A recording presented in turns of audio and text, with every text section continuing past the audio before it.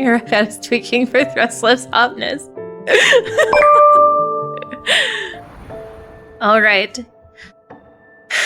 Caleb's third myth.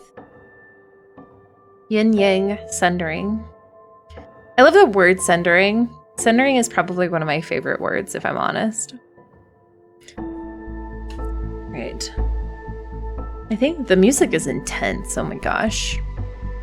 All right, let's get started. I'm so nervous, you guys. Okay. Ooh, it's okay, Mira. We can do this. We got this.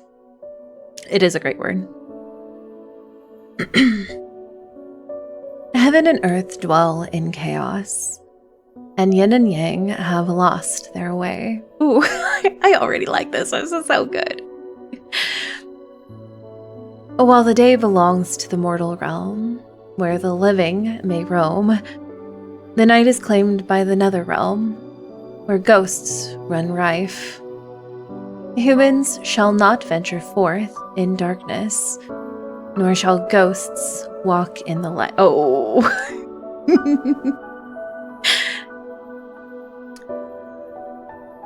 Thus, the world of mortals is bound in eternal day, and the realm of spirits in perpetual night.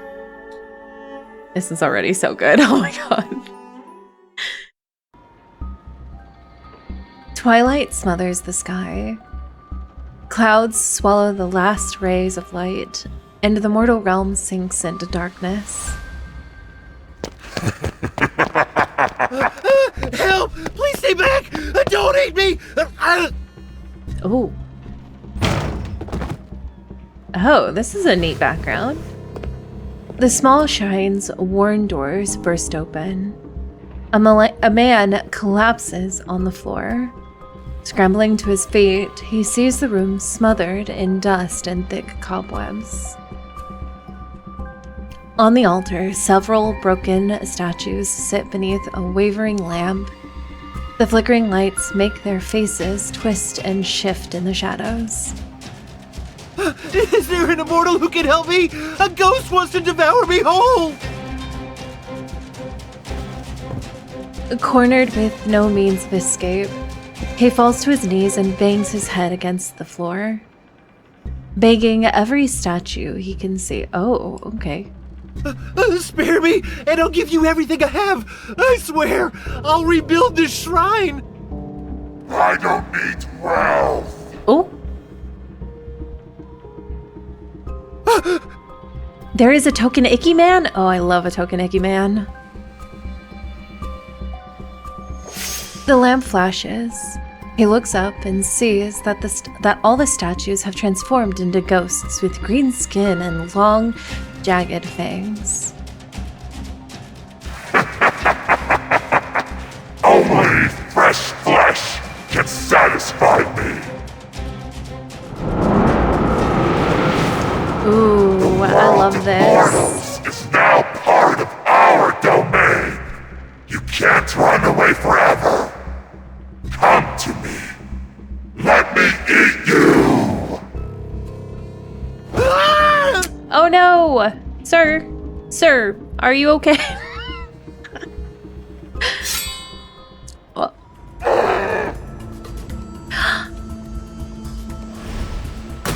The shadows vanish and candlesticks soar. They pierce the ghost's body and pin it against a pillar. I love when they add the little lights into things. They've been doing that a lot more, it feels like. The dim lamp flares and the cyan flames burn. Another lights up, and then another. Ghostly light manifests as if something walks or descends. I'm so excited. Steadily towards the shrine. A realm for mortals, a domain for ghosts. I don't remember a mere flesh eater being the one to decide everything. Ooh. A flesh eater? It kind of reminds me of Xenoblade, like the blade eaters, and I think they're called flesh eaters. They're the opposites. You're bold, I admit. Very few can stand before me while bearing an endless stream of sins. That "let me eat you" is how I sound when I go feel for these men. A golden lotus petal floats through the smoke and suddenly coils around the ghost's throat. It tightens. Ooh, You'd like to die sooner rather than later. The scent of lotuses, albeit peculiar, permeates the air. The faint lights reveal the face of the statue situated in the highest position. It's expressionless, yet it seeps an intimidating aura. An immortal is actually here! What happens if I don't want to stand, Caleb? Punishment time? My brother is stronger than most of these immortals. Having watched long enough from the shadows, I float toward the man. In this world, who can scare those evil ghosts and make mortals panic? The Lord of the Netherrealm? Oh, thank you, my lord. I'm grateful that you two saved me. That's right, you better thank your lucky stars we got here on time.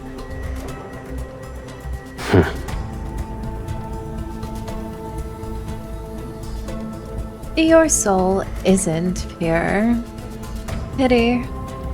You'd rather deny your villainy than just confess it. Confess to it. Yes? No! I'd never...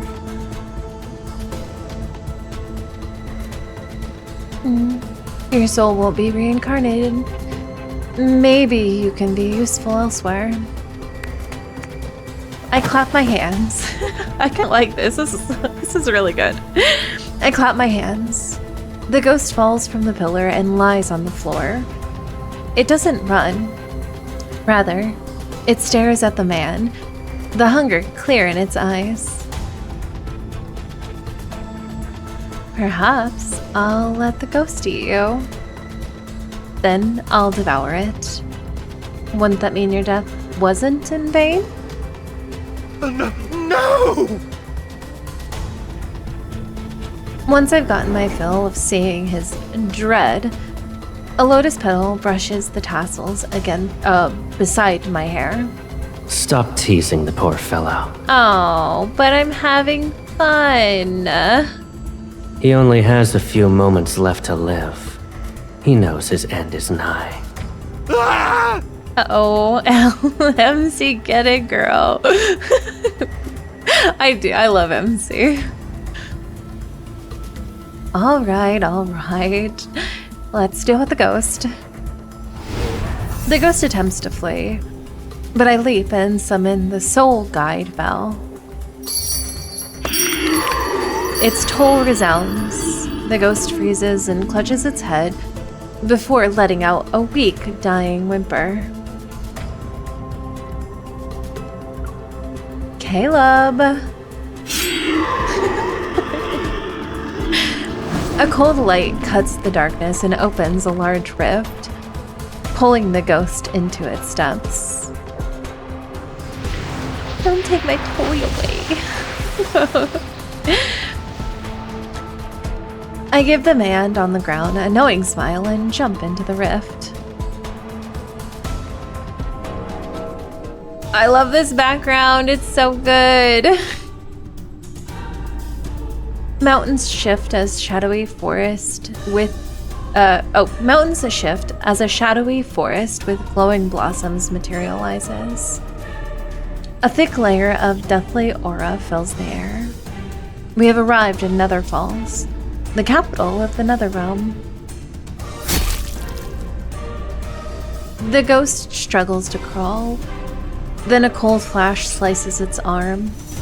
What a clean cut.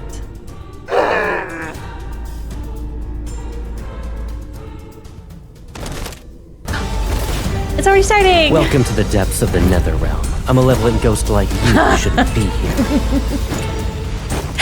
Oh.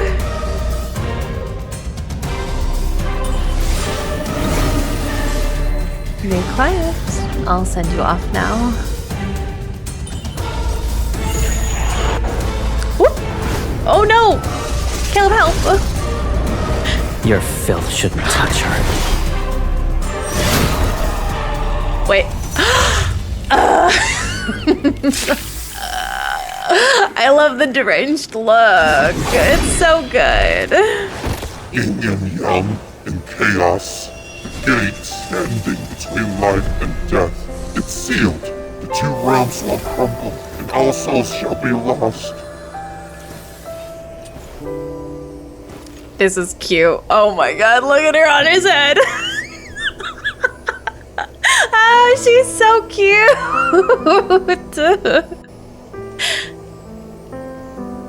Right, it's a deranged leper. He's so fine.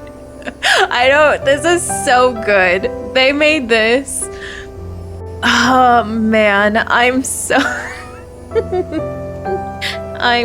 into this, you guys.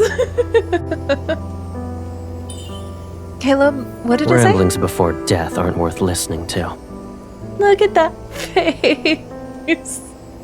Look at that face. It's so cute, though. You're hungry? Again? Yes. Patience. Oh. The power in its soul beat is not very strong, but it'll do as a little treat for you. Hold on. Wait. Are they throwing us into that one already? We're on the number. I'm gonna keep going, but I just...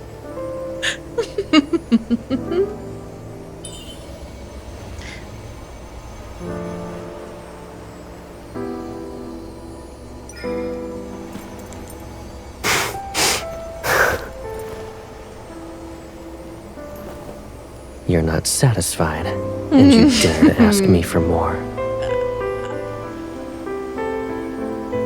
I mean... I was not... We are the most closely bound souls in this world. We can indulge in our heart's desires without restraint. Buckle up, Buttercup. Because I was not expecting this to happen so fast.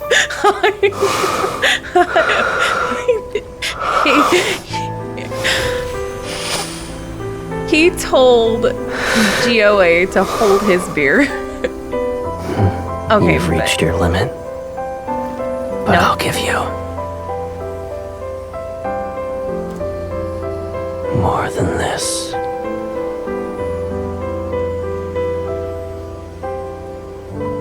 Oh, we're transferring energy. It's fine, guys. It's fine. You guys, we're just we're just transferring energy. It's fine.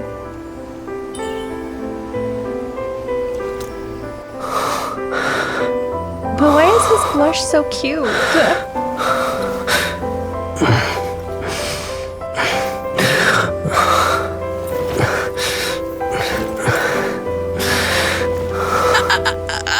In this realm, Hi. only you can set me free from my shackles.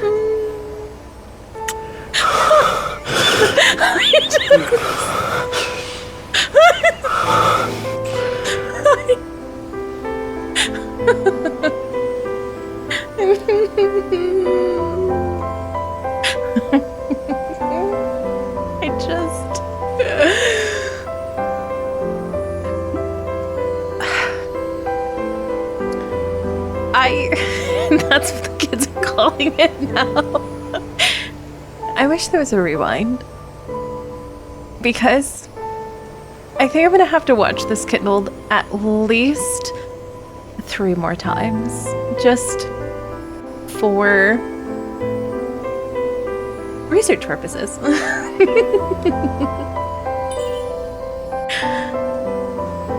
Of course. I'll offer my baby sister everything she's wished for.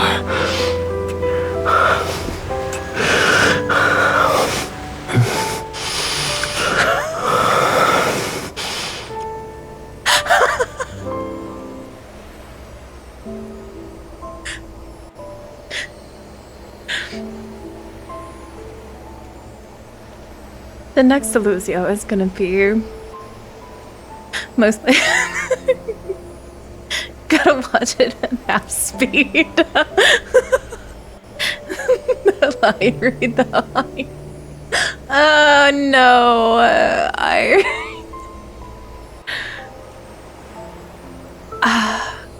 just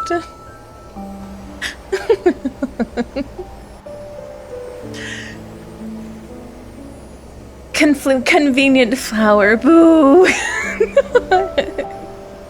were blocked by the flower.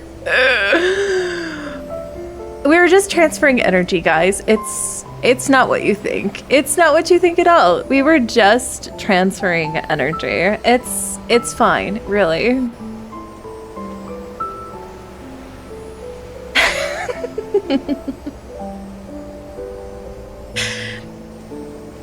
With the rising sun and the waning moon, the world turns in an endless cycle between the mortal realm and the nether realm. While the mortal realm drifted without a rule, the nether realm was held in the grip of a pair of siblings. Together, they presided over the depths, wardens of the departed souls and scourges of the man-eating ghosts that ravaged the land. From their domain in the lightness nether falls, they walked the veil between the two realms, revered by the living as the lords of the nether realm. Hi, Faye. Only later did I come to know that those two lords were my brother Caleb and I. I have forgotten what I first came to do. I have forgotten when I first came to the Nether Falls, or why I became a lord of the Nether Realm. Who I was before it all began. Ooh. Oh, this is... okay. Ooh, okay. This is cool. I only know one thing. That I must remain by Caleb's side forever. If he was to rule the Nether Realm, then I would be the other of its lords. If he was to slay the man-eating ghosts, then I would learn to kill. For countless years, I have been my brother's inseparable shadow, aching with a single wish, for our time together to never end. Ooh, this is real good. This is... I really like how they're doing this, honestly. This is really good. Yes, mythology and stuff. Yeah. This is really, really good. I'm really into this so far.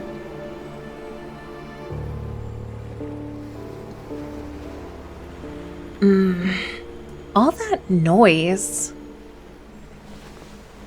The sounds become clearer, and I open my eyes. A garment is draped over me, but its owner is nowhere to be seen. What's happening?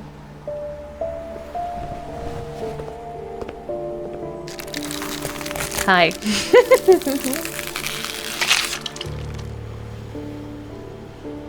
We're looking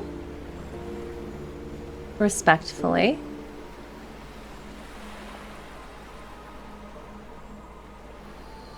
I walk past a stone screen depicting images of ghosts being slain. Above the hall, a massive, malevolent presence rise in midair. Several claws reach out.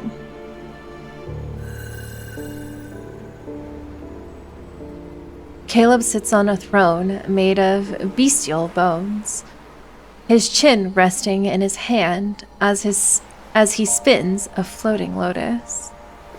I planned to leave you barely alive for some time, but it's clear you don't appreciate my efforts. Truly, it's a shame my mercy was wasted. Why you gotta say it that way, though, Caleb?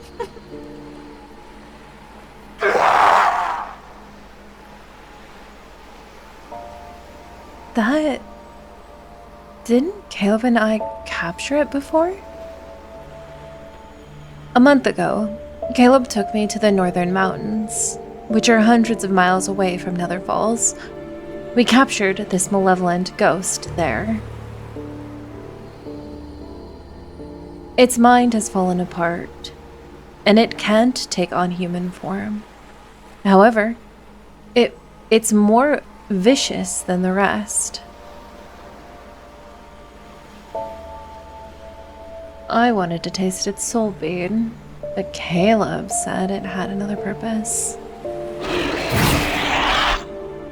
Lost in thought, I see the ghost's claws lunge towards Caleb. He curls the fingers of his right hand. Ooh. I just look at 2 blocks of men. 5 golden lotus petals fly like arrows. They pierce its claws, and twist them off. Why are you in a rush to die so soon? Caleb, why can't I eat the soul bead this time? Why are you stopping me from eating things? Another petal floats towards me before increasing its size. It acts as a shield to block the foul blood. Caleb.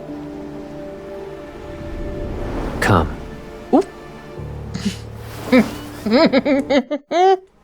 The petals coil around my waist, lift me, and places me in Caleb's embrace. Don't worry, my iPad told me no. You're right, Beerly. I follow demands. He remains composed. Lotus petals curl like beautiful, dangerous blades. A cold, unsettling aura surrounds the strange markings along his arm.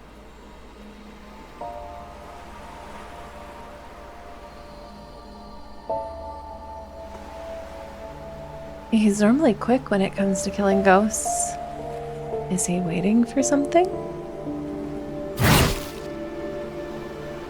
A faint, bluish-green glimmer flickers inside the ghost in midair. I expected this. Expected what?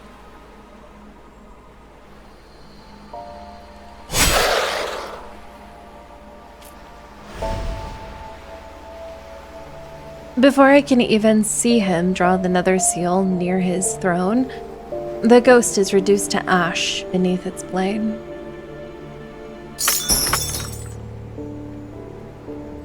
Siri is a Caleb hater.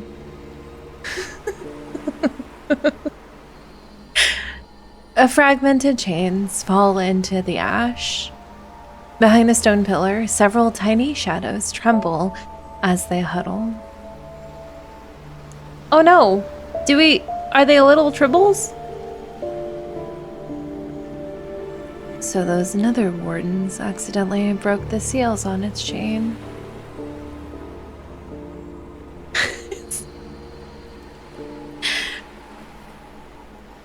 You said that ghost was different and wanted to deal with it personally. Then it's dead now. Isn't that a problem? It doesn't matter. Once it proves to be useless, death becomes a kinder fate. Oh. Okay. What were you going to do with it? When I ask my question, I discreetly signal the wardens to run. I'm heading out. Oh. Would you like to rest here, or walk in the world of mortals? Wow, you're giving me a choice? Caleb, don't... Can you turn around so you don't look at me that way, please? So he has no intention of telling me his objective. I don't ask him about it. Everyone has secrets. Especially these boys. I'd like to rest on your professor. Everyone has secrets. We are not an exception. But it doesn't matter so long as he's by my side. Can I join you? You wish to follow me to Mount Dingshu? Are you certain? I wouldn't have asked if I wasn't certain. I only want you to come back soon.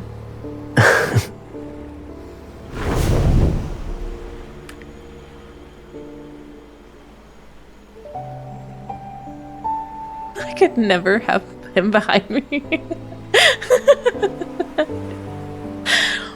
Mount Dingzhu stands at the edge of the Netherfalls.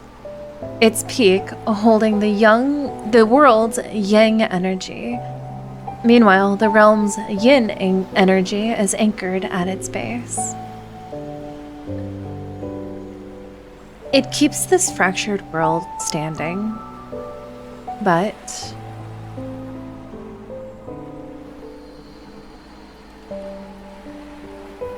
it seems like everyone, yes. Hydration check. I'll get my hydration on too.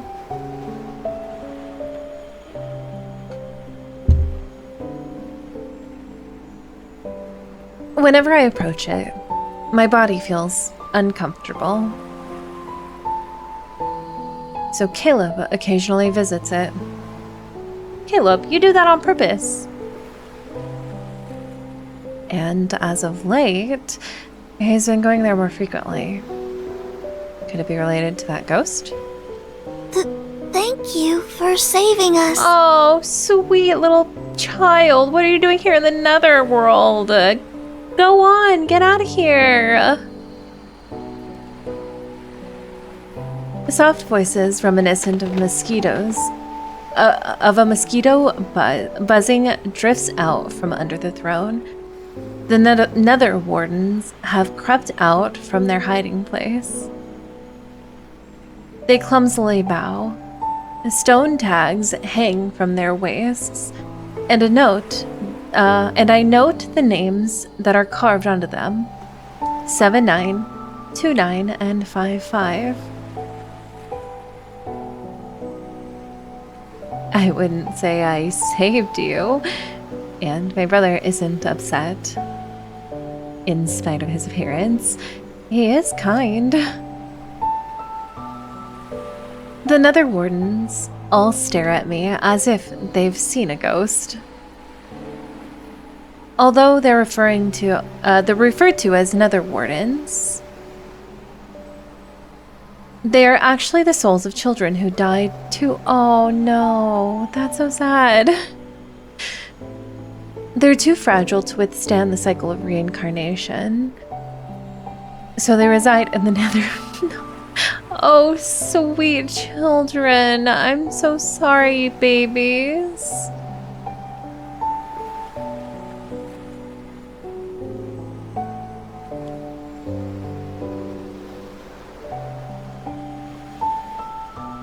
Until their souls become strong enough for reincarnation, I let them handle small tasks such as guiding wayward souls.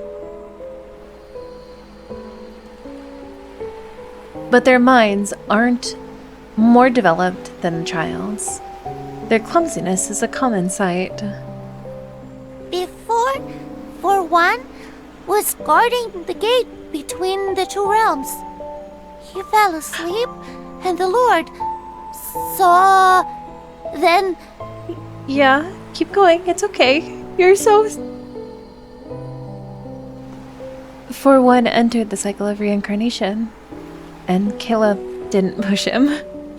And you need to learn how to speak better. I heard the Lord's blade nether seal. Ghosts and humans can't be reborn if it You're doing touches so great, them. sweetie. You're doing so. You're so. I'm so. My heart. These babies.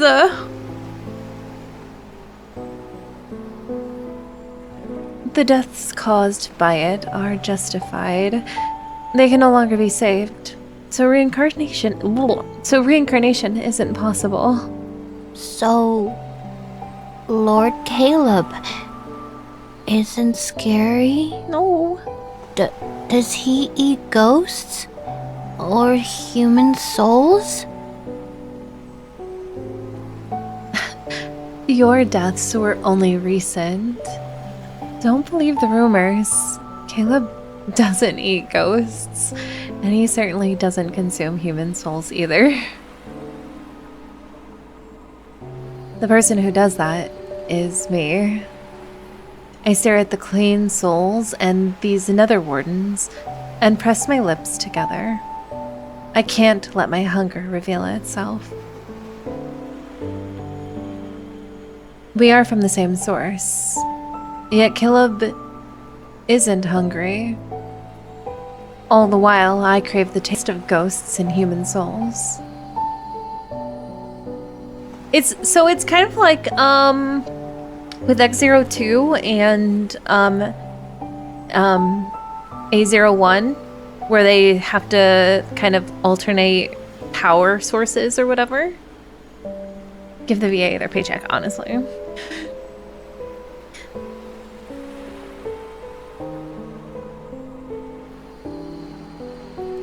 So he used soul beads to create a lotus pond. It will help with my cultivation and feed me when hunger strikes.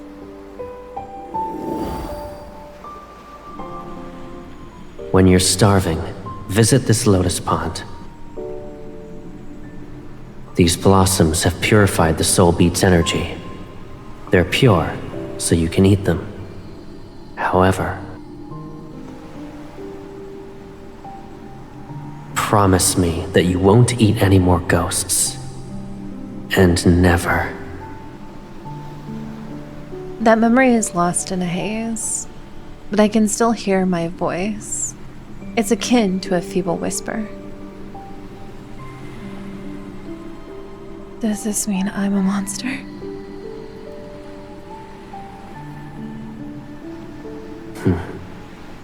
I am the Lord of the Nether Realm, and you're my sister, my equal.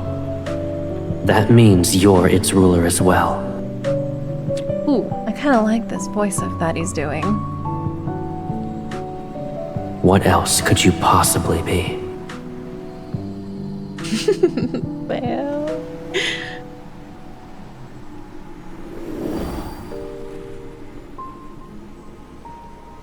I often wonder what happened to the memories I lost. Ooh.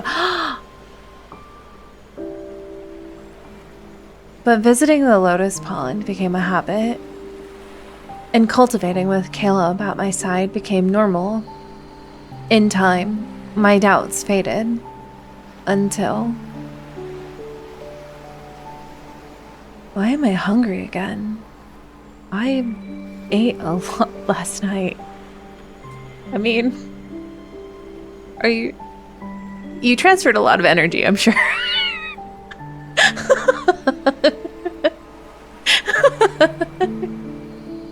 Listen, transferring energy takes a lot of work. I get it, MC. This is my secret that I'm keeping from Caleb. My hunger has recently been too insatiable. Cultivating with Caleb indeed. Whether it's old fears resurfacing or my pride, I can't bring myself to tell him. If Caleb comes back, tell him I'm in the mortal realm. At the very least, I should stay away from those edible nether wardens. Atta girl MC.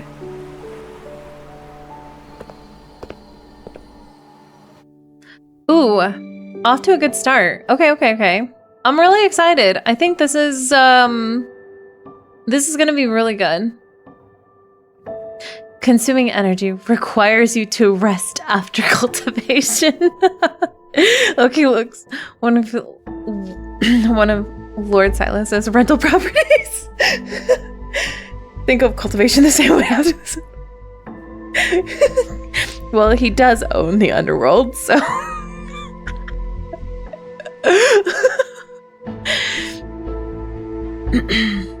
Alright, chapter 2. So far, so good. So far, I actually really like the concept of what's happening. I'm really excited to get to the end.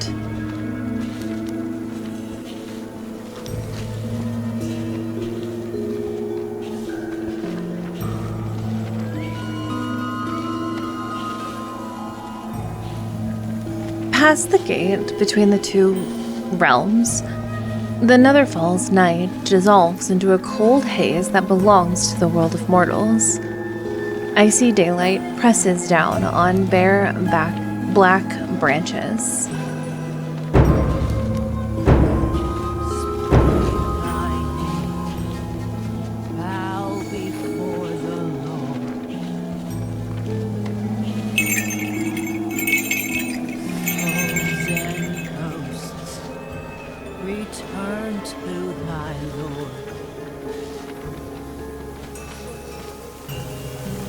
The wind's shrieks reach every corner of the street. Spirit script flutters. In the distance, firelight flickers beside a tree that's draped in silk ribbons. Humans move towards the mournful chants, their faces wrapped in coarse pieces of cloth. Only tired, fearful gazes are visible. The ghosts ate 2 more. We always say not to leave your home once it's dark, yet they... Some tragedies can't be prevented. Old Gao is dead, and his son has been missing for half a month. All the inauspicious signs can only mean he met a horrible fate. More humans have been dying to ghosts nowadays. The Nether Wardens and Netherfalls will be overwhelmed if this continues. Honor one's name and live. Defy it and die. Live with good deeds. Villainy begets death. At the end of the path, shadowy figures surround a clearing with 2 caskets. The inconsolable mourning family weeps. I float to an old camphor. Below me is a masked spirit master who's leading the soul-sending rite. Bones and fangs hang from her clothes, and her body and voice are akin to old wood. However, her aura commands reverence. Husband and son are gone. How can an old woman live? Those damnable ghosts. Why didn't they eat me as well? My wife started living with us only recently. How could fate unveil its cruelty now? Lord of the Netherrealm, please! I beseech you to kill that evil thing! Don't let it enter reincarnation! However, the lords of the Netherrealm oversee the dead. Matters involving the living aren't under their purview. Caleb takes me along when he subdues malevolent ghosts for 2 reasons: to restore my strength, and because they are always a nuisance. Yet over time, people come to see us as protectors they could pray to. Lords of the Netherrealm, please watch over my parents. Several days ago, they began their journey home. Don't let them meet misfortune. Lords of the Netherrealm, my betrothed was supposed to present his betrothal gifts, but he hasn't shown up for 2 days. Girl, I don't want to tell you this, but he ran. I owe Uncle Leo 2 taels of silver, and he's threatening to take my leg. My lord, please, let the ghost torment him. I'm not in the business of whatever that is.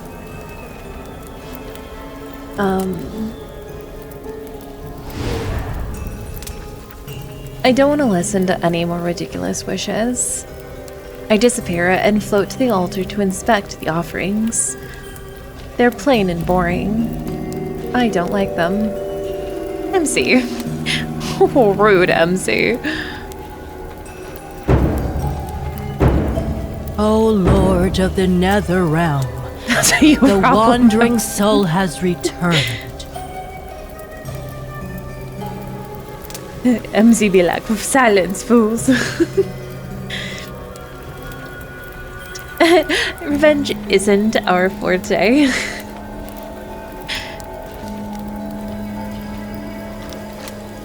The living bow to pay respects. The departed find peace. The old spirit master forcefully swings the bronze bell, and everyone in the crowd kneels.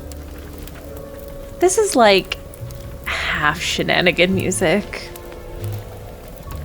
The soul sending rite ends. MC. MC. MC. But the crowd doesn't disperse. They surge toward the spirit master's silk charms, since they want one to ward off evil. My lord. She calmly separates herself from the noise and bows to me as I reveal myself again. At first, I didn't believe the rumors about an old, powerful spirit master residing here. Then she figured out my identity upon our first meeting. There is some shenanigans. Also, is Josephine? She's different from the other spirit masters. Despite knowing who I am, she has never shown a hint of fear. In addition, her rituals' chants are pleasant. She also knows numerous tales that involve Caleb. Do you have any new stories? The one about Caleb fighting against 100 ghosts over a vast marsh was riveting. Those fortunate enough to be saved tell all about what they witnessed. But since everyone reveres the Lord of the Netherrealm, rumors gain embellishments with each retelling, which makes them turn stranger by the day. I'm glad you are merciful and pay them no mind. I enjoy them. They make Caleb sound wonderful. When I told him those stories, he couldn't help but laugh. So keep sharing them with me. As for your payment, I'll select a good place for your reincarnation. The old spirit master thanks. 6 months ago, when I went to a village to make offerings to the Lord, I heard that within the local shrine,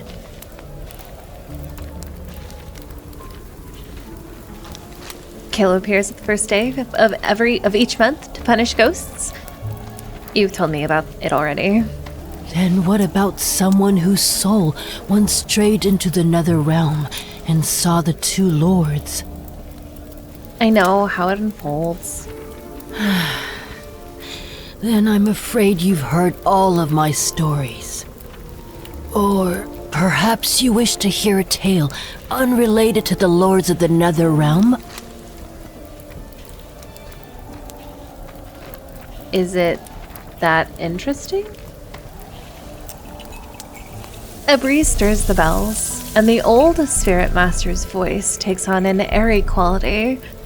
It drifts like mist. Those who commune with spirits are called spirit masters. I'm fortunate to possess that title. And many, many years ago, there was a spirit master who conversed with all spirits. He divined fate and pacified calamities throughout the realms. His strength put him on par with the gods. One could say only he was worthy of being called a spirit master. He had his sister by his side, who was just as gifted and revered. For years, they only relied on each other, and he loved her more than anyone else. The mask is really cool.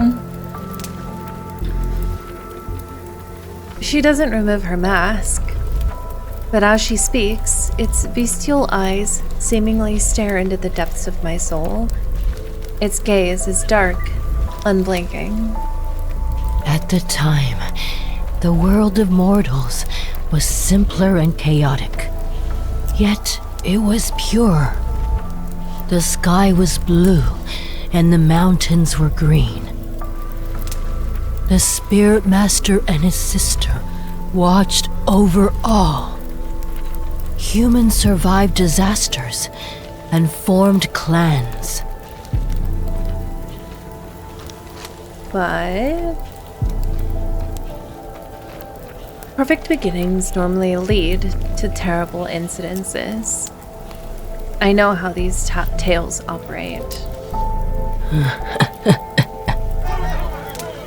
She's about to continue when shouting erupts nearby.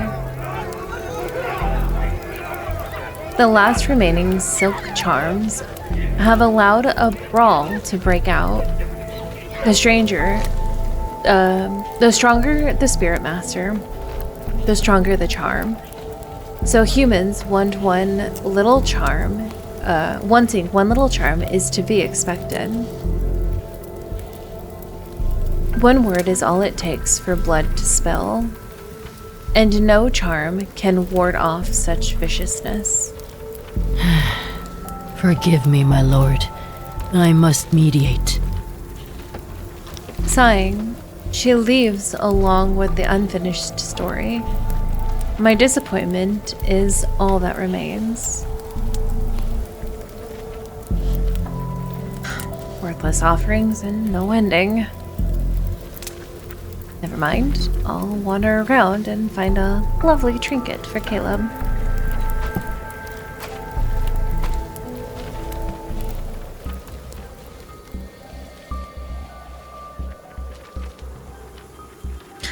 The cliffhanger.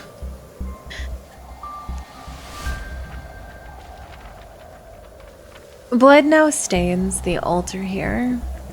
I walk away, and that metallic scent stubbornly clings to the wind. I follow a hint of it and spot a gambler with blood-stained lips. He stumbles out, for someone drags him back indoors. Nearby are two brothers with their blades drawn. They're ready to kill each other over half an acre of land their father left. Hi, Sakura.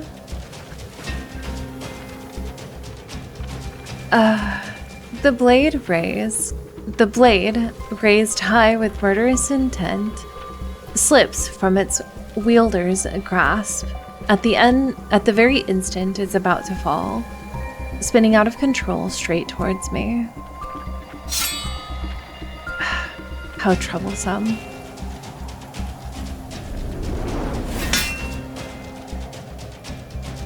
She is being very good. A lotus petal appears before me. Ding! It catches the blade, and a faint fragrance reaches my nose. Oh no, he found me! The street is silent. Then there are several crisp crackling sounds.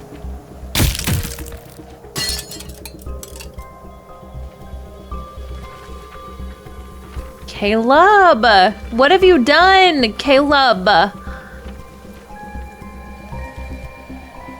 The first source is a suspected blade as it falls apart.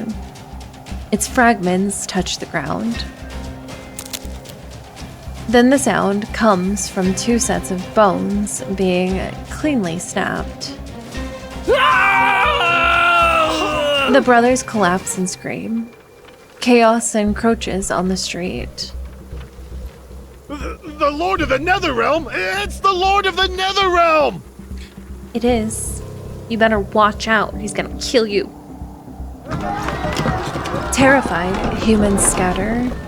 Shops slam their doors as the lotus petals lazily float upward. That lotus. And the scent. Caleb? I navigate through the crowd to chase it. Once I'm away from the commotion, the petal returns and binds my wrist. Oh, waste. My body is lifted before it's placed into a familiar embrace. The petal brushes against my temple, and it's soon followed by cool fingertips. Watching humans tear one another apart will ruin your eyes. No.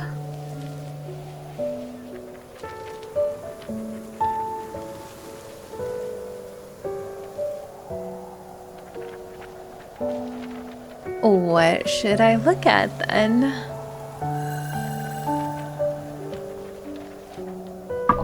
His fingers shift, and a hairpin that was carved to resemble a lotus appears. He places it in my hair. She craves the violence, Caleb.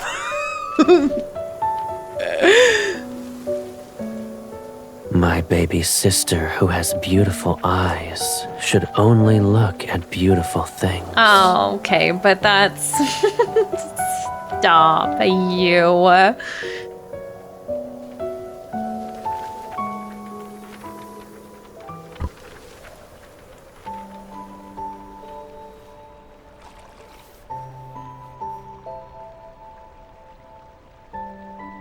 Ripples reflect shimmering light on the lake's surface. My head rests on Caleb's lap as he smooths my hair one strand at a time. I like this background too. Him and his hairpins. He's fixing my hair for me. Just fix it. Caleb, the mortal realm is growing more chaotic with each passing day. Stop, Once a keep ghost going. tastes human blood, its hunger is bound to spiral out of control. Fortunately, ghosts are unfathomably foolish. If that weren't the case, the world of mortals would be nothing but carnage and ruins. Caleb once told me that yin and yang constitute this world. But when the boundary between them blurs, they mix and taint each other. Calamities increase as a result. Okay. Okay. This is... I like... Hang on. Thoughts are forming. I'm gonna put a pin in this. Vengeful ghosts are born from that chaos. But I don't think those ghosts are the only reason why the mortal realm is collapsing.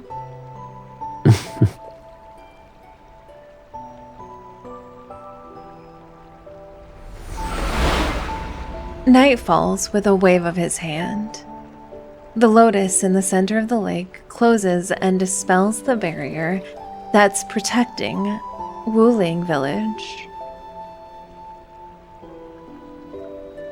Many years ago, he sent out the Nether Wardens to plant the Nether Falls lotus seeds in every place inhabited by humans.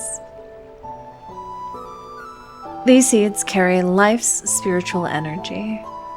Once they take root and bloom, they can create barriers. With those in place, ghosts can only roam outside these locations. It makes catching them easy. Hounded by ghosts and battered That's by right. endless calamities, mortals struggle to survive. Their hearts becoming twisted, bitter malformations are par for the course. Okay, so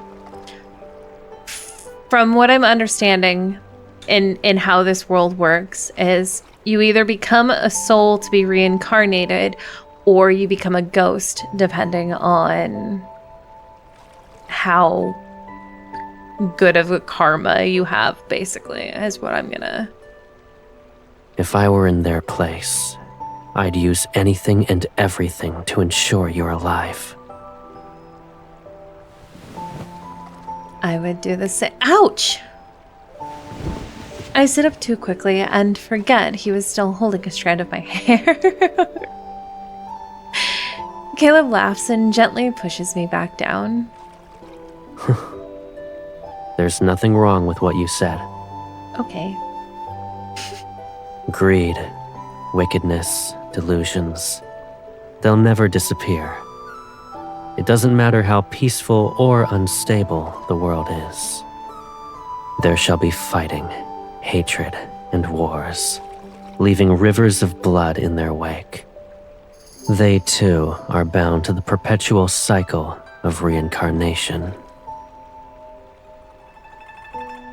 I'm sorry. His hair looks so good. I think his long hair is my favorite.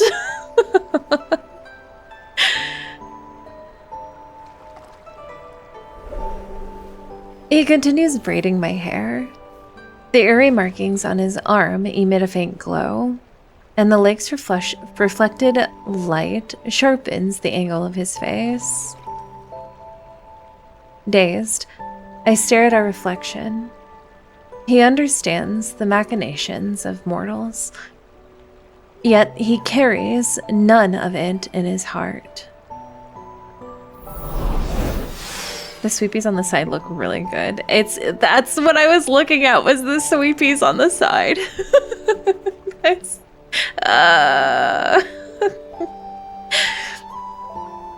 He touches the water and spreads his fingers. The ripples freeze before transforming into a glowing array. Do you wish for the mortal realm to be better? Oh. Let's see. How would my MC feel? I think she would.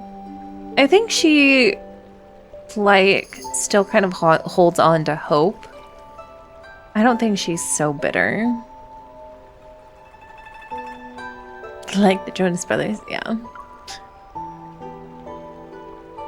I know very little about the world of mortals, and I can't be bothered to care about their matters. What I do know is that Caleb is busier when ghosts are rampant.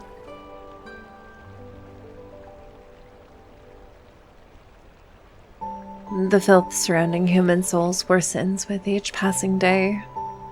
Nether Falls cannot rest because of it. To be honest, looking at them disgusts me. I prefer pure souls, ones with pleasant scents. I quickly close my mouth. Caleb laughs and pats my stomach. I see. You're a goddess of thunder, not the lord of the Netherrealm. Now I know the source of the rumbling. Listen, Caleb, food is my love language, and I am starving.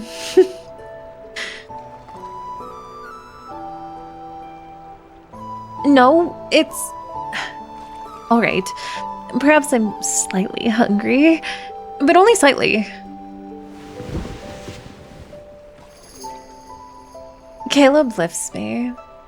I see the water's ripples, the moonlight, and the ghosts hidden in the mist. Come.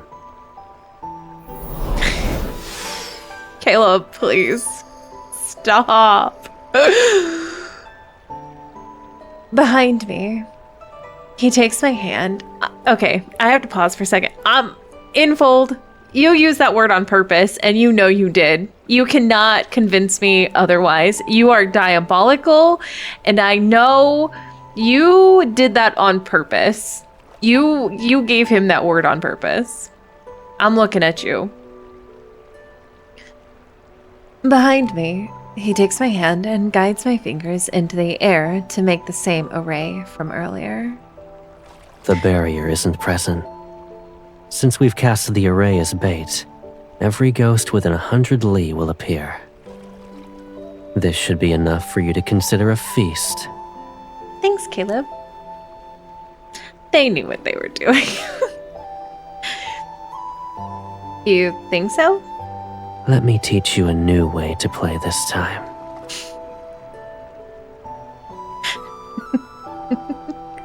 Caleb.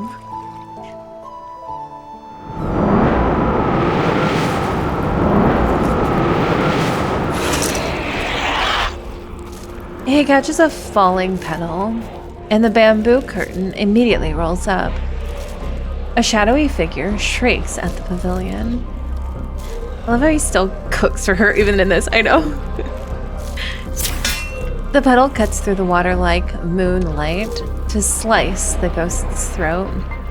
The imagery for this is actually really neat. I really like the idea that things are like soft. I don't know how to, like, ripply and dreamy, but also very harsh at the same time.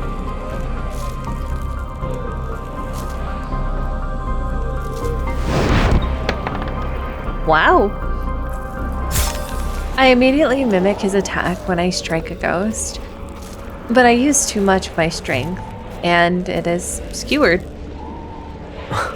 You've been taught lessons for several centuries, and yet panic is all it takes to make you return to your old methods. Listen. Don't judge me. Don't judge me, Caleb.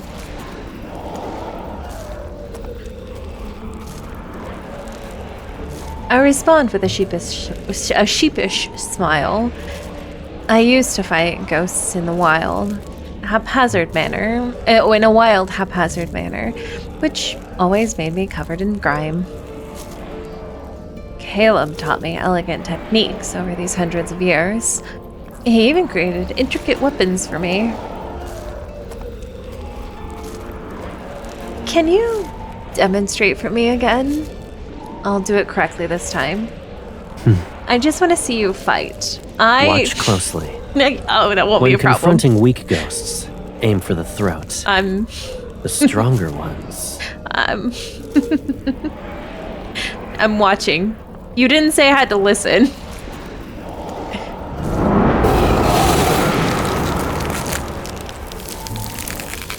A ghost whose murderous intent was palpable lunges towards us.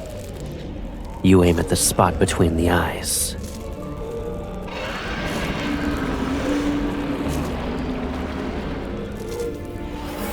His power flows through my fingertips and pulls my spiritual power to unleash a fatal strike.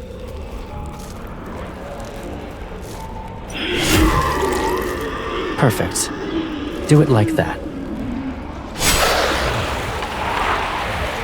Night, Elizabeth.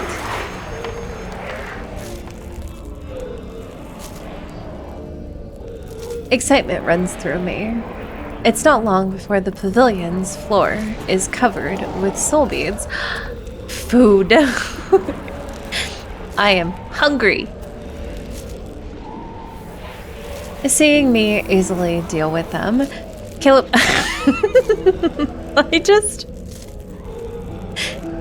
Caleb relaxes and starts braiding my hair. I just imagine that when she takes the soul beads, she just turns into Kirby. She just... MC just hoovers them up. And then the next scene, she has like 3 more in her palm that she just pops into her mouth.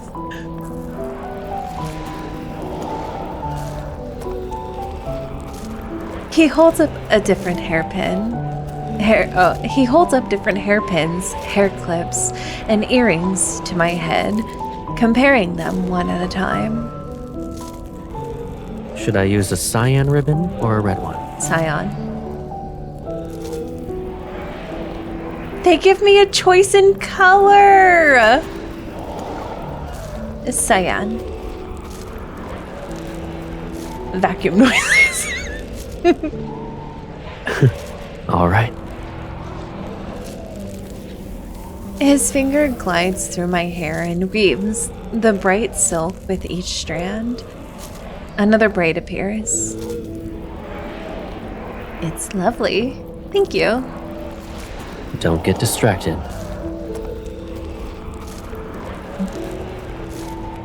Sir,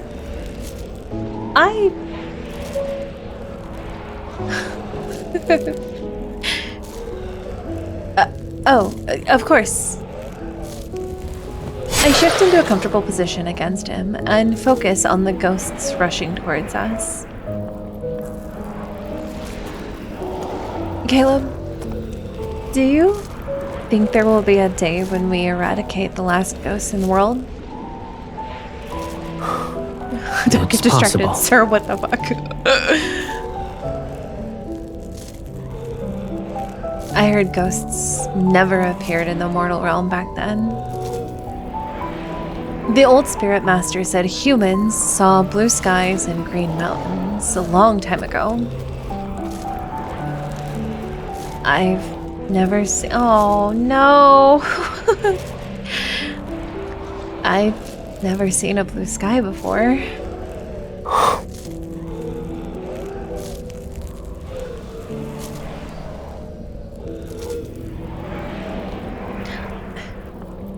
I'm gonna put a pin in that also.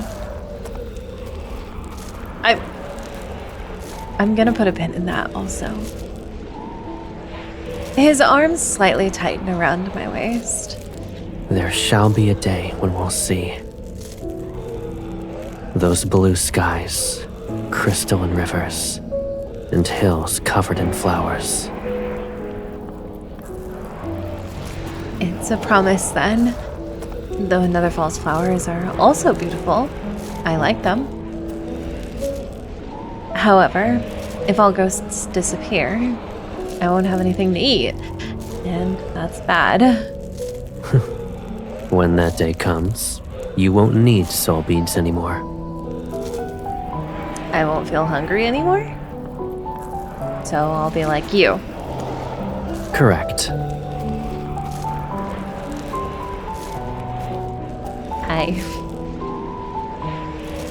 I'll free you from your suffering.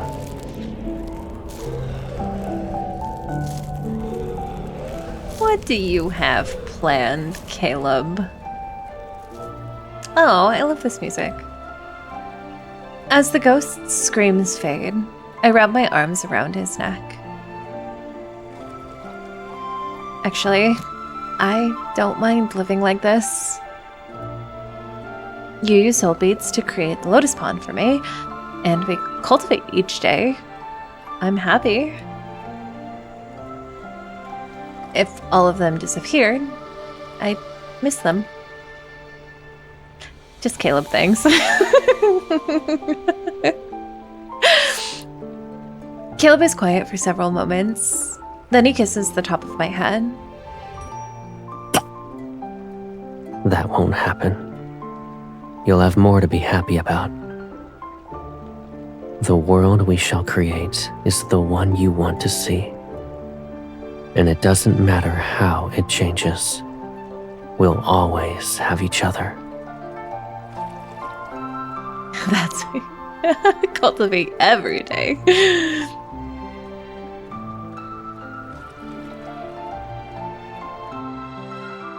Okay, there's already a lot of super interesting things that I'm really excited to see if it...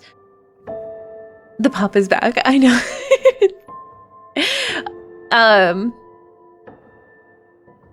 They mentioned the world being messed up, apocalyptic, basically. And then the other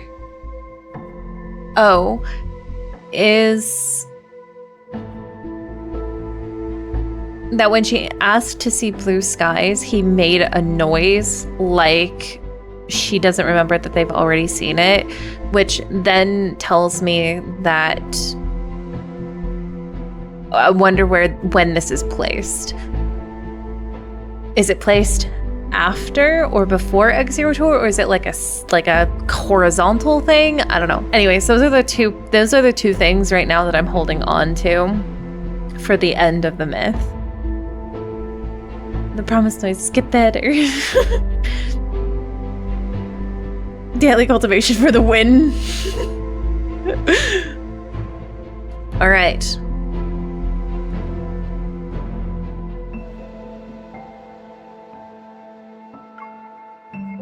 Snack and hydration. Yes, get your snacks and hydration.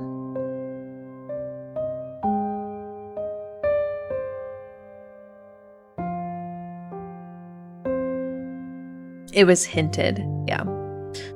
See your thoughts on where this is placed, because I think I know, but I would like to hear thoughts. Okay, we'll see. I'm holding on to some things to see if I can figure it out.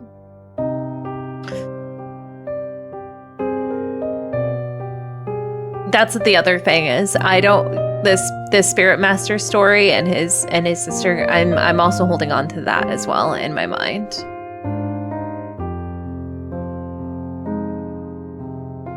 That night, Caleb and I purged every malevolent ghost within 100 miles. The soul beads we harvested caused the lotuses of the Netherfall to bloom overnight, and I basked in the abundance of their power. But within 2 days, that insatiable hunger clawed at me once more. With no ghost left nearby to hunt, I nearly resorted to eating the lotuses I had just brought to bloom. I could do nothing but try to sleep, hoping to drift through the long, agonizing hours of starvation.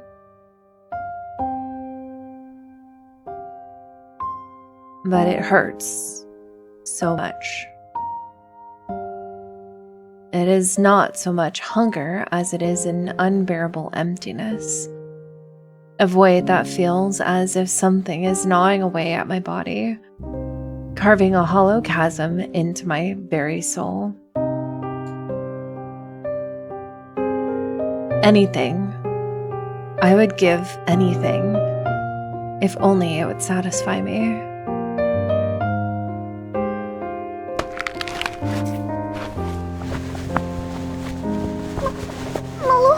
No, sweet babies, what's going on? No, you don't touch my babies.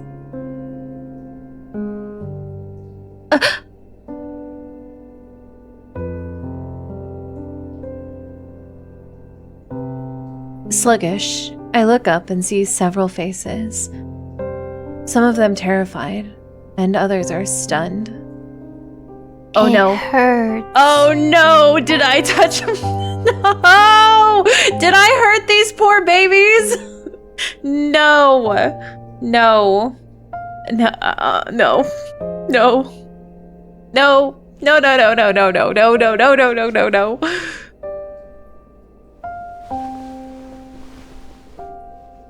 I'm so scared. Thank you, Faye.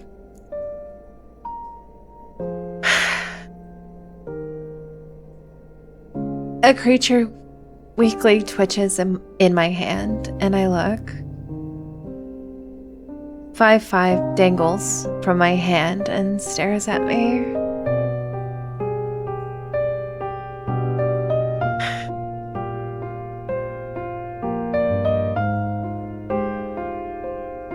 And on his cheek is a bite mark shaped like a crescent moon.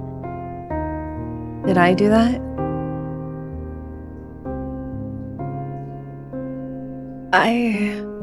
I almost devoured 5-5. Caleb, I'm sorry. What I didn't mean. I'm sorry. I didn't mean to. It wasn't. I'm sorry. Please. I'm so sorry, Caleb. Caleb. Caleb's eyes narrow. Then he grabs 5-5 and throws him towards the other nether wardens. Take him and leave. I wasn't going to eat him.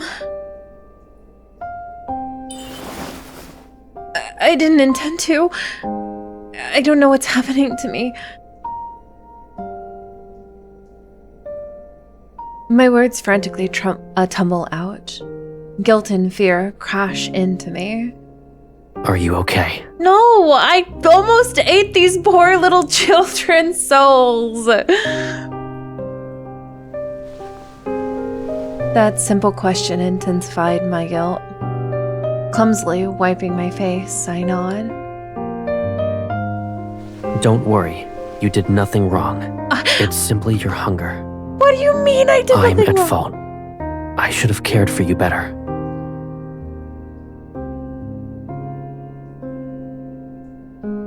No. The issue here is me. I'm so hungry. I even dreamt about devouring souls and mortals. My confession spills out in a trembling, broken mess. Am I turning into a monster? Don't say that. You didn't, Caleb. You didn't correct me. And that tells me that you know what's happening to me. Hurting of someone else and his dead child, yes. He hugs me and smooths out my hair one strand at a time. Human children are ravenous when they grow. You are no different from them. But you're not like me. And only ghosts crave human souls. Hang on.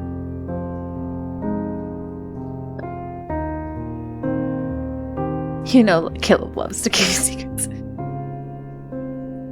Caleb, if I turn into a starving, vicious ghost, can you kill me in a gentle way?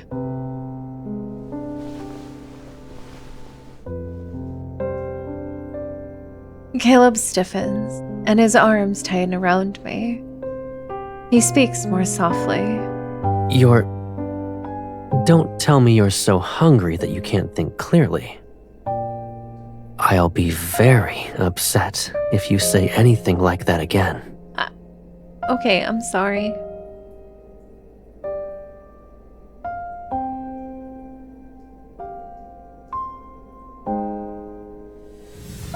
His hand glides down my back.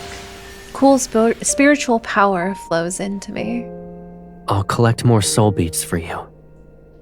But it might take some time. Stay in Nether Falls.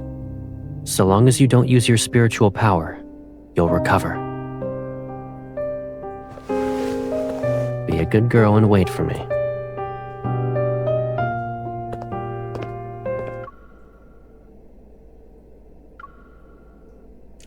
Yes, sir.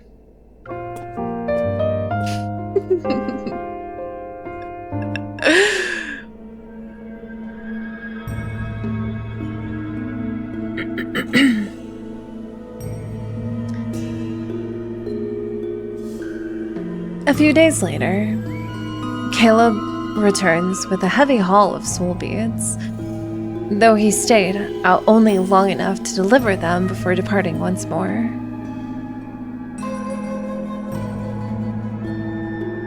After several such journeys, the lotuses were reborn, nourished into a vibrant bloom by the steady flow of beads. Having finally feasted, my strength began its slow return. Yes, sir. But watching Caleb tire himself for my sake sparked a fierce new resolve within me.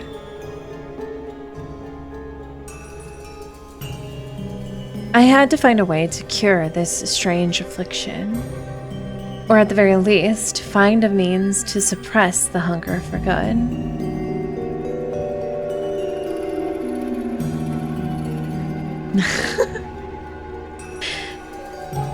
Though Caleb insisted that I rest, I couldn't bear to remain idle. I wanted to do whatever I could to ease his burden. And so, I began to frequent the banks of the River of Oblivion, assisting the Nether Wardens by ladling out Oblivion dewdrops for the departed souls and seeing them off to the reincarnation dais.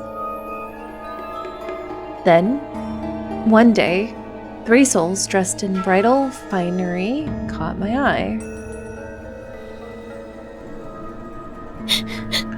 2 months ago, Ghost appeared in a cavern near our village. It trapped us in black mist. And then it started devouring us. Didn't your villages have lotuses? Or something to keep them at bay? I'm not sure. Our old home was destroyed by a flood, so the village chief had us move to a new location. I see. The village moved, but the barrier lotuses didn't move with it. It's a perfect opportunity for that ghost. It's clever. The ghost prefers young, beautiful women. So the villagers tied me up and sent me as an offering.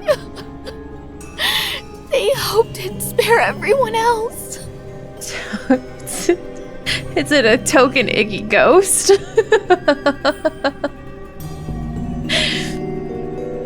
That thing said it wouldn't touch anyone if they sent it a bride every 15 days. And those fools actually believed it! It's the Icky ghost. They picked you because you had no parents to protect you. I planned to kill that ghost when I was sent, but...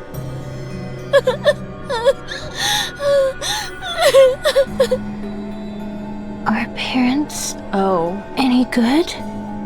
I still died in the end. This is... Oh. This is... Ooh, this is creepy. They broke my father's legs. We were the poorest and easiest to bully. It doesn't matter anymore. At least I saw him before I died. Oh. Someone in your family? her lover. Before devouring us, the ghost took on the form of the person we loved the most. Betrothed, lovers, anyone will do. It's so we wouldn't fight back.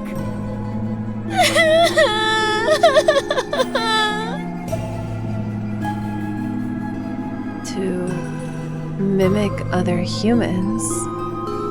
This ghost is either exceptionally strong or hiding a powerful artifact. starving. It's time to find my meal.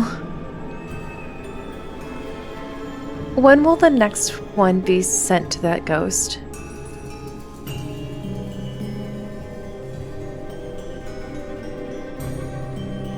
"3 days from now, they'll offer another maiden. I plan to wait for Caleb and deal with this matter together, but 2 days have passed and he still has yet to return to Nether Falls. Ugh, I can't keep waiting. If that ghost escapes, I'll have nothing to eat."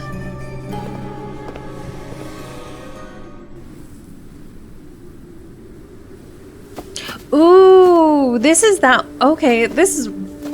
I love that they're reusing assets in different, like, visual aspects. I know what this background is, but with the eerie grayness, it's so good. This is such a great background. Tonight's moonlight is cold and bright as a frozen sun.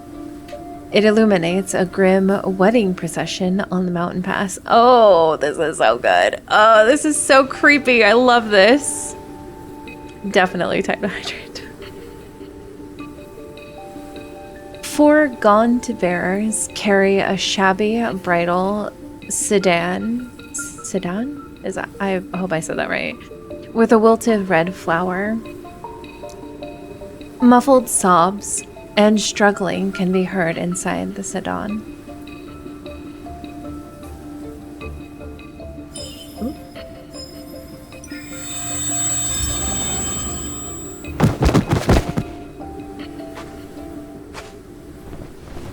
I lift the curtain. There's a bride. Her hands and feet bound, desperately struggling. It's just one of the generic. I think they use it for Starfall Forest a lot, but they've used it for, like, I think they use it for the Spring and Flowers one as well, for some of the mini games. Don't worry, I'm here to help you. Shh, stop crying unless you want the ghost to appear sooner. Take off the bridal dress. I'll be the bride tonight. And don't return to that family of yours. I give her a lotus petal. Keep it. It shall guide you elsewhere. So run as far as you can. She bows to me again and again. Then she hesitates. But if I run away, what will happen to you? I'm being a girl's girl. I'll be alright. I'm too busy figuring out how to wear this ridiculous pile of silk. I wave to signal her to leave. In this world, there isn't a ghost who's foolish enough to let their claws touch me.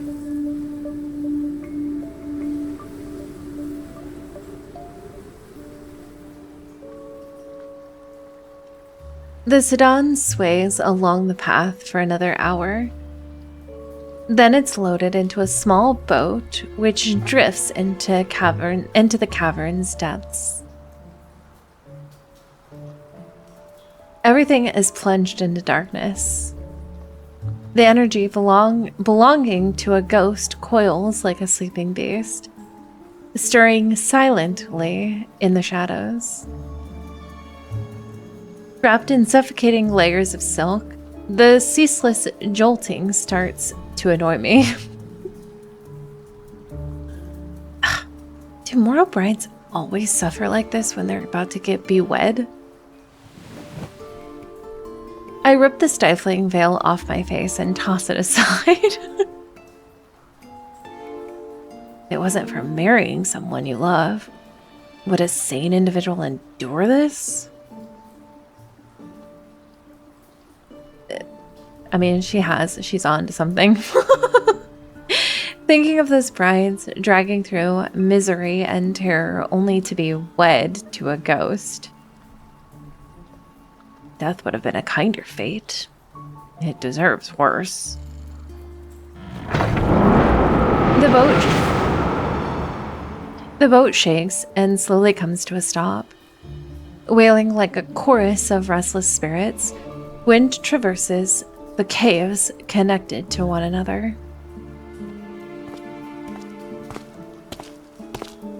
The world beyond the sedan curtain is brightened.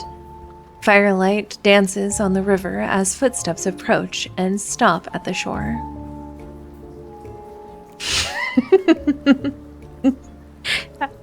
Yes, I love dramatic MC. Please let me get a little dramatic. Should I sob dramatically? Pretend I fainted. Will be more convincing.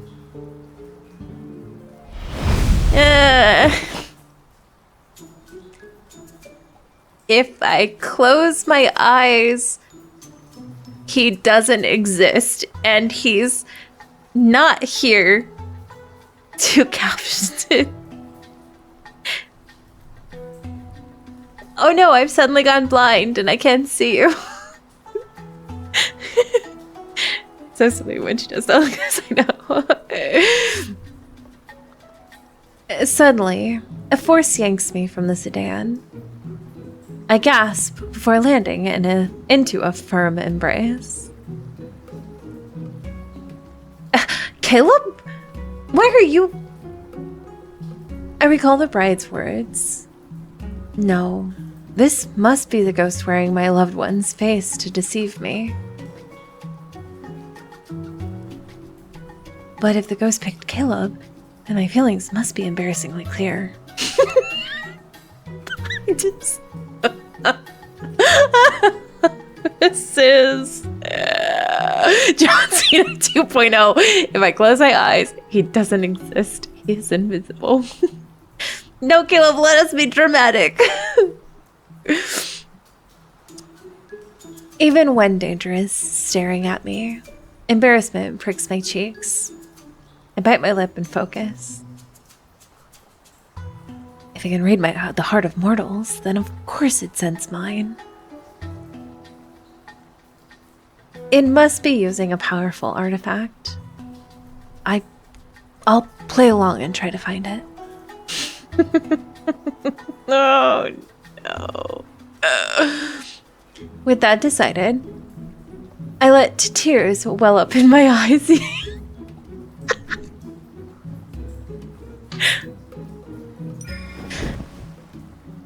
Caleb, you're here for me?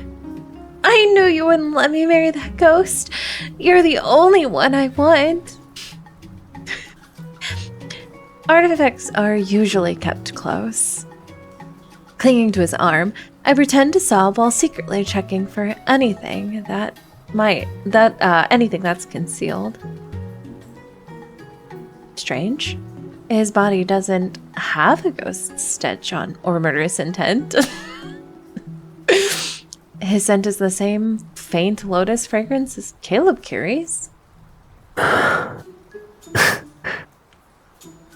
Stop. Don't stop right there. Stop. Caleb, stop. You want to marry me? It's still deceiving me. It has quotations around his name.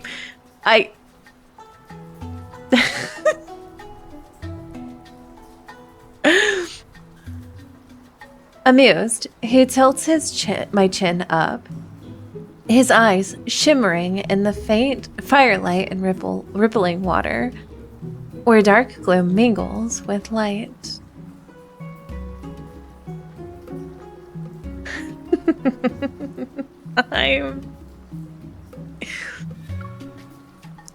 Of course.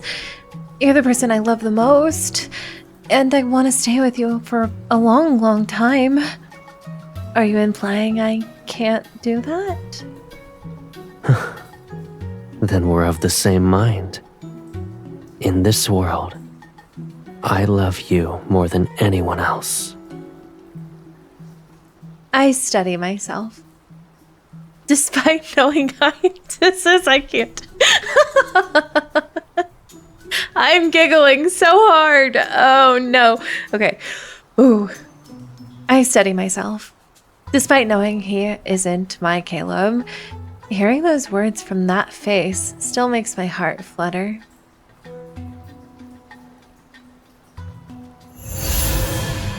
Caleb moves his hand. Lanterns flare to life across the cavern to reveal a sea of red spider lilies. Flowers, moon, heaven and earth as our witnesses. Everything for a good wedding is present.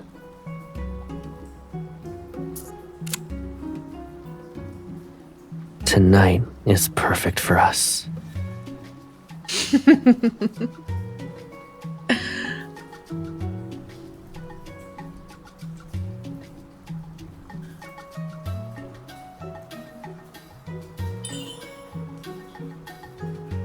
Hold on to me tightly.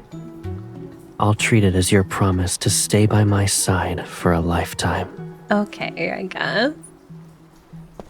Without drawing attention, I drop a lotus seed from my sleeve while nodding and walking with him.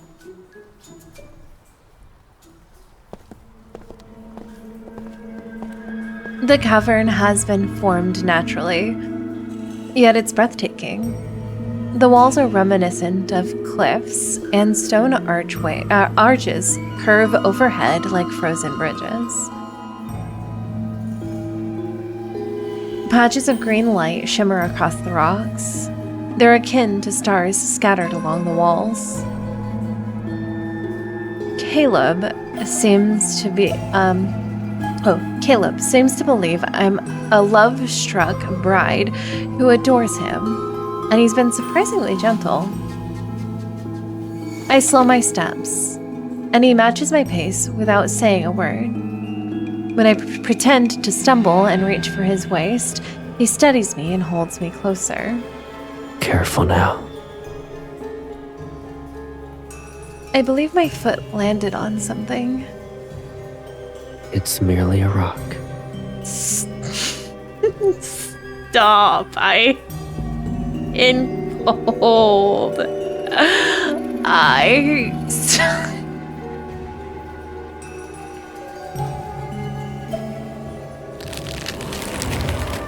I nod, but out of the corner of my eye, I see him turn the crushed bone beneath my foot into a cluster of spider lilies.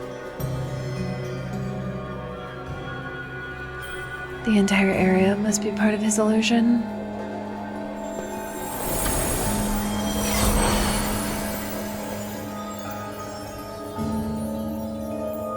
Wow, this is... okay.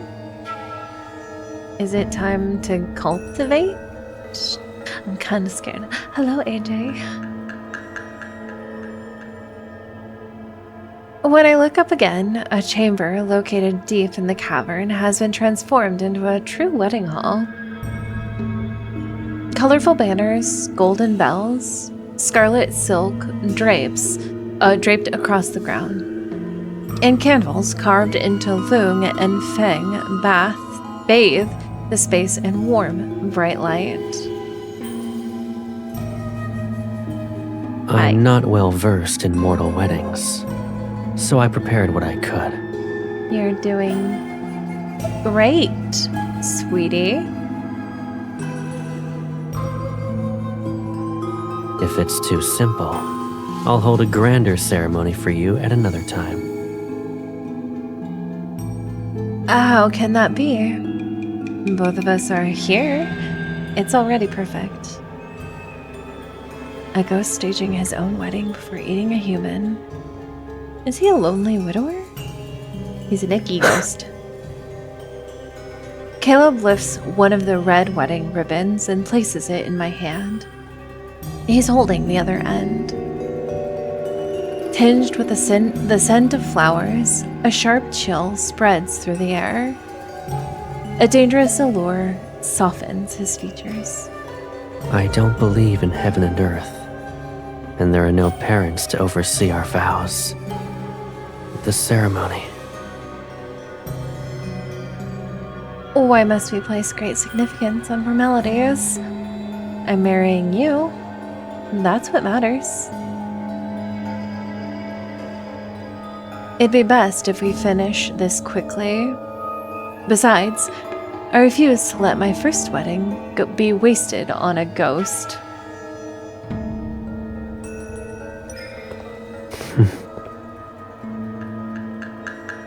He smiles before bowing to me with impeccable grace amidst candlelight and swaying flower shadows.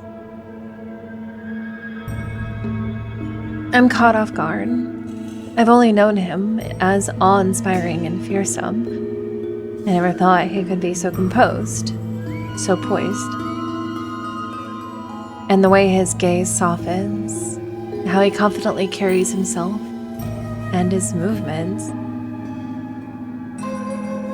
It's uncanny. Can a ghost truly imitate Caleb this well?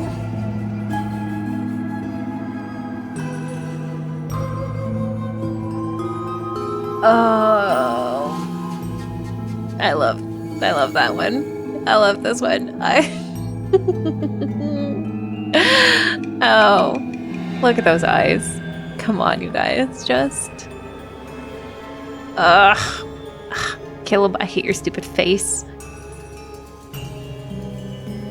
Noticing my momentary daze, he steps closer, takes my hand and lifts it to his lips for a gentle kiss. Starting from this moment, we belong to each other forever. This isn't good. I might actually believe everything he's doing is real if I keep looking at his face.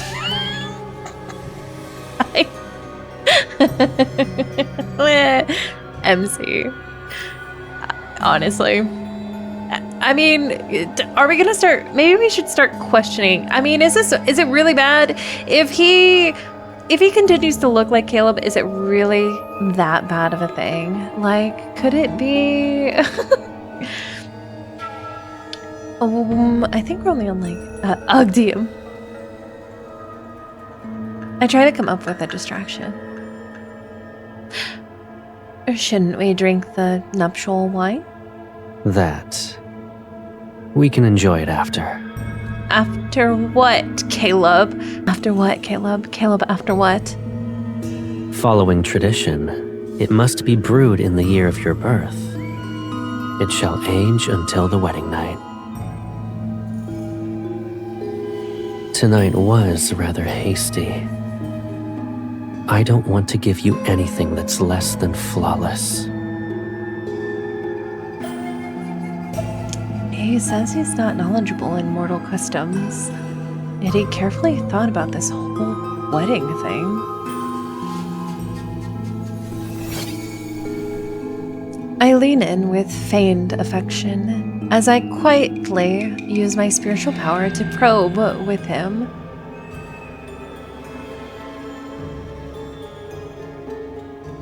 I didn't find any artifacts. Is he simply a strong ghost? That means his soul bait is delicious. This is better.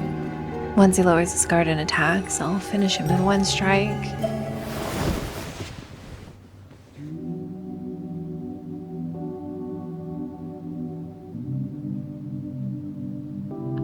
Not Night of Secrecy.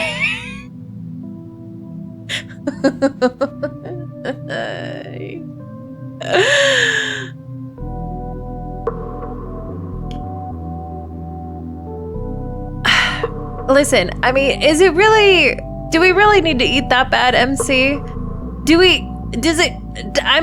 Listen, question, are we starving that bad? Are we that hungry, MC?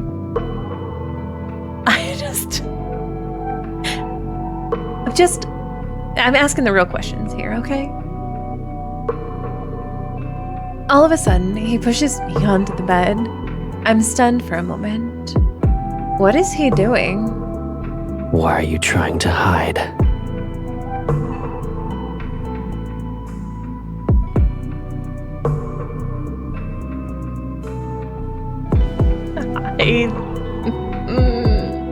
I'm thirsty.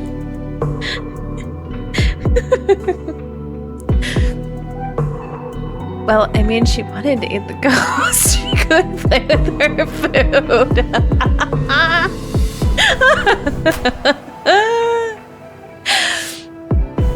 His breath grazes my ear, and the tip of his nose brushes against my neck. We've forgone the vows and wine. But our wedding night shouldn't be done in a hurry. You're right. I think we have to take our time just a little bit more.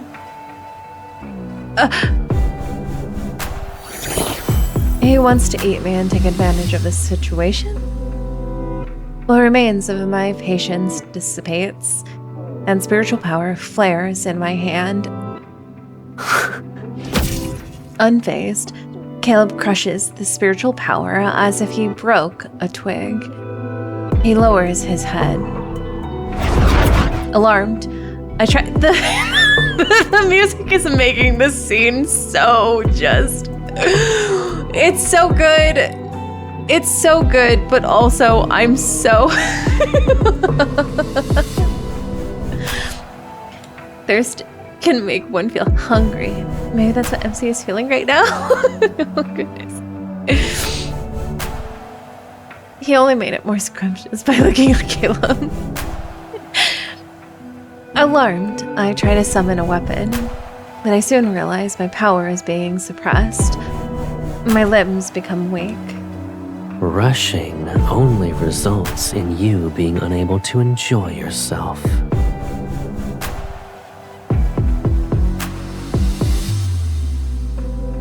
The night is long, and we have plenty of time.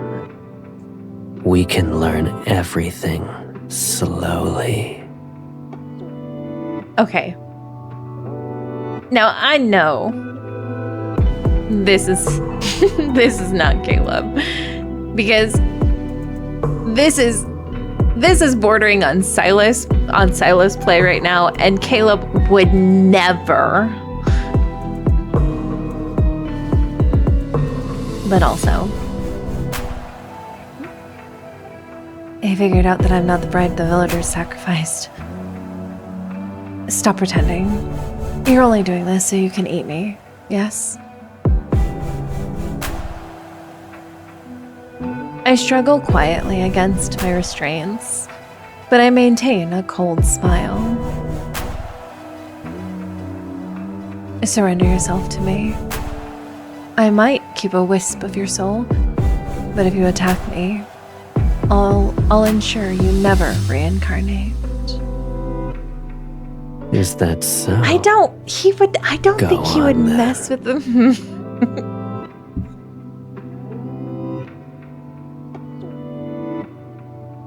Mr. Ghost, sir,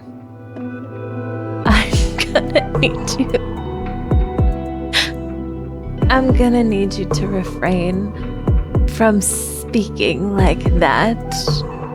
Please? I'm already weak-willed at this time.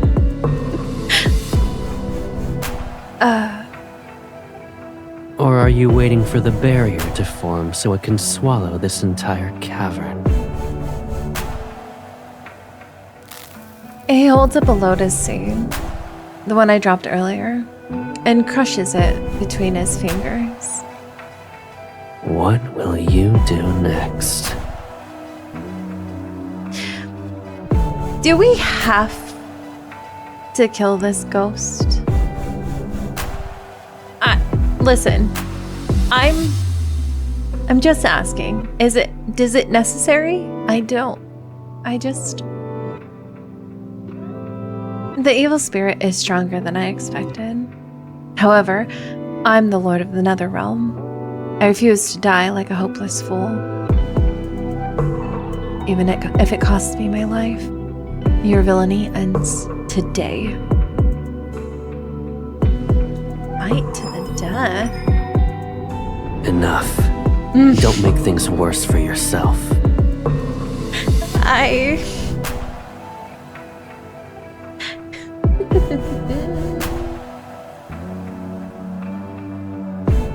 Can I struggle a little bit? Do you find that just a little bit attractive? Just a little bit. The power I gathered is snuffed out. Then I feel a familiar spiritual power wrap around my ankle. It spreads through my body. It moves through me at an unhurried, deliberate pace. I look up in surprise, only to accidentally breathe in the fragrance of lotus. You still don't recognize me, even now. I'm upset, to be honest. I'm so freaking confused.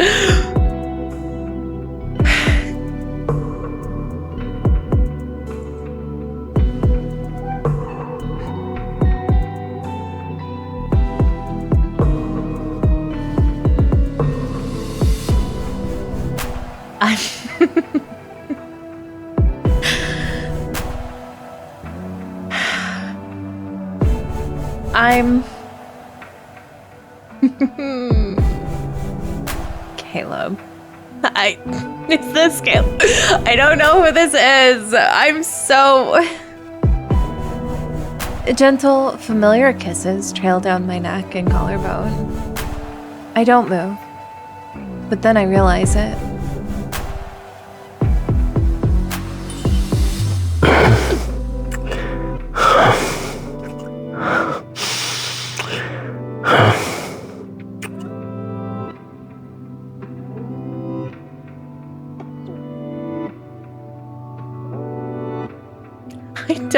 Caleb. I have to pull out the 3 syllables. I'm kind of proud of Caleb, actually, honestly.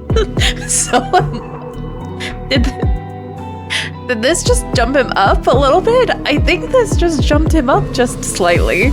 Is he in line with Raphael now? Because this is...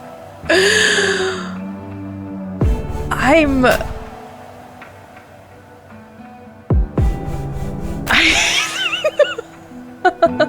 just...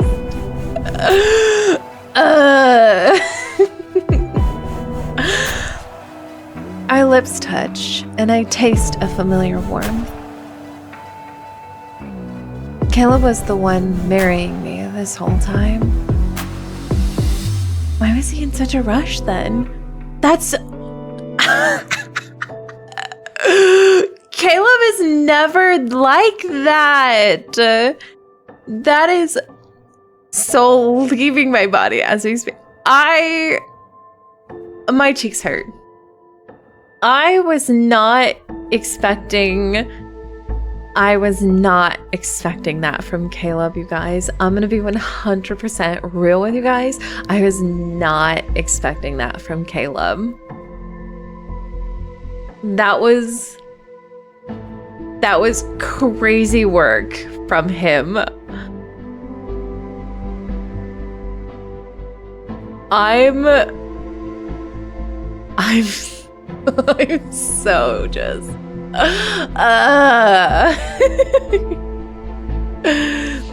He's a freak love in the last few cards.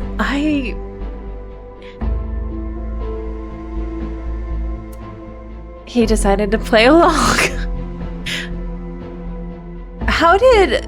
The question is how did he know I was gonna be down there? And did he send those... Wait a second. But now...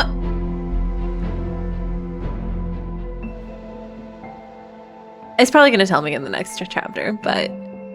Then the ghost left the body by destroying the wedding hall, only leaving the bed.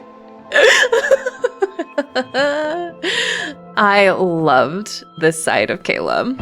He's always... That's true. He is always watching MC. Let's get started. Number 4.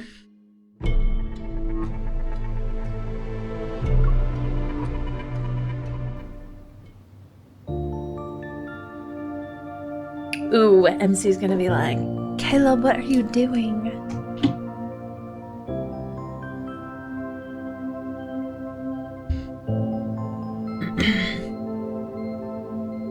You did say Caleb was mimicking. It's true. It's true, I did say that. All right. Caleb? Shh.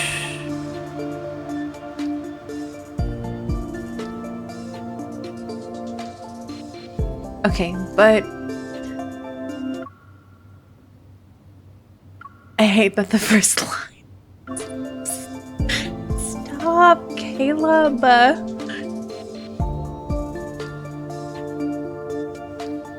Caleb's fingertips wander lazily across my skin. His touch is gentle, yet his voice is calm and steadfast. That ghost is more cunning than I thought. It hid itself once it sensed my presence. I took its cavern and claimed its bride. It won't be able to restrain itself for long.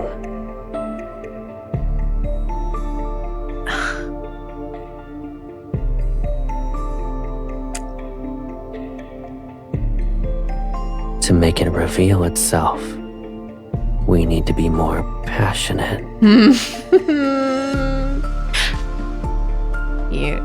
You don't gotta ask me twice. Caleb. I feel like this is just an excuse. He's like, oh no, the ghost is still around. We have to get spicier ourselves. He leans down for another kiss. In an intoxicating entanglement, our lips touch as his teeth graze my tongue.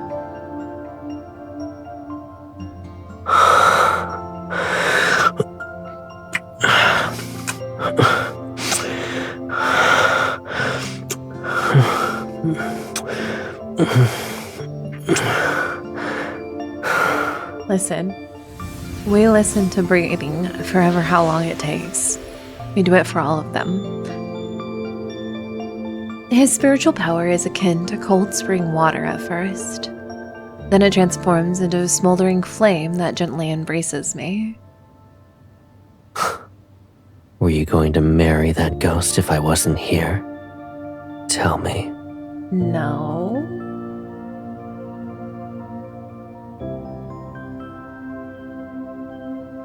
No.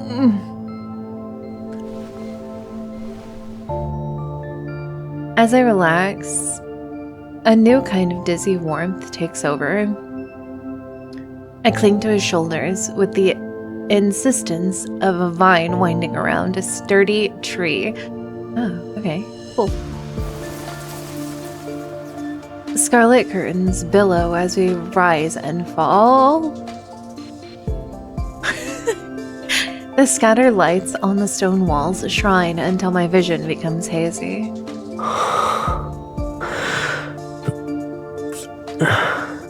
We're off in another falls for this. But doing it in a different place can be surprisingly enjoyable. Oh!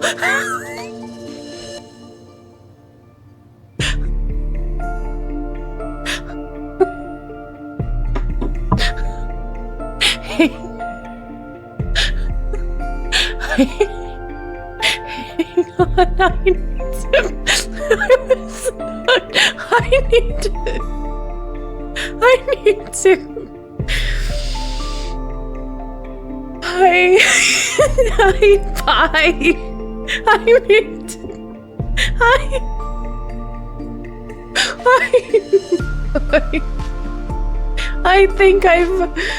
Oh... Reprehensible.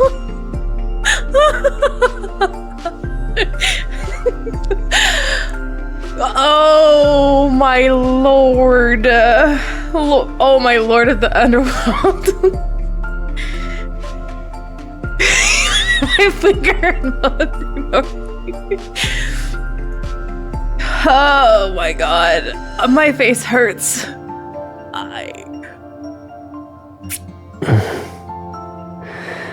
If you like it.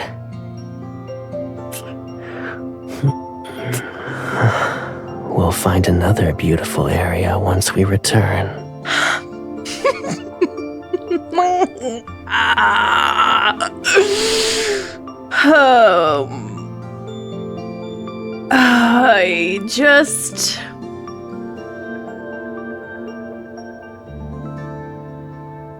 I was not...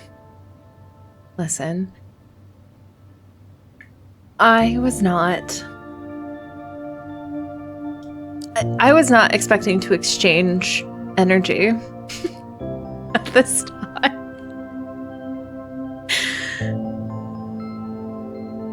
The world around me melts into shades of flushed crimson. At times, it feels like sinking into soft clouds, and others like drifting through a gentle stream.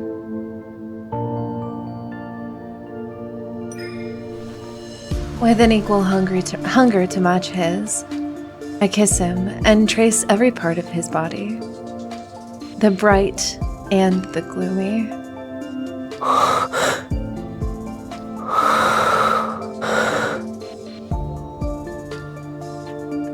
This man is...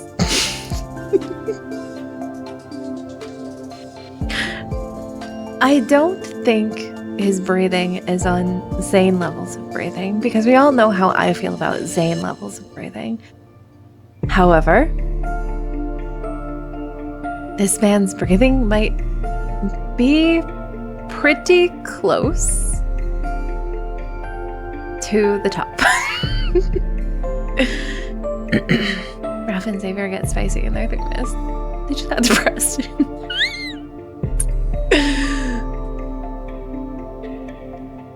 It's true. I hope that the fourth myth gives them spicy.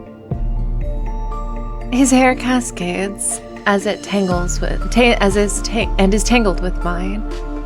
It flows like water between our bodies, consumed by passion.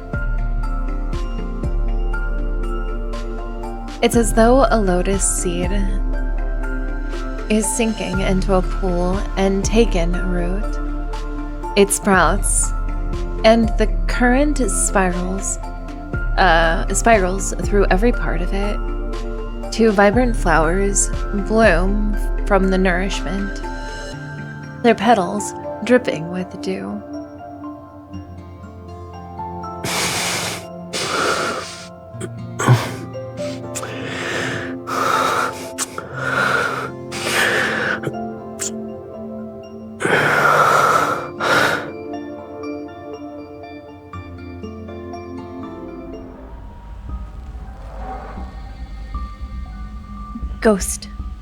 Ghost, I need you to go away, Ghost. Please.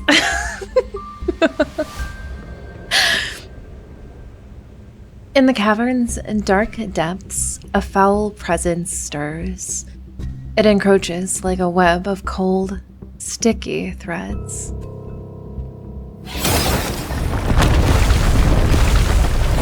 The wall explodes, and the wedding hall is destroyed. Only the bed remains untouched, as an invisible barrier protects it. You thief! How dare you steal my bride? She's mine! Mine! Excuse me, I am not Sir Icky Ghost. I am not. No. Can't you see that I am taken currently? I don't know where you're not catching that. That's all.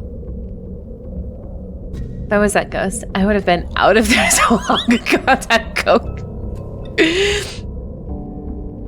She belongs to me.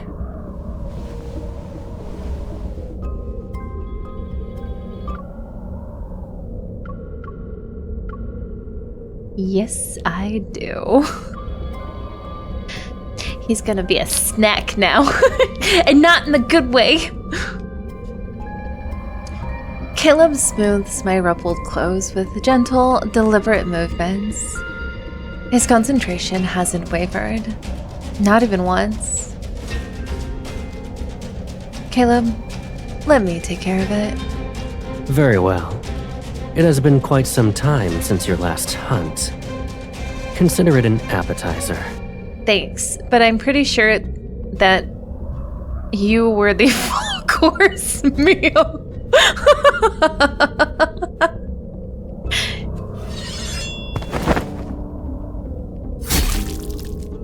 Holding my sword, I leap and strike the ghost.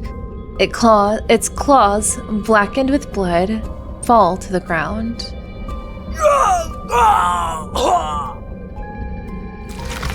In the blink of an eye, liquid spurts from where I cut it. A new set of claws bursts forth. Dessert. Hiding the fact that I was startled, I thrust my blade into its brow, twist the weapon, and pull it out. You ruined my face! Do you know how many skins I devoured to grow it? Well, that sounds like a you issue. Listen, maybe you should just get better. Skill issue, honestly. It's hideous, and not even worth a single strand of my brother's hair. I'm startled as its face knits itself back together at a swift pace, and I saw a bluish-green light when it healed. I turn towards Caleb. His expression is darkened. You? It stares at me, its gaze akin to brambles covered in thorny hooks.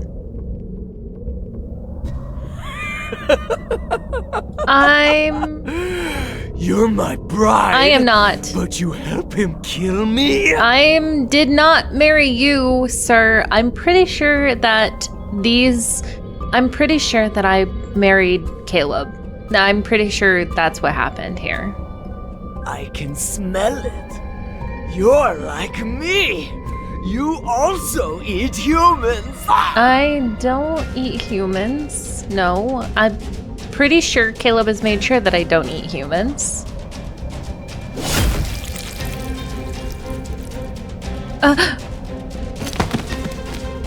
A cold gleam silences it. Half of its jaw and skull tumble across the ground. You're rather desperate to die. Caleb, what are you hiding right now? You're... Fate delivered you to me! It laughs hysterically and grows a new head. I'm grateful. Those centuries at Mount Dingshu, it was worse than death!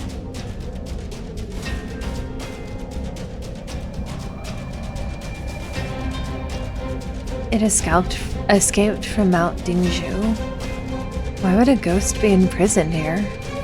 You can't drag me back! Ah!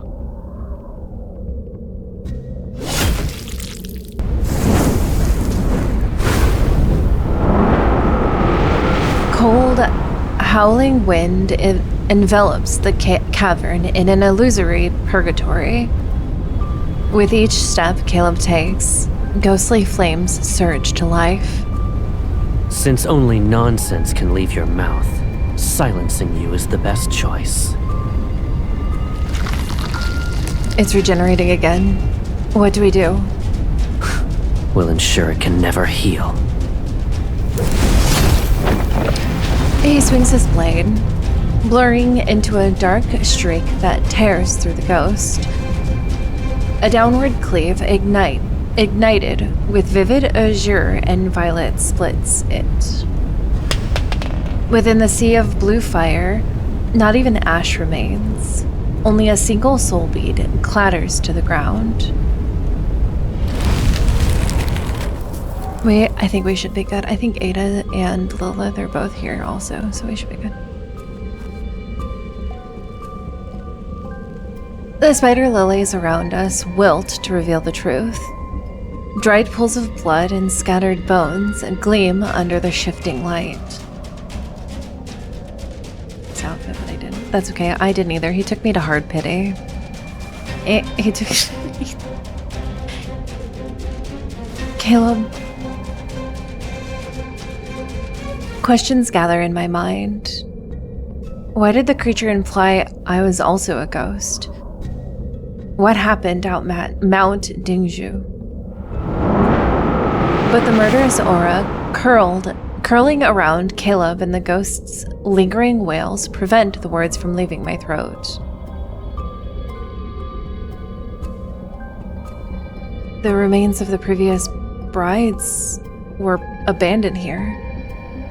They should have a proper funeral.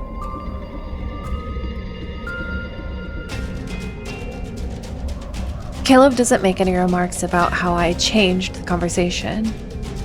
Instead, he strokes my head. All right.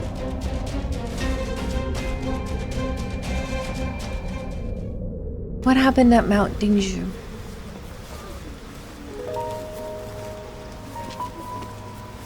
At dawn, Caleb destroys the rest of the cavern. As the collapsed stone gives way, mangled corpses appear. We retreat into a nearby forest and stay out of sight. Villagers arrive and gather the bodies for burial. Grief clouds every face. Curses directed at the ghosts permeate.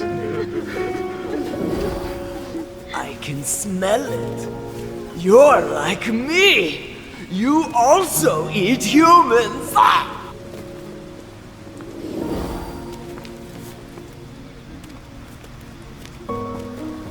See, it was essentially cavern cultivation.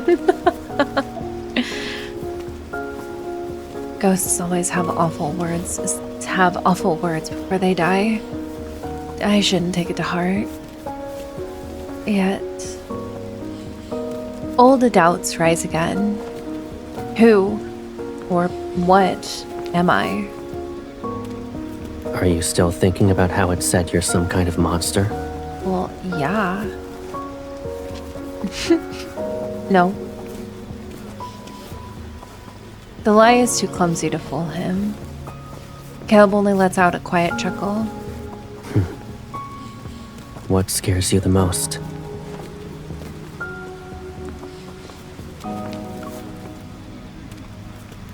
Being separated from you.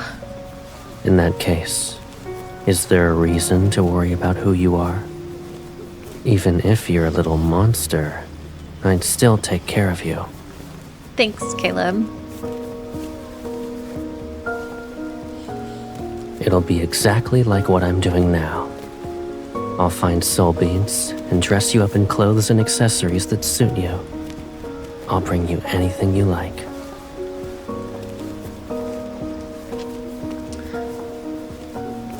It's kind of interesting that him bringing her items and like dressing her up and stuff like that in this feels less like a way of him being like, oh, I'm gonna dress you up and, you know, cute clothes and whatnot. And it feels more like a way that he's trying to I don't know how else to say it, like make it up to her or like compensate for something. So long as I'm here, there's no reason for you to be afraid. Like it's giving, like, you know, I'm the only one that you can trust. I'm the only one that you need, that sort of thing. It is giving that, but it's not like in a weird, like possessive sort of way. It feels more just, yeah, very like compensating instead, which is actually pretty interesting, I think. Of course. Some of my doubts loosen their grip on my heart. Then another thought appears. It's giving guilt. Yes, yeah, guilt. Yeah, I think guilt and compensation is definitely the two emotions I'm getting from this. The Ghost mentioned Mount Dingzhu and said it escaped from there. Did something happen there? It stabilizes yin and yang. Why would a ghost be there in the first place? Maybe something comforts him. Yeah, it's like, yeah, less yandere, definitely. More caretakey, I don't really get that personally myself. But yeah, it's more like comforting his own guilt, almost. Mount Dingshu has held heaven and earth for centuries. Too much time has passed, and calamities continue to appear. The array carved into its foundation was bound to falter. As for that ghost, I suppose it slipped past the weakened array and found itself trapped. But its words, they seem to imply that Caleb was the reason why it couldn't leave Mount Dingshu. No, I can't let my faith in Caleb falter or waver. A ghost's words shouldn't plant seeds of doubt. If Mount Dingzhu truly is unstable, doesn't that mean it's dangerous? Should we fix the array? Arrays from ancient times aren't that fragile. They're not going to fall apart even if they remain untouched for centuries. But, given our current situation, it technically is an issue.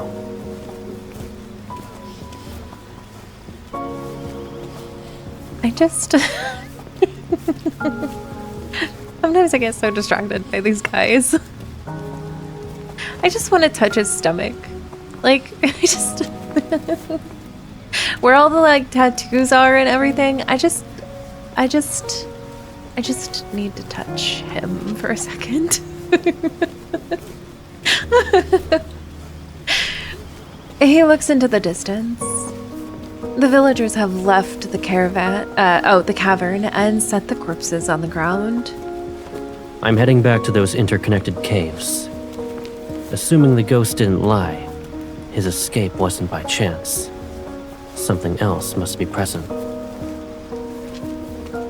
Oh, hi Imarashi. How's it going? How much of that conversation did you hear? And I might find more remains that belong to its prey.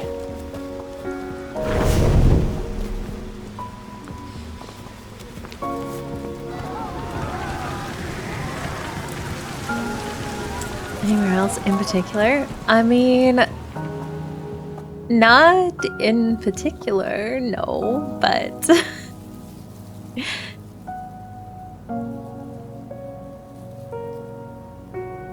Research is important. I'm not doing anything. Soon after Caleb leaves, a gust sweeps through the area. Dirt rises and the scent of incense disperses with spirit scripts.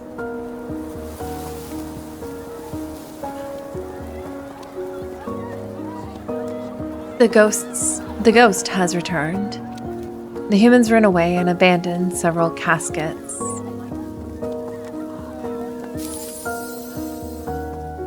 I pluck a few leaves and turn them into thin sheets to cover the bride's remains.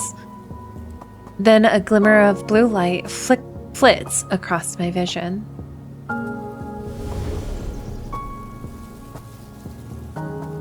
A dragonfly? Catching a cat place she doesn't belong, right? No. I don't know what you're talking about.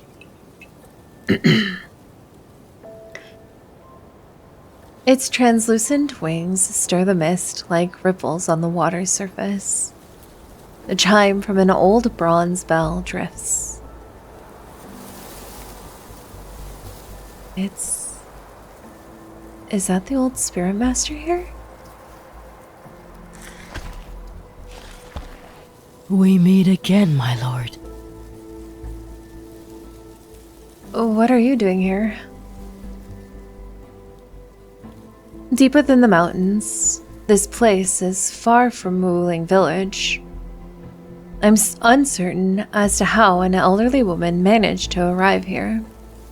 I'm visiting an old friend, and this morning, a family asked me to send off their daughter's soul. Well, I saved her, so... But when I arrived, they told me she wasn't amongst the dead. She must be referring to the bride I rescued. The masked spirit master shuffles, her legs unsteady. Then she bends down. Her fingertips, stained in cinnabar, traces the bones inside the casket. Heaven and earth are in disarray. Yin and Yang are unbalanced. Turmoil eats the mortal realm that grows weaker with each passing day. I've traveled south and past many empty villages. If this continues, more humans will die. Thank you, Amarashi. Be safe getting home.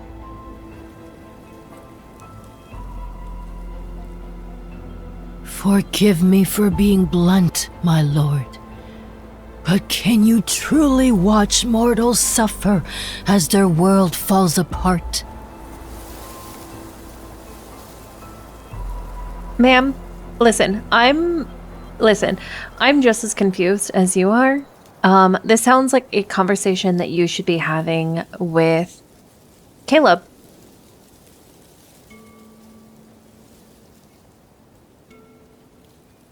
Oh. Hang on a second. Where...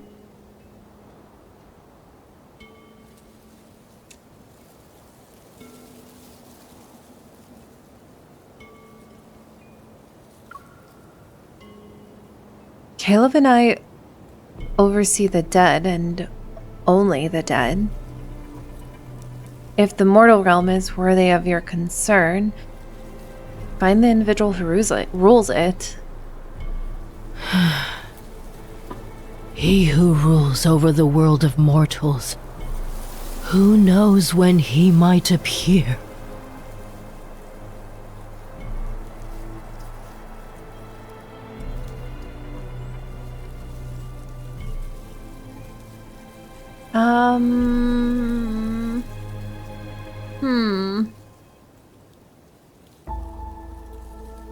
And how is that related to me?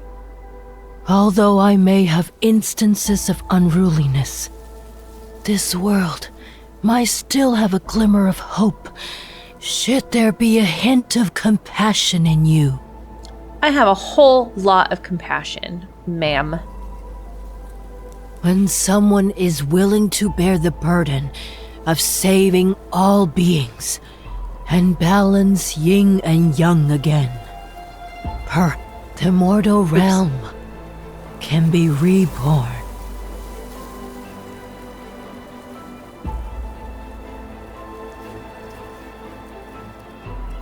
Bye, cat.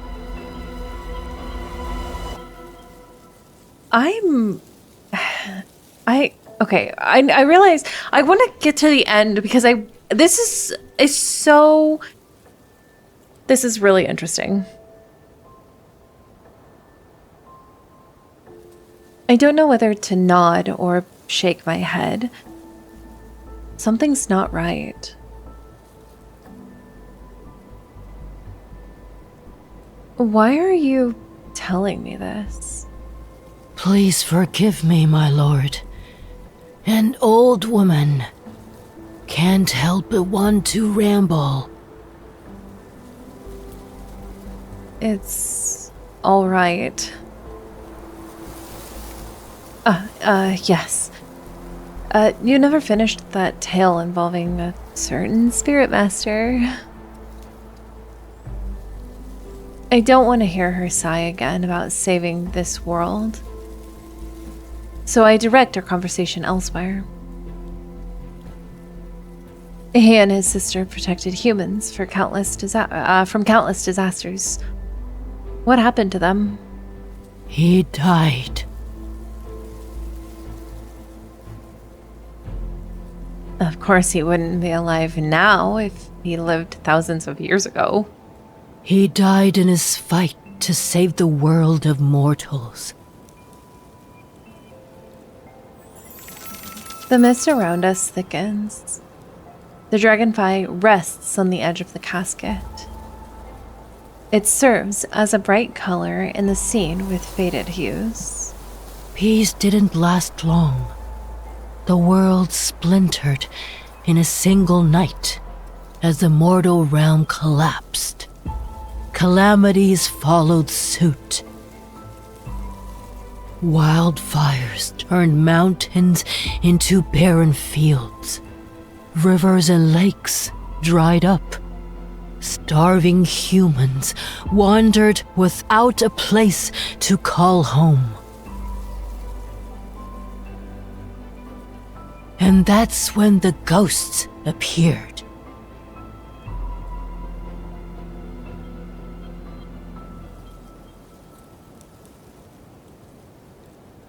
The mist starts to twist.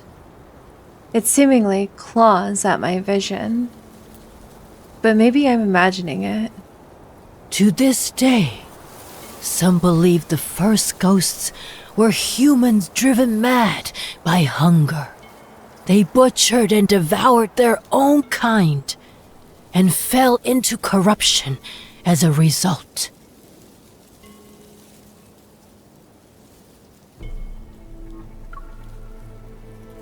Is that another tale? You've been trying to imply something. What do you actually want to say? You can treat it as a simple tale, my lord. She doesn't wait for me to respond. The Spirit Master arrived in a place called the Hesperion Reach. He struck the drum of heavenly decrees. It said the ancient relic can contact the heavens. Only someone with immense spiritual power could command it. Thus, the Spirit Master received the heavens' guidance and saved the mortal realm. No, you tell me the answers.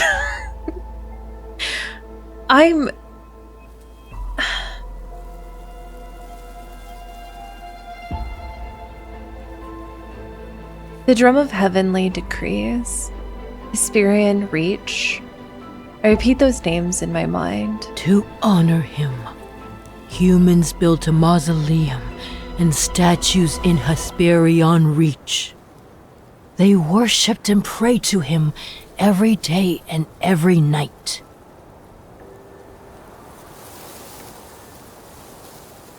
Oh no, what do I want to do with this one?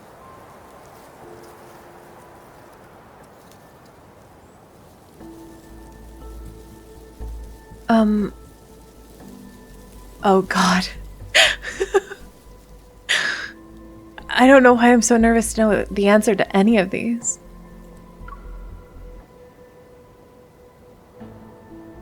What about his sister? How was she supposed to live without him? If Caleb isn't by my side, I can't bring myself to imagine it.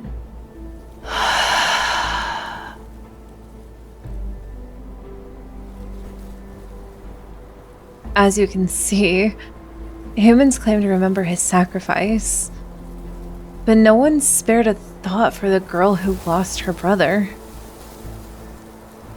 Mausoleums, statues, they're all pointless. Who cares? Then, my lord, what would you give up if you could save everything?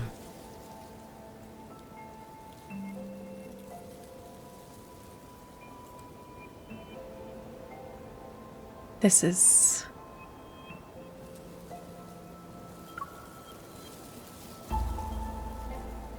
My brother is my everything. I would never give him up. That tells me all I need to know. The strange feeling in my chest becomes more pronounced. My expression darkens as I materialize my blade and aim it for her chest.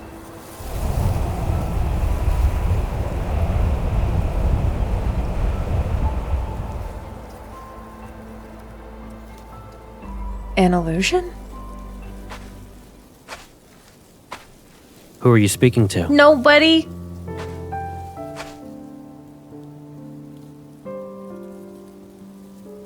I think I saw the old spirit master from Wuling Village.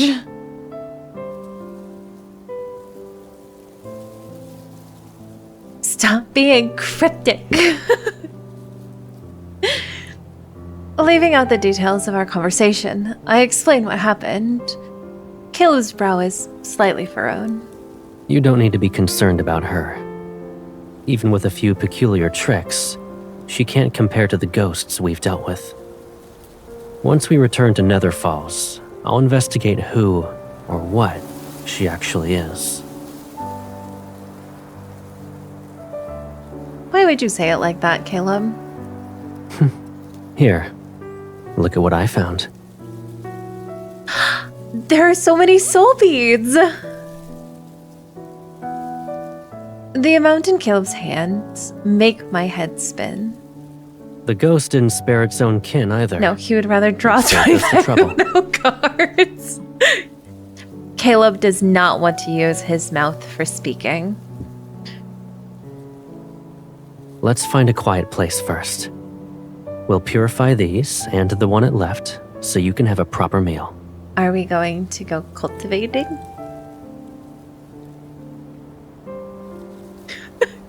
You seem to be really eager about the cultivation.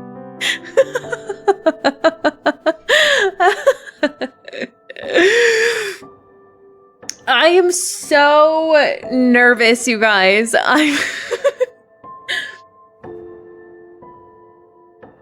I just want to get to the end of the story because I just want to know.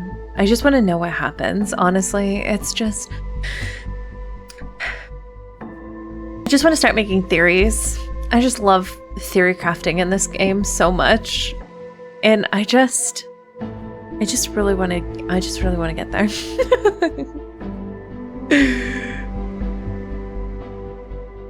All right.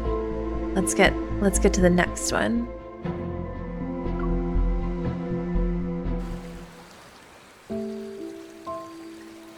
But there's are no answers. Okay. Caleb doesn't want us to use mouth for seeking. Indeed. He knows what he wants to use. Halfway through. If you haven't gotten water, hydrate. Yes, get your water. Oh, there will be so many theories by the end. I'm so excited. I'm so excited. Yes, get water. Hydrate. No, Caleb knows something that he knows. I mean, he always knows something. He just refuses to tell us what's going on. I just want to really emphasize how much I really enjoy Caleb, actually, and the way that he is dealing with MC. Just as far as, like, instead of being yandere, I really like that he almost feels like ridden with guilt. It's really nice. It's a really cool, it's a really neat kind of emotion to have for him, I think. The next day we follow the river to leave the mountains. But Caleb doesn't seem to be in a hurry to take me back to Nether Falls.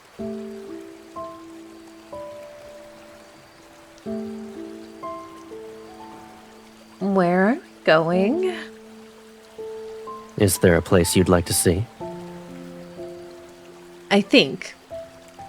I've always followed Caleb. Why are you asking me, Caleb? Why... Caleb, why are you... This is giving... I know something is about to happen, and so I'm gonna just do whatever you want me to. Love and depression is true. He tried to provide comfort from conversation with an I think I've always followed Caleb. Being with him is enough to make me happy. However, if I must name a location, it's strange how the tale the old spirit master told me comes to mind.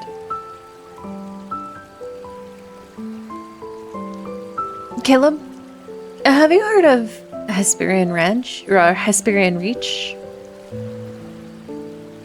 Why are you suddenly interested in it? Why are you questioning me with another question, Caleb?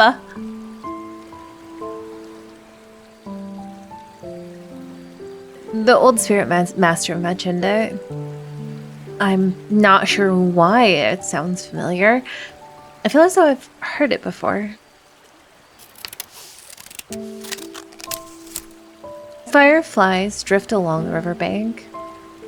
Caleb gathers a few, shapes them into small glowing lanterns, and places it in my hand. The Hesperion Reach is the source of the River of Oblivion, which runs through Have Nether fun, Falls. Diluc.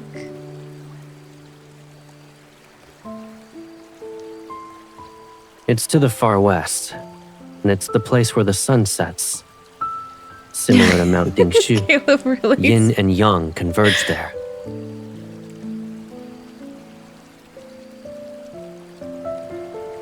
But now, it's a ghost town. What do you mean? Only ghosts live there. Oh, so like it's a literal ghost town. My eyes widen, and he taps my head. They're ancient, so they lack soul beads. You can't eat them. Oh. Well, then I don't want to go, because I'm hungry. It's also why they're unable to leave. They're forever bound to the Hesperion Reach. I nod. Then my retort escapes as a mutter. Wasn't going to eat them. I pause and weigh my words. I want to see the Hesperian Reach. Keep wanting to call it ranch. There must be... Side note, I want to call it Hesperian Ranch, but could you imagine a wanderer with like a cowboy hat on, and then inside the pen is the like deer wanderer? I'm sorry. This is very serious stuff, guys. There must be a reason why that spirit master told me that story. What she wants to reveal. It involves the Hesperian Reach. If you wish to visit it, then that's our destination. I plan to go there in any case. But you must promise me. No. I'm Once not. we Caleb. arrive, don't be upset.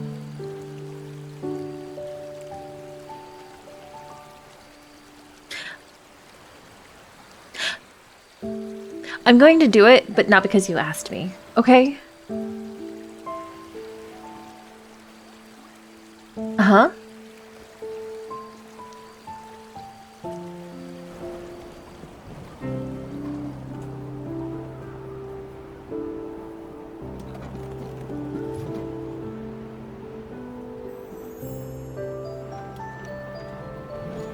Let's try it again. Your promised privileges are revoked.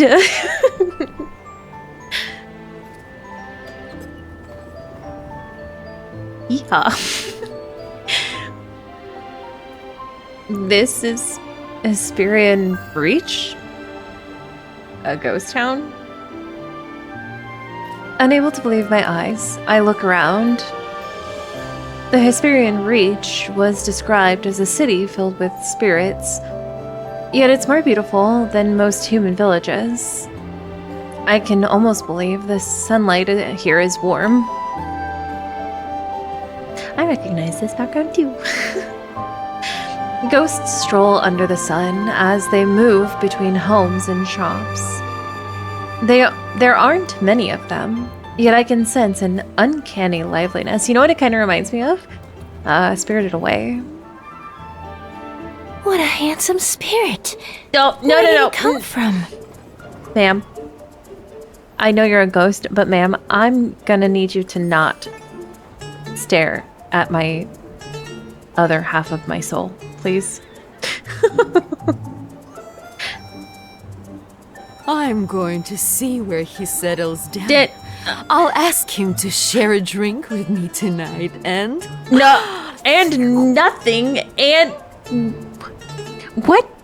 No, you can't. Caleb, we're leaving. I don't want to be here anymore. Is this why you wanted to promise me I wouldn't be mad?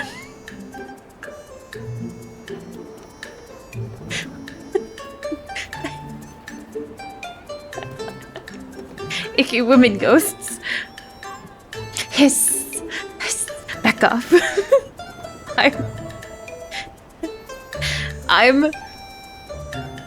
I didn't promise I wouldn't get angry. I did not promise I wouldn't get angry. Just gonna eat these ghosts. At your age? Do you think you still have a chance? None of you have chances. Are you kidding me right now? None of you. Caleb, we're leaving. Oh, please. You are at least 8 centuries older than I am. You're all old hags.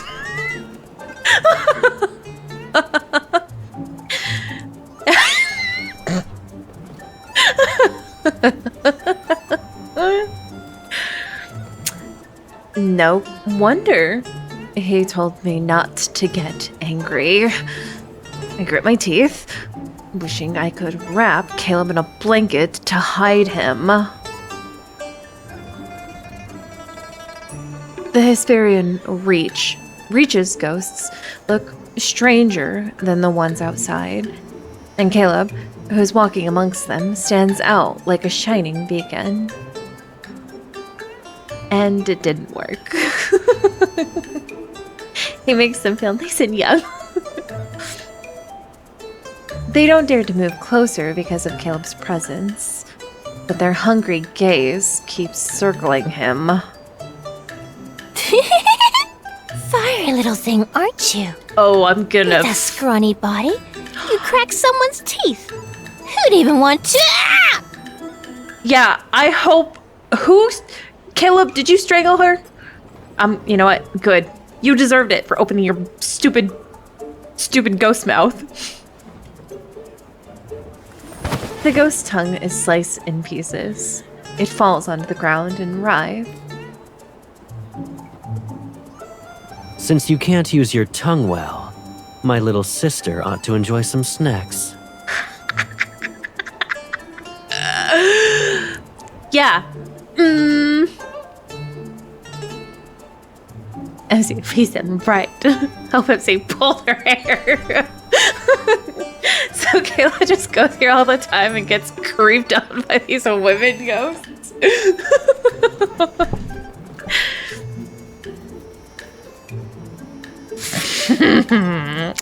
I don't need them. Tongues that can only ceaselessly flap are disgusting. You two! How dare you hurt the Hesperian Reach's most beautiful spirit! Everyone, grab something and... Ah! The skull's shape is adequate. Unfortunately, it's not good enough to be a wine vessel. Caleb! He tosses the wine vessel aside and crushes it with his foot. Who's next? Try to approach as a group. It'll save us time. time. Mira cackles.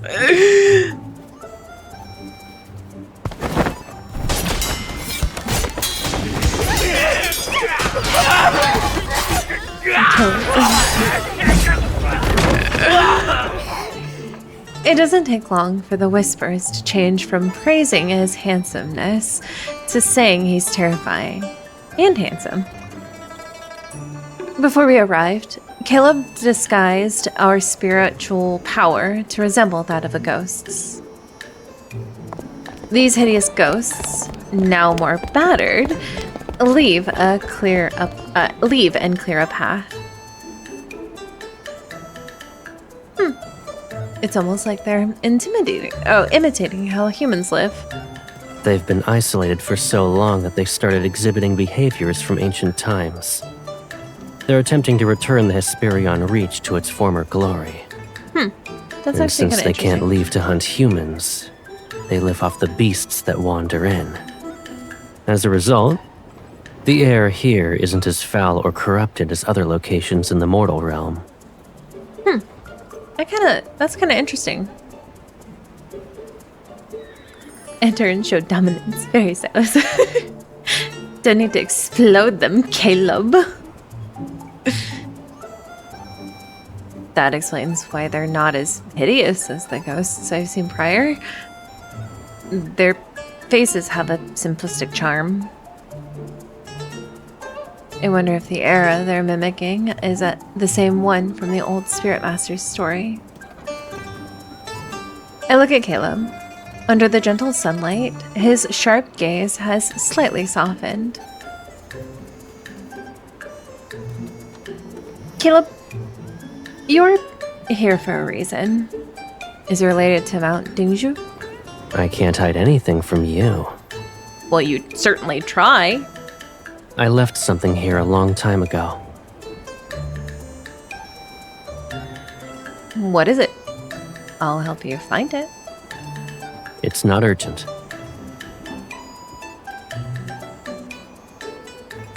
I wouldn't say it's important, but it'll let Mount Dingshu's array last longer. A couple of 1,000 years. If I find a lead, I'll ask for your assistance first. Thanks. I understand what he's implying. I need to save my strength because none of the Hesperion Reach's ghosts possessed soul beads. I'll keep that in mind.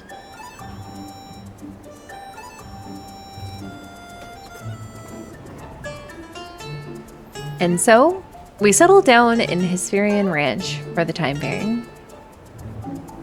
Thanks to Caleb's reputation, every ghost we meet treats me with the utmost respect and answers all my questions.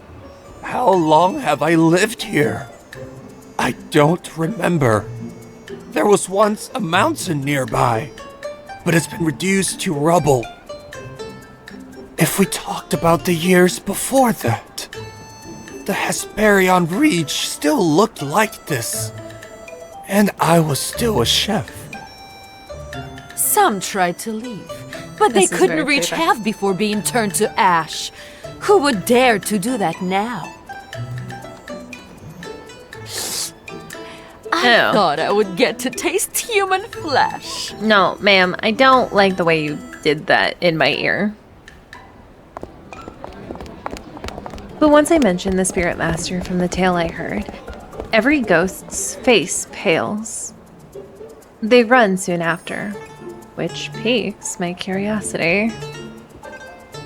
At last, one of them confesses. The Spirit Master's mausoleum is up north. Go on your own. Don't make me escort you. I won't. Thanks for telling me.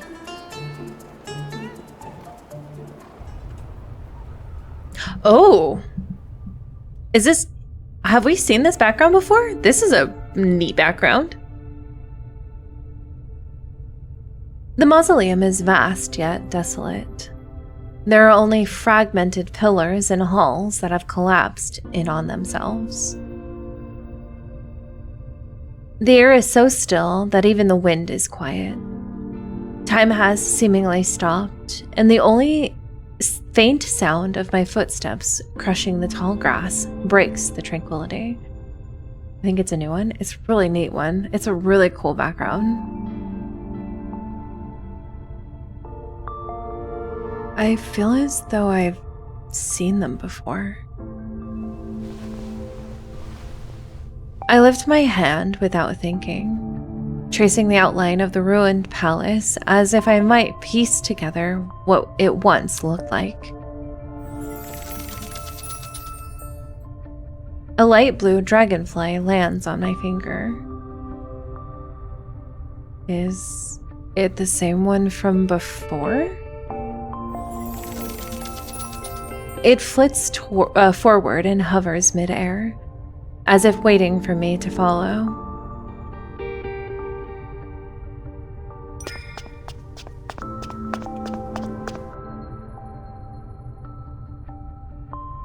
It lands on a tall, broken stone statue.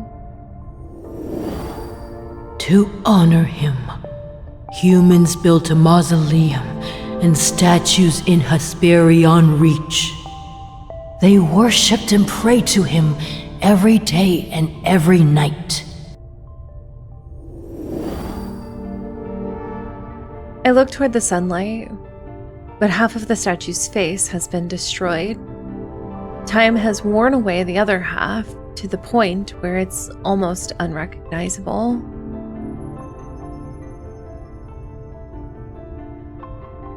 Emotions stir in my heart. They're strange and muddled. It's as if the ancient silence around me is swallowing them.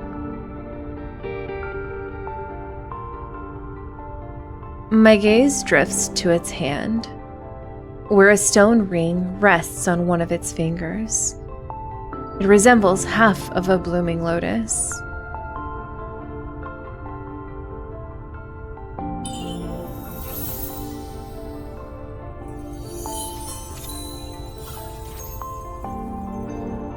A thin thread of light slips out from the lotus. It wraps itself around my finger and solidifies into the ring's other half.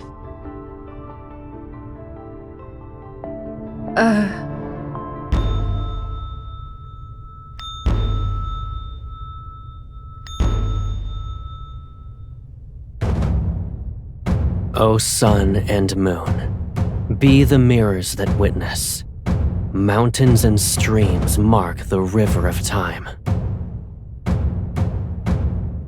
A divine blade reflects in blazing sunlight as it shines on the poised, striking figure holding it aloft. Incense smoke curls around an altar as banners flutter in the wind. He moves to the beat of the drums and bells. Each step he takes is slow and deliberate as he chants solemn prayers. Colorful ribbons stream from the ornate beast head mask, rippling with his movements like cloud trails following a descending deity. 1,000 years without calamities. 100 generations of absolute prosperity. Humans gather below the platform and bow to express devotion. Their reverent gazes rise towards the heavens and the figure who shines like the sun. Ooh.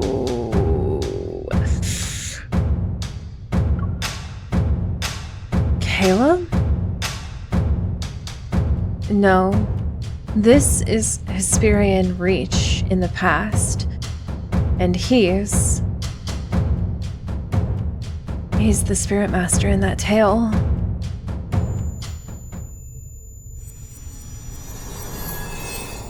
When those thoughts appear, the scene before me shifts as though the dream unwound. Oh. The spirit master has removed his ornate mask. The distant divine figure that's the epitome of purity seems to be within reach. Why are you staring at me like that? You forgot who I am? He sits on the stone step while using a small knife to carve something. You kept pestering me about wanting a mask as impressive as mine. Am I mistaken? But it's too heavy for you. You'd only be capable of wearing it for a second.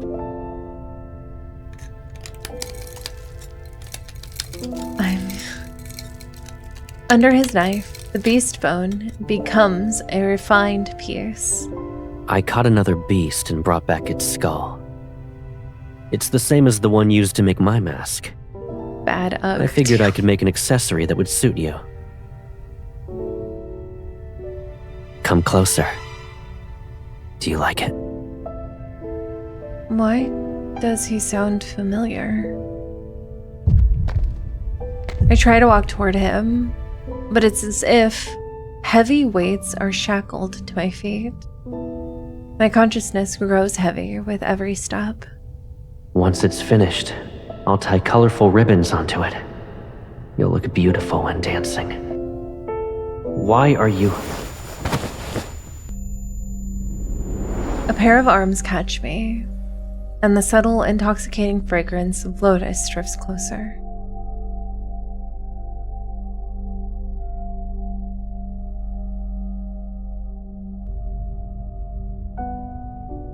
Are you all right? No, I'm not.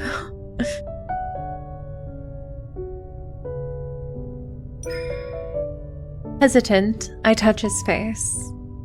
It's cool, but his breath that caresses my skin carries a faint warmth.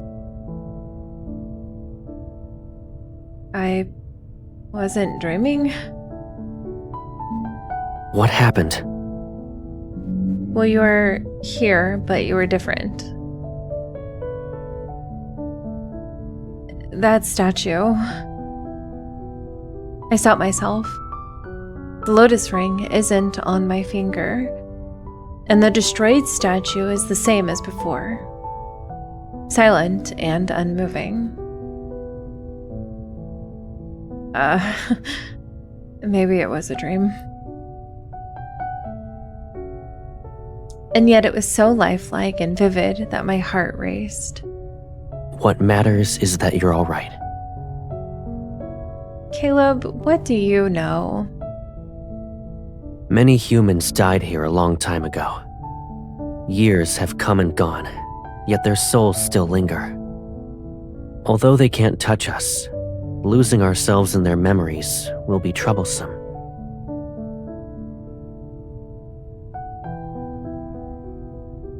If you ever find yourself wandering by yourself, don't visit this mausoleum. Well, it's too late, Caleb. All right. So, did you come to find whatever you lost here? Correct. What do you know, Caleb? It seems I've only been met with misfortune. Why would it be in the Spirit Master's mausoleum, though?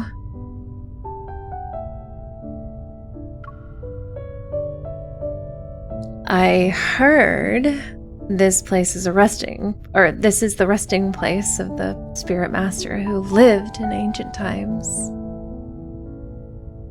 Do you share any past ties with him?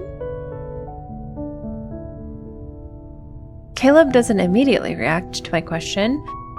It's as if he's expecting this. In the mortal realm, the more precious something is, the more likely it's buried with the person they deemed the most important.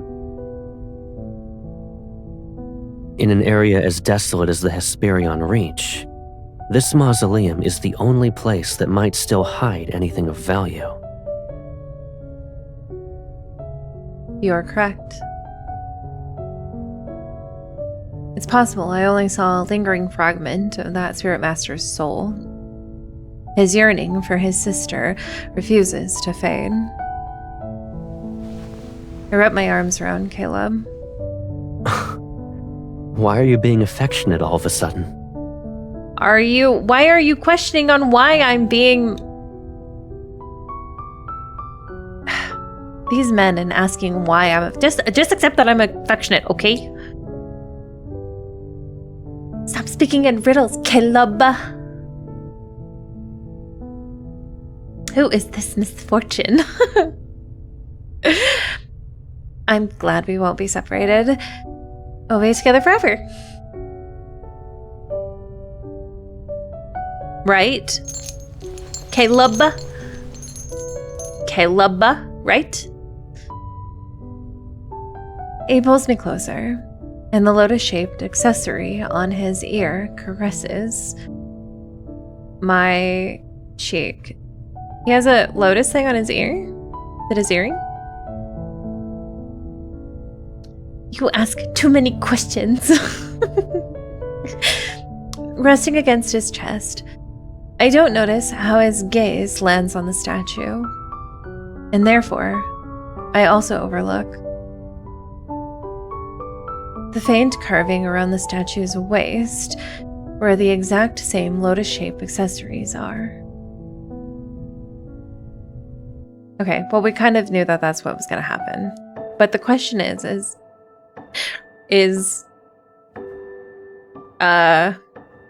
why? I just really want to know things. That's all. I just really, really want to know things and stuff.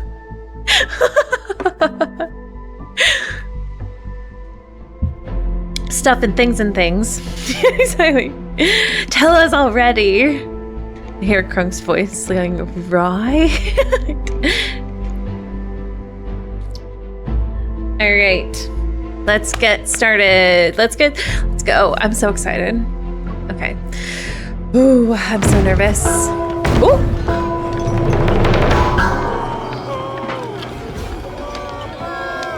Okay.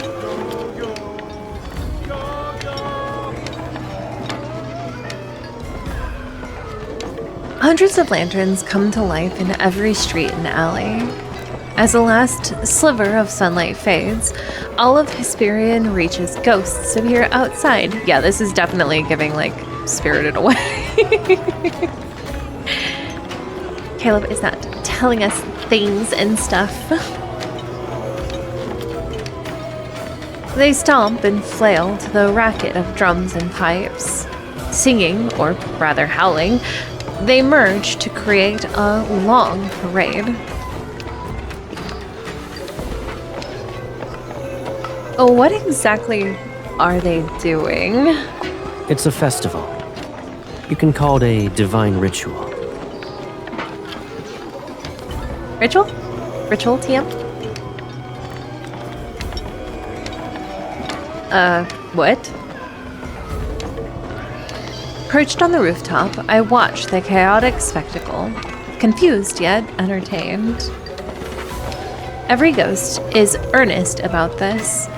Their faces are painted in garish, terrifying colors, and they wear clothes that barely fit.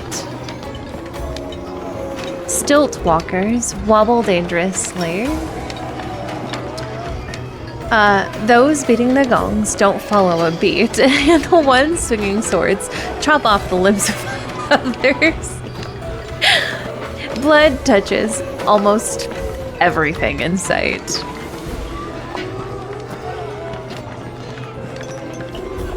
Is this another instance of them imitating the mortals from back then? They're playing?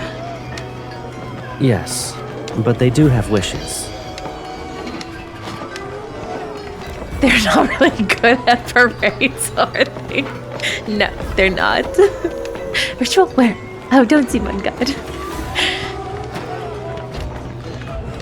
This sound grating and it is. It's actually very horrifying. They did a really good job with the sound, but it is very horrifying.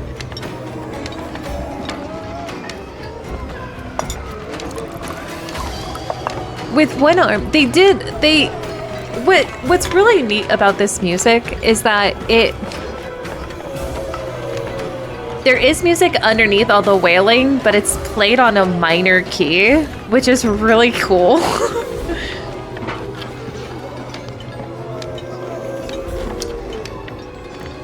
With one arm around my waist, Caleb reclines and lifts the wine vessel.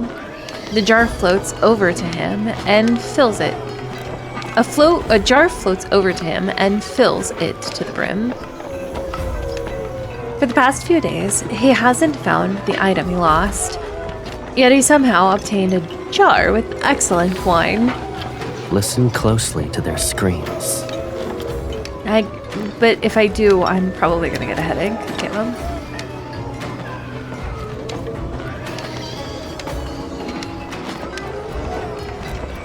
I strain to make out the words. Who let Sylus do karaoke in the underworld? Is that how he really got to be the song?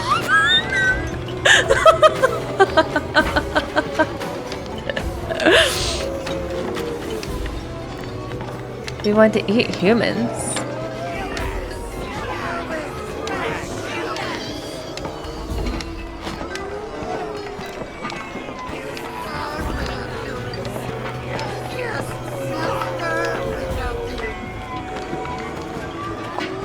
The parade carries a ghost who's been gutted. It rearranges its insides as another snatches a piece to eat. Oh my god! This is some wild fever dream, honestly. I'm gonna be real though, I would have loved to see this animated. It would be so just uncomfortable.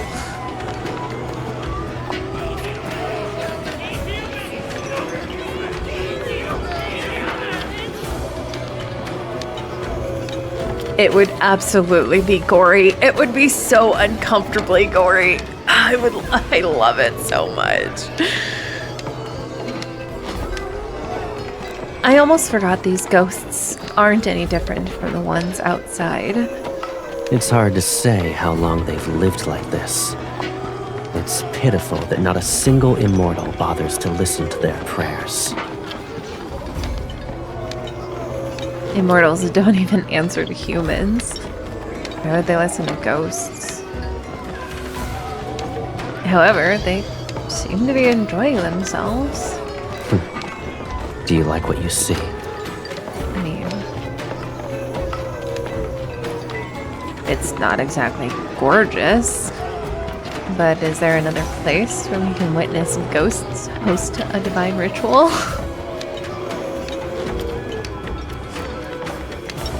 Hi, Caleb. I really like when he does that move. Seeing my amusement, Caleb lets out a low chuckle and hands me the wine vessel that's filled with liquor. It's clear and bright, like a scoop of moonlight.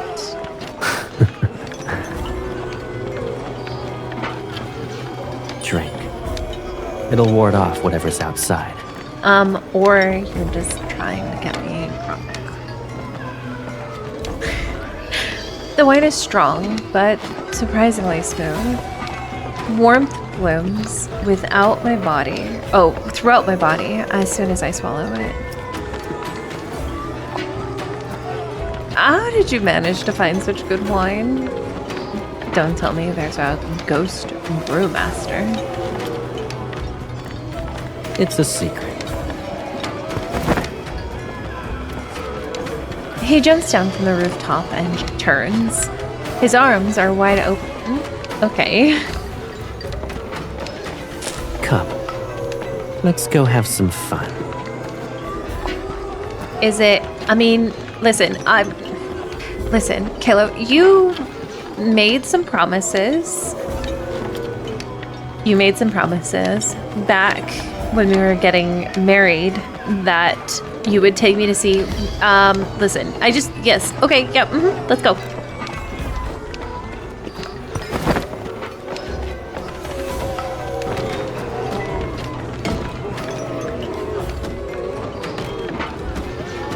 Beyond the parade, a night market has appeared. Bold is doing it on purpose. Ghost chefs swing their cleavers at once as they chop with ferocious enthusiasm. The stalls are lined with oddly shaped trinkets. Their craftsmanship isn't as polished as the humans, but there's a unique charm. We've barely walked down half the street. Yeah, my arms already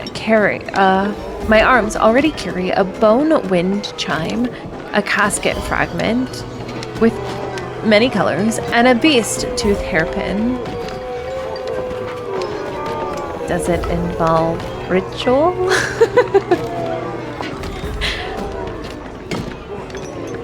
I'm not greedy. Are you? I think that's the biggest lie you've told yourself, MC.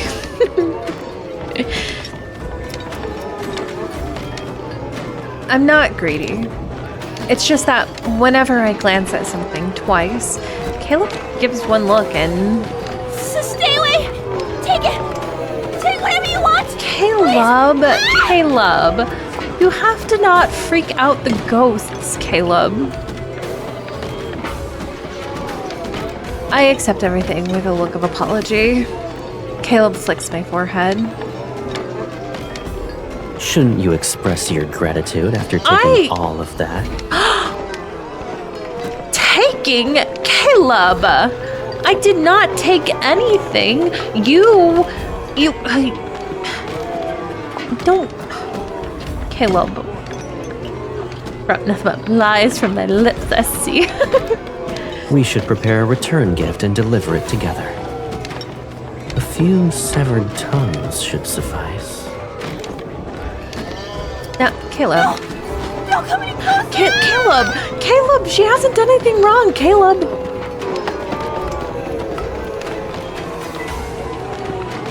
The ghost runs into the parade while shrieking. I don't know if the frenzied ghosts will trample it flat. Is there anything else you like? I would...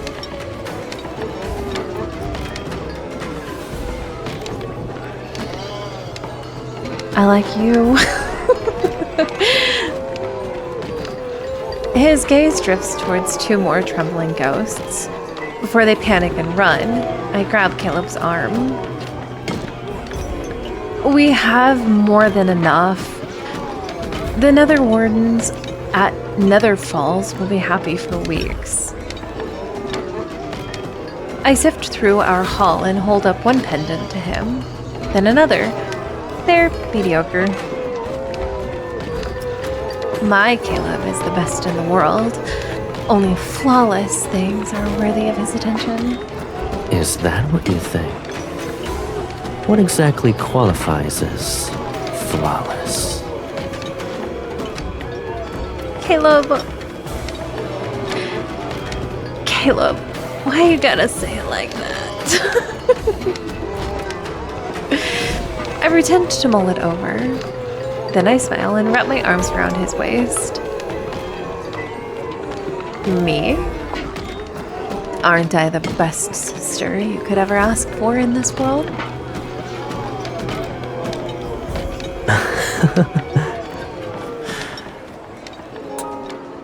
In this world, you're the best. And you taste incredible.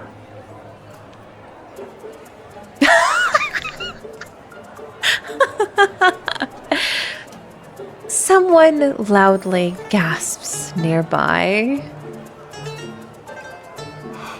Doing that when there are others around. How shameless. Is there even a sense of decency? Mind your own business, ghost. Shouldn't you be looking at the parade and not at us?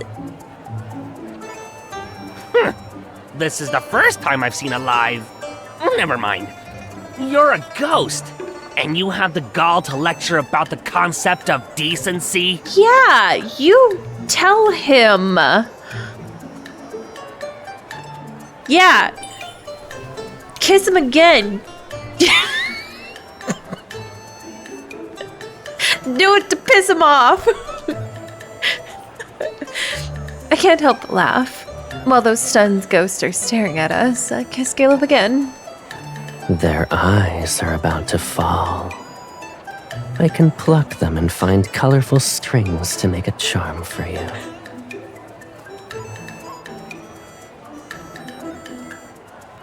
Okay. But If I say this line, you guys can't judge me.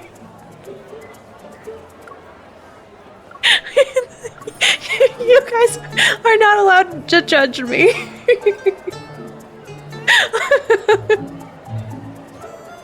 I don't... Caleb.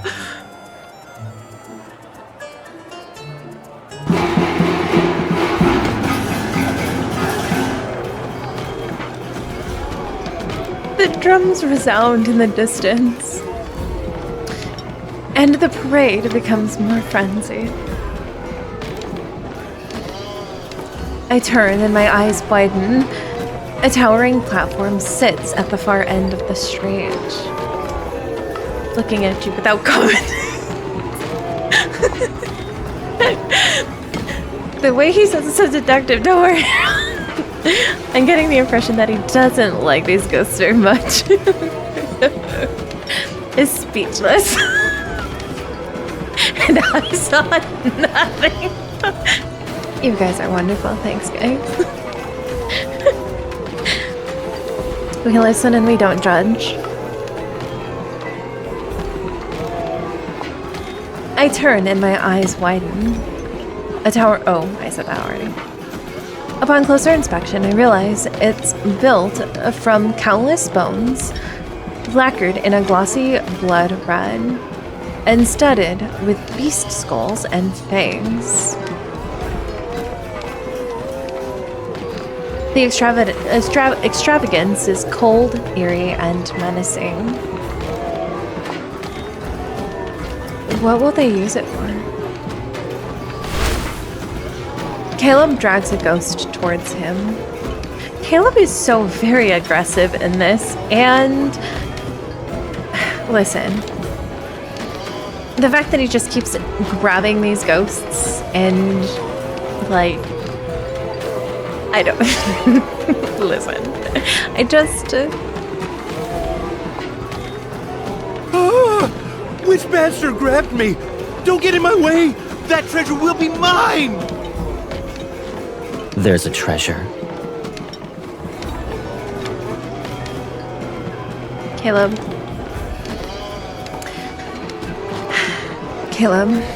I'm going to have to ask you to stop speaking in that manner. It's making me very unbecoming.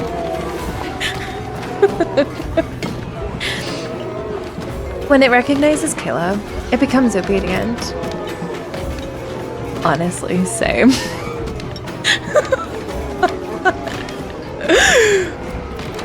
At the very top, there's supposedly a treasure. Whoever grabs it will be the Hesperion Reach's leader and will get the largest share of meat. Several layers of black and red silk cover the top part of the platform. It's hiding something. Ghosts are already tearing one another apart as they climb. They snarl and scream. Their snarls and screams rise like the waves. Since they're calling it a treasure, it most likely something valuable. I crack my knuckles in anticipation. Atta girl, go get him! Stay here, Caleb. I'll bring it back to you. Wait. I made sure you were dressed up. Now you want to throw yourself into a mess of blood and flying limbs?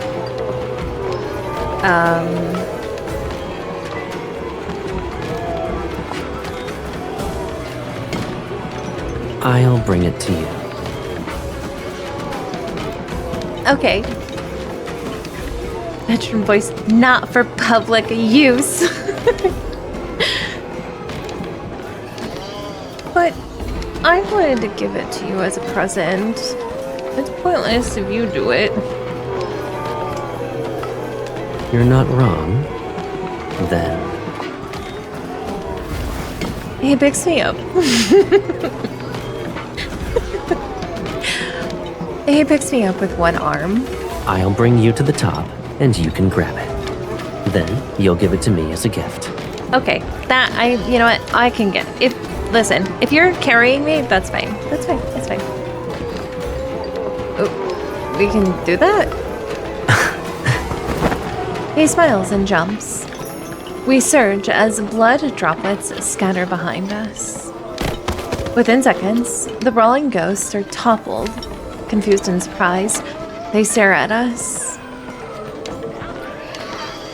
Just buy her a new dress instead, Caleb. You tried to be more like Sylus, right?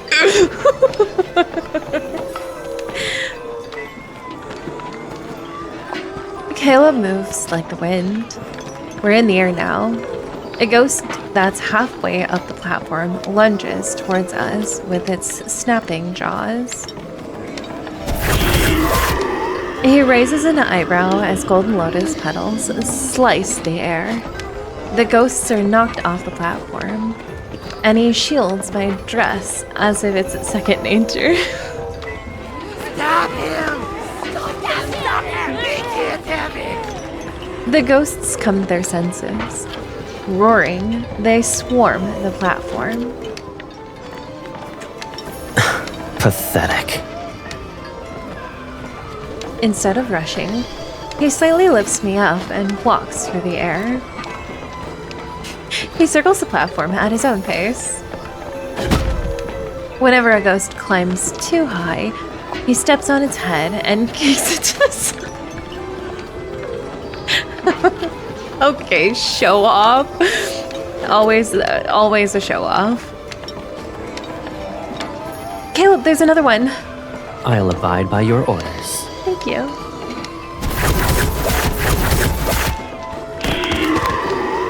The ground is quickly covered with groaning ghosts.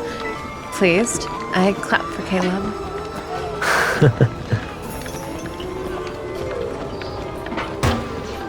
There's a soft clink as he lands at the top and brushes the layers of silk to the side.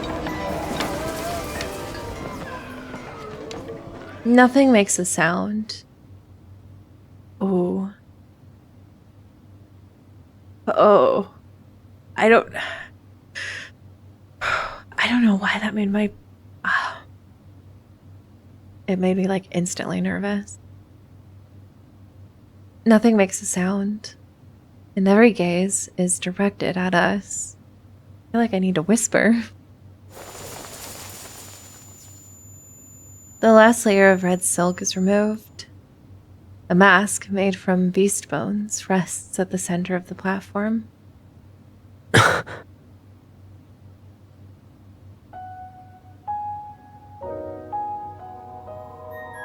Oh no, not this music. It's old. The imposing horns have been reduced to broken stubs, and there are cracks in the skull. His bright lacquer has faded to a dull gray, and tarnished bronze rings hang from thin strips of silk. For some reason, the mask is familiar. I'm reminded of Caleb. Without thinking, I pick it up. The mask is heavy. My fingers ache.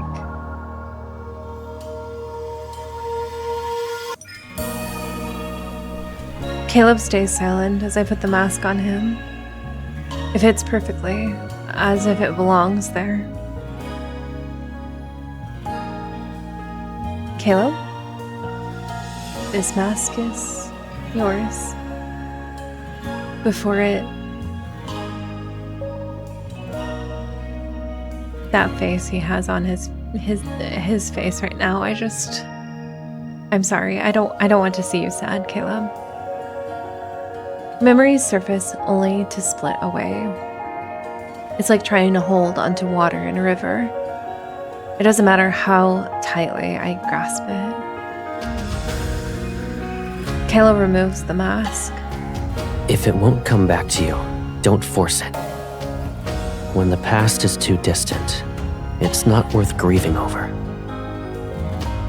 You and I, we're two flowers from the same stem. Life and death will never separate us. That's what you shouldn't forget. Everything else? He gently closes my eyes. Just let it go.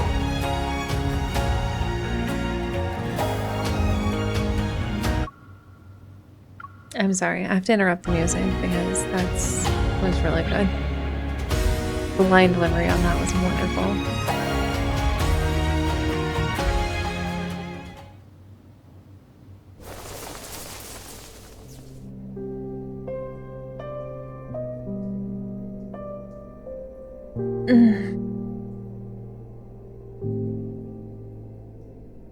When did I return to Nether Falls? I touch my head as I sit up. I don't remember when I fell asleep or how I traveled from the Hesperian Reach to Nether Falls. I remembered something, but the more I try to reach for it, the emptier my mind feels.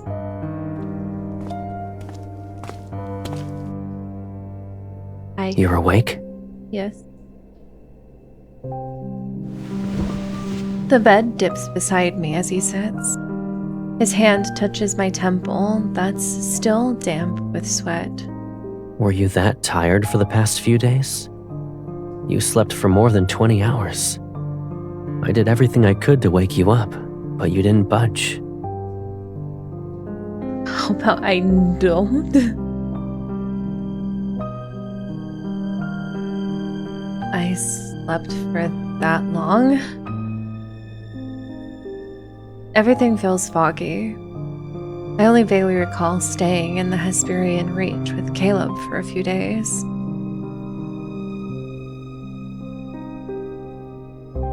But I can't remember anything before I fell asleep. Caleb, how did we return? You forgot. The Hesperian Reach is the source of the River of Oblivion. We followed it downstream. You even brought all these baubles with you. You wanted to give them to the Nether Wardens.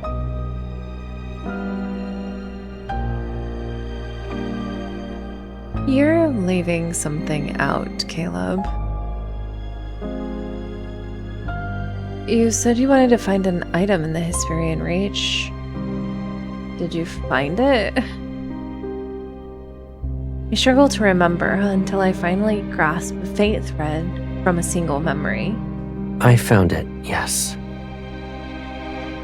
He gives a small smile and lowers his gaze. It wasn't important. Don't worry about it. I don't believe you. You're still going to daydream? Did your slumber shuffle your thoughts? Where's the children? Maybe. I try to remember what happened before I slept, but to no avail. Only a dull ache settles. My body is seemingly trapped in fog. I feel light, adrift, sluggish. I close my eyes. All right. You've slept long enough. He picks me up and carries me towards the doorway.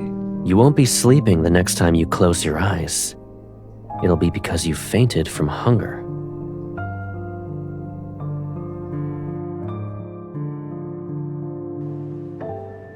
Oh no, we're getting to the last 3 chapters. Oh no, we're getting to the last 3 chapters. I'm so nervous. All right, chapter 7. Let's go.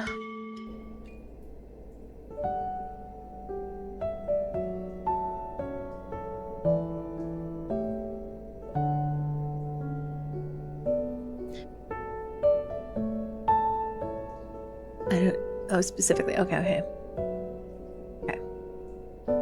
I can't tell if you guys are telling me that you actually don't know or that you're just not saying, which I appreciate. I appreciate it. After restoring my spiritual power, I sleep for another 2 or 3 days. When I wake up, I feel lighter and more alert. The missing memories still haven't come back, but I figured out several things.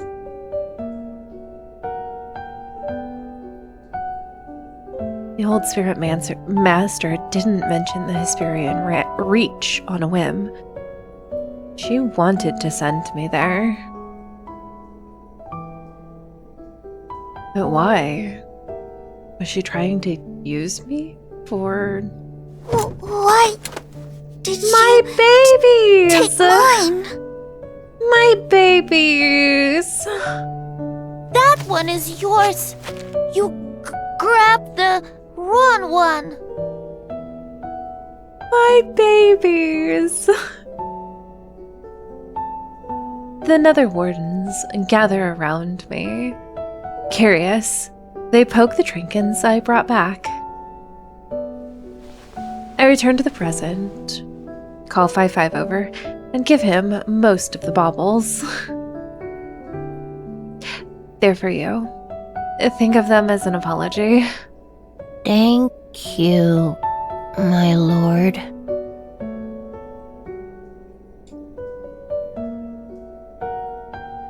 The bite mark on his face hasn't completely healed. He musters a sheepish smile. Why haven't you fully recovered yet? It's because... that noise! No, the nether bridge! It collapsed again! Don't worry, children, I will protect you. Again. Uh-huh. The nether bridge spans over the river of oblivion, and every soul must cross it. It's ancient, but it's not fragile to the point of falling apart often. As of late, there have been so many souls. My baby, you're doing so wonderful. A few days ago, they crushed it. Moments after we repaired it. The Nether Wardens groan and hurry away, leaving a flurry of footsteps in their wake.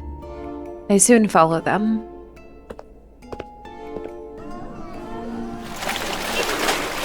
Stop pushing! We're gonna be trampled on! Help! Let me out! You're doing great. Sounds like pumpkin magic.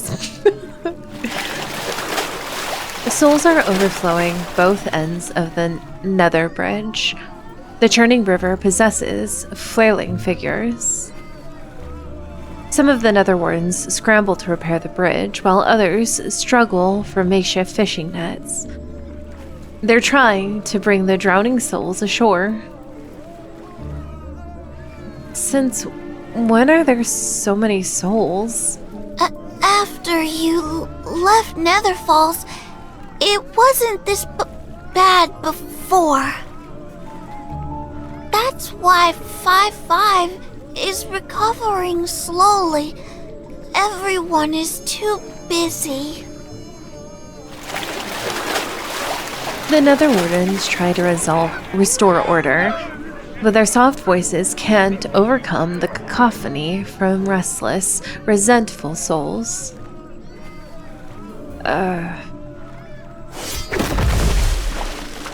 I slice a tree, and its trunk crashes into the river.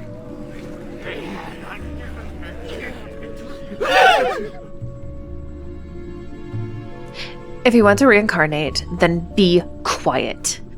I can also help you if you wish to die again. That's what I thought. Everything is quiet for a moment. Then the souls listen to the Nether Wardens and form a line. Wait! I hop onto the trunk to stand above the struggling souls in the water. I have questions, so you'd better answer me.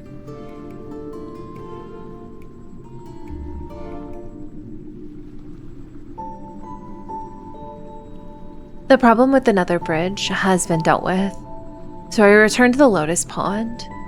Lost in thought, I rest on the water's surface. I assumed the souls belonged to those who were killed by ghosts, but after my interrogation, I learned that most were victims of calamities. That old spirit master mentioned empty villages in the mortal realm. More humans are dying. If there is a problem, then it's only a matter of time before the Nether realm encounters its own issues. Caleb might exhaust himself. I should check on the mortal realm tomorrow. The thought has barely formed in my mind when a gentle touch brushes against my temple. Why are you frowning? I'm not. I heard there was an incident at the Nether Bridge. Did those souls upset you?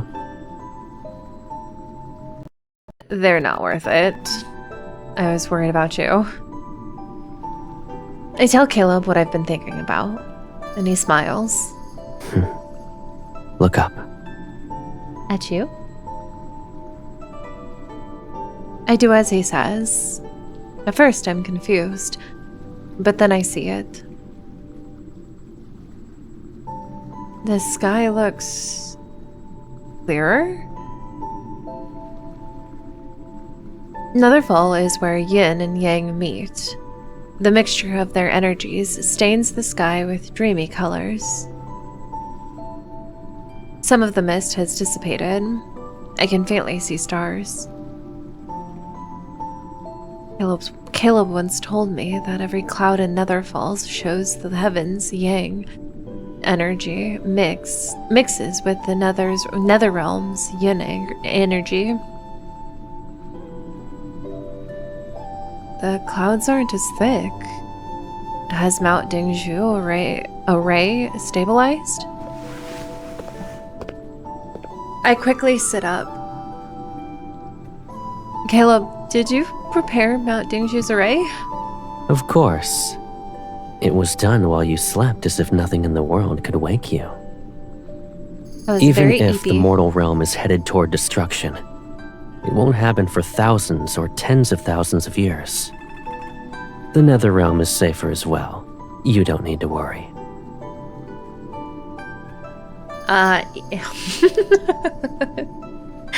This man would love this. You'll always be the most remarkable person I know. So I didn't need to be concerned. I let out a sigh of relief and wrapped my arms around his neck. What did you use? An artifact? Or... I trail off. Something's not right as a strange chill touches my arm. I notice his knuckles turning blue. Why are you so cold? You haven't visited Mount Dingzhu for a long time. Sir. Did you forget how cold it is? In comparison, Netherfalls is warm and pleasant. Do you really think I buy that bullshit, Caleb? Was Mount Dingzhu always that cold? Suspicious. Its summit reaches the highest part of the sky. It's frigid, but the other parts of the mountain aren't freezing. While I mull over his explanation, Caleb rests his head on my lap. His arms hold me as if he's carrying a small hand warmer. Don't touch me with your cold hands, Caleb! Are you tired?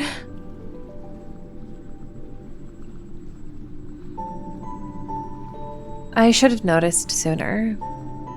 Even though he's strong, fixing an array that supports the heavens and the mortal realm must have drained him.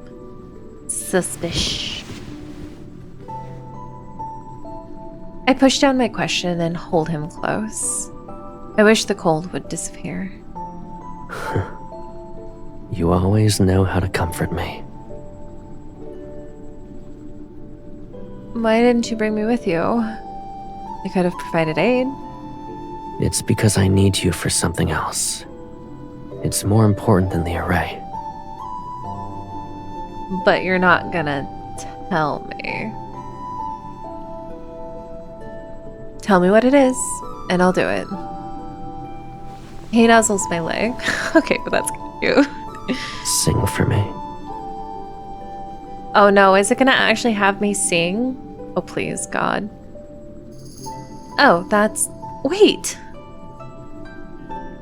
It's not a difficult request, but it's not something I can do so easily. A lullaby would help him rest. Unfortunately, all the songs I know are...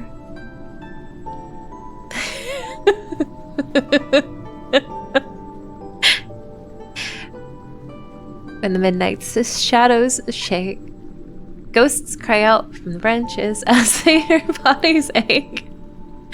Anyone who forgets to return home turns into bones. Night cat.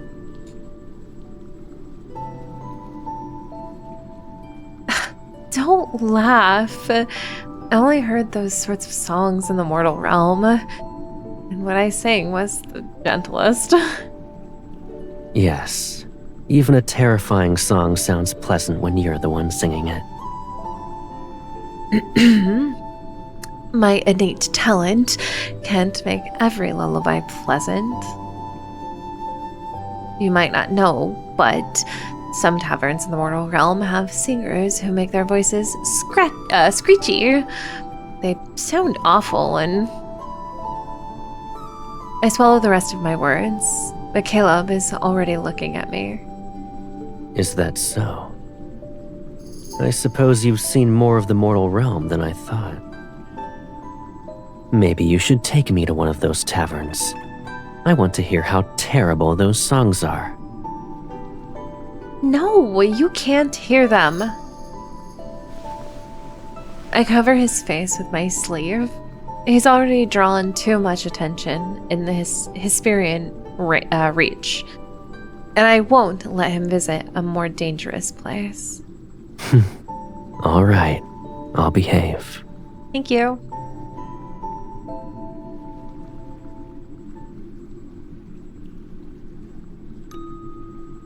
The lotus pond is quiet. Time passes, and I wonder if Caleb has fallen asleep. Then he speaks. You used to sing countless songs. Huh? He almost never talks about my past. My ears perk up. People always stop to listen. Even the wind. But you only sang for me. It sounds like something I'd do. I nod. What were my songs about? Many things. The sky, the land, mountains, rivers, storms, rainbows. Every single wonder in this world. I heard each and every one of your songs. That's why I would... Are you gonna finish that sentence? I can't tell if he's too tired or simply refusing to say more. Carefully, I ask him. Can you sing me one of those songs? I want to hear it. I'm not a good singer. I've also forgotten most of the melodies. I only remember a few words. Caleb, are you gonna sing for us? When the heavens were created, its voice tolled like a bell cultivated. Oh, part of me half hoped that he would have sung. When the mortal realm was created, its breath was like the wind calculated. When mountains were created, they were green and stretched endlessly like wealth accumulated. Wandering souls returned to the hills of their home with no concerns. His words are akin to mist as it fades, and his voice becomes quieter. He fell asleep.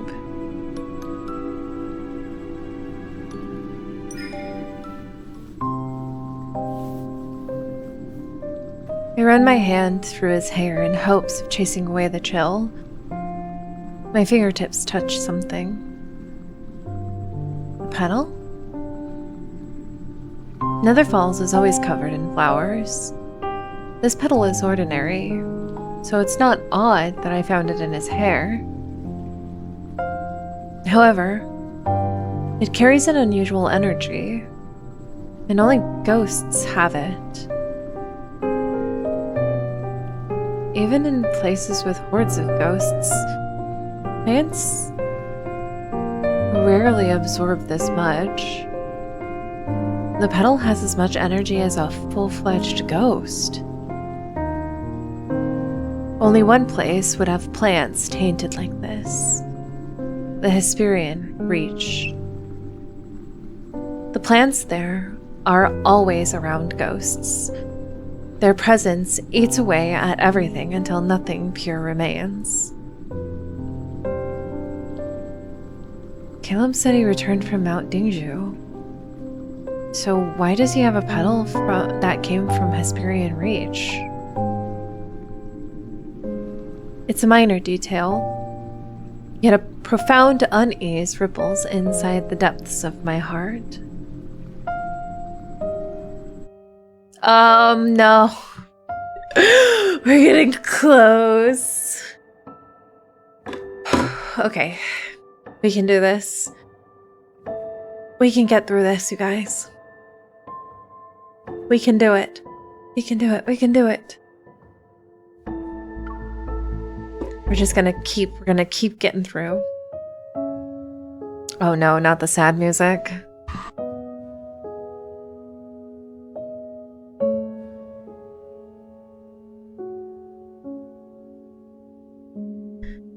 Okay.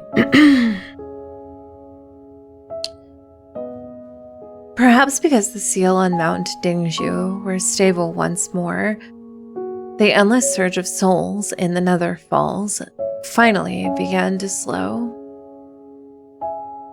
The restoration of the magical array caused a few tremors in the realm, but they proved to be nothing more than a false alarm. I went to the mortal realm and watched as I finally caught its breath. It snatched a slim chance at survival and crawled back from the edge of ruin. Now the land has settled into a familiar limbo, where it is not quite dead, but not quite alive. I had planned to visit Hesperian Reach next, but a strange thing happened. When I dipped my hand into the River of Oblivion, I could no longer feel the Hesperian Reach's presence. I'm scared too. The melancholy ugh. The less sad it is in the beginning, the more devastating it is in the end. Yes, actually. It was as if the place never existed at all. I know Caleb is hiding things from me. I've always known. But never before have I felt an unease like this. Yes, it was a small petal, an insignificant discovery. But once the seed of doubt is planted in my heart, it takes root and grows beyond my control, spreading deeper every day. My lost memories, the past that Caleb is trying to conceal, the tales of Hesperian Reach's spirit master, the shift at Mount Dingju. Individually, these pieces seem unrelated, but I can feel the invisible threads connecting them all.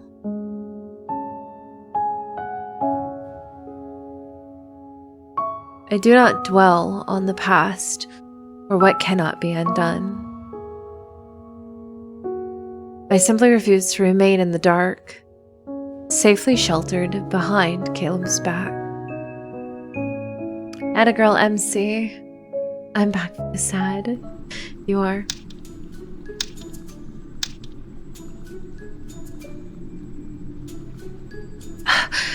I don't want to play anymore. I've had enough. You're actually giving up? Caleb tosses a few pieces in the air. With a smug smile, he lazily catches them. Do that, and you owe me 630 years of tending to the lotus pond. Oh, and my Caleb is the best. You need to say it 630 times. I mean, that won't be very hard, because my Caleb is the best. How does one more round sound? If you win, we'll agree that your previous losses never happened.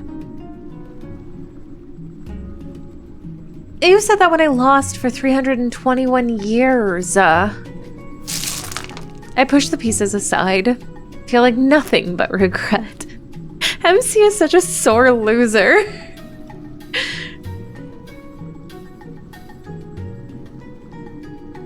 The more arrogant MC is, the more pain. I originally brought this oh gosh, I probably said that wrong. Set from the mortal realm to figure out what Caleb's been hiding from me. This game was invented only recently. How could Caleb already know how to play it?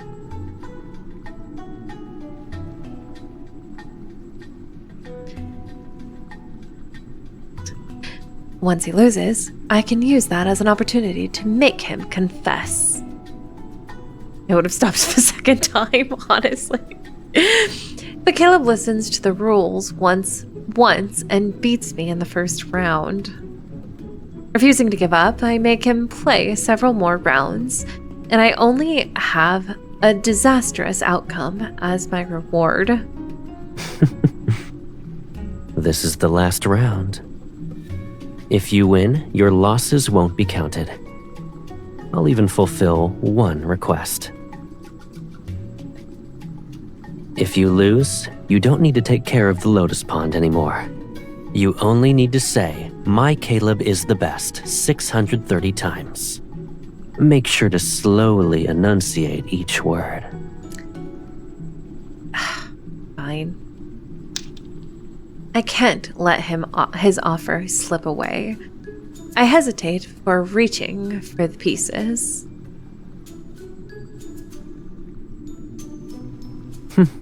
I suppose I lost. You lost on purpose, Caleb. We all know you did. Calmly, he sets the piece down. What do you want? I'll agree to anything. Anything, Caleb? Caleb, you're not very good at pretending to lose. And so long as you're happy, I don't mind a loss or two. I move closer to him. Feeling slightly awkward, I hook my finger around the beads on his waist. You knew I wanted to ask you something. If I didn't notice how obvious it was, I'd be more than a disappointing brother. Then, Caleb, you and I are each other's most important person. No one can understand us better than ourselves. Yes. In the past, present, and the future, whether we're in the mortal realm or Nether Falls, you've always believed this is the case. The fact that you're mentioning this means your request isn't trivial. He waits as if he already knows what I'm going to say. I hesitate before mustering my courage. I wanted to ask you, what was the item you found in Hesperian Reach? Is the Hesperian Reach's disappearance connected to Mount Dingzhu? Are you hiding something dangerous from me? The questions I've held for so long reveal themselves. My heart feels lighter, but it still races with worry.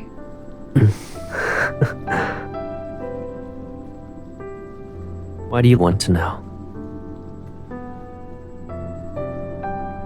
Ever since you returned from Mount Dingzhu, I've never felt at ease. And I touch his chest. We are from the same source, and after all these years of being together, we can easily sense each other's emotions. I can feel the restlessness hiding deep inside him. All right. I'll tell you everything. That was too easy. He looks relaxed, as if I'd asked him about what he ate yesterday. Uh-huh. He agreed just like that. I even prepared a speech to persuade him.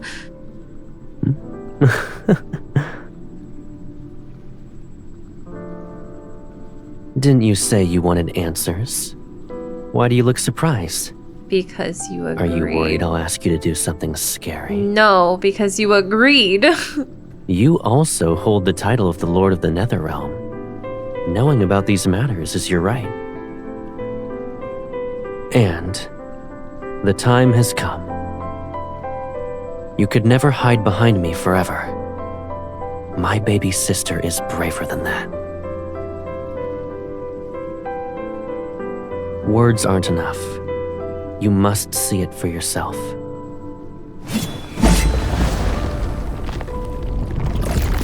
He conjures his nether seal in his right hand. Ghostly light cuts the drifting petals and opens a rift. Come. I'll show you the answers you want. Okay, I'm trusting you. Alright.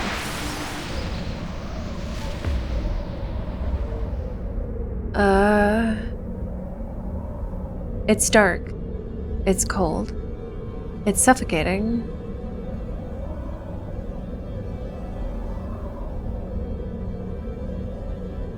As breathing makes my chest hurt, or chest burn, something presses against my lips. Cool, steady air flows into me. Further back you go. He's more honest. Do you feel better now? Caleb holds me in midair. I nod. It's strange. This strange, all-consuming, suffocating feeling is familiar. Is this Mount Dingzhu? The rest of my words die on my tongue as my eyes widen. Before me stretches a massive cavern. Its depths are so dark that it resembles a grand underground palace. Countless stone alcoves stretch from the highest point of the wall down to the depths, filling every corner. Filling every corner. I can almost believe a forest of stone stands before me. Each alcove glows with cold bluish-green light. It appear as thousands of lanterns from afar, beautiful yet eerie. Each one radiates a biting chill. We're in the depths of Mount Dingzhu. The purest yin energy gathers here. I realize that the chill I felt back then, it was from this place. This must be the place where the ray has weakened. But why is the energy of ghosts so abundant here.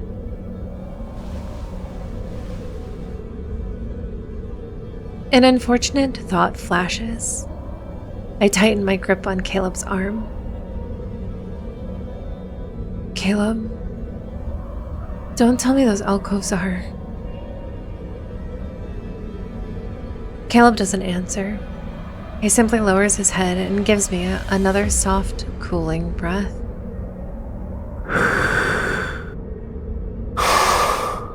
Don't push yourself. If you feel overwhelmed, tell me.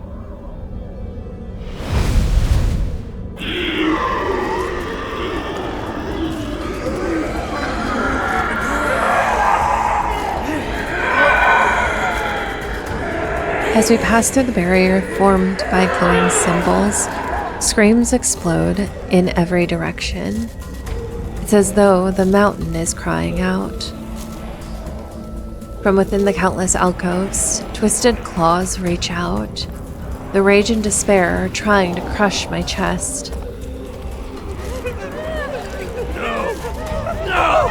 Let me out! Let me out!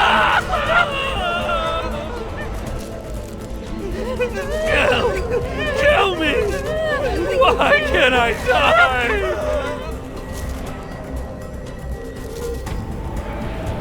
The alcoves, or maybe stone ceilings are more apt, glow with cold blue fire. Each flame looks tranquil, but the cold is worse than searing heat. Inside them, ghosts burn in the cold fires, or their insane kin tear them apart. And even when they die, the yin energy revives them. They're trapped in a perpetual cycle of suffering. Help me, please! I don't want to stay here! In a nearby cell, half of a mangled face appears. Despite its features being twisted, I recognize it. You're one of the ghosts from Hesperian Reach. It's him! Kill him! No! Lock him away! Rock like us! For suffering this boundless darkness!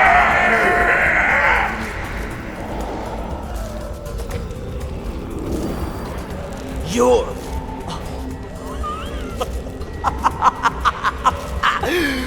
Fate delivered you to me! It kind of reminds me of the Revenants and Chaotic. I was getting the same feeling. It's, again, this continued idea of, I'm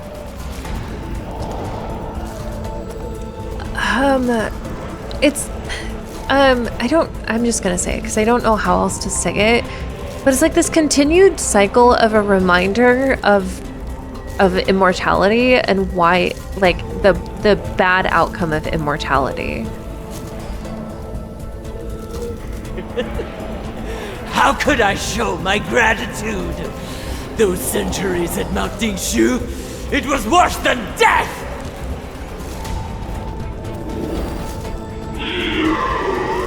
Screams and howls bounce off the cavern's walls. I start to process what I'm seeing. Caleb, are you using these ghosts to keep Mount Dingshu's array intact? The ghosts that ate brides and the others before it, they had been imprisoned here. Why?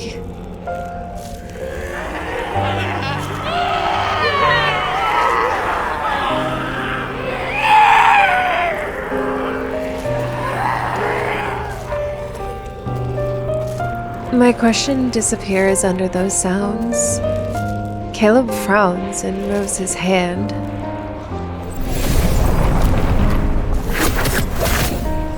In an instant, instant, every ghost is pulled back into its stone cell. Eerie and fierce, the icy flames burn brighter. The yin energy here continues to eat away at the yang energy. If Mount Dingshu's array breaks and yin and yang become unbalanced, this world might become a domain for ghosts, a real purgatory filled with evil spirits. What? He looks up at this vast icy prison, the cavern filled with ghosts. It was an accident when I discovered that they can slow the yin energy. For ghosts whose only instinct is to eat humans, this is the most suitable end.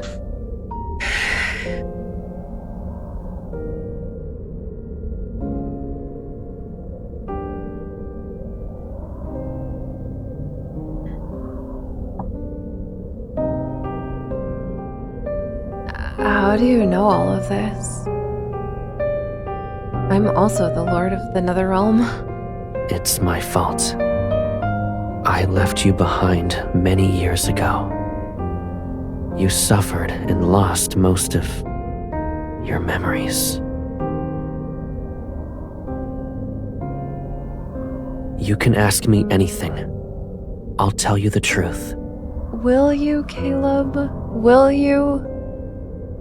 And if you don't want to bear the burden, you can offer it to me.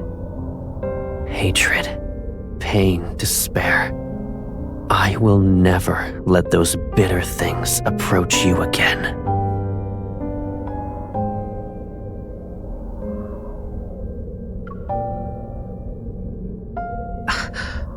I want the truth.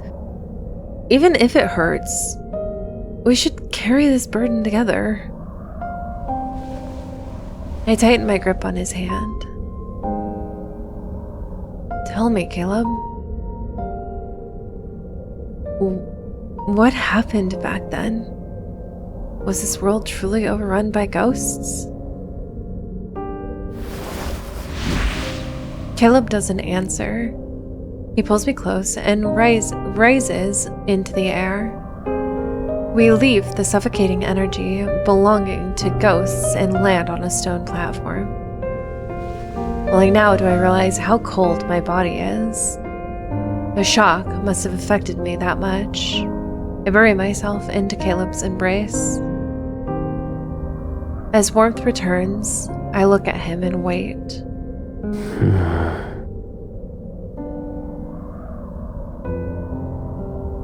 I wonder if revenants, fiends, ghosts are hints for a story of day. Ooh, maybe.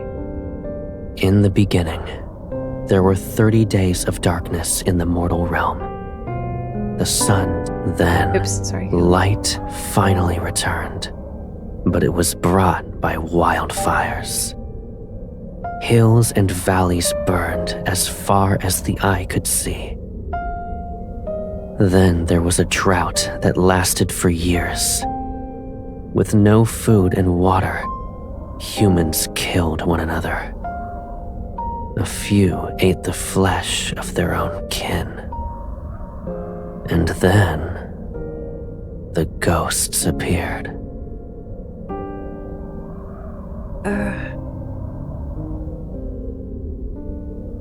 Where did they come from? Since yin and yang were unbalanced, calamities corrupted them. Fear, despair, hunger. Twisted thoughts from the living fed that corruption. So it grew. Ghosts appeared one after another, and the world became fragmented.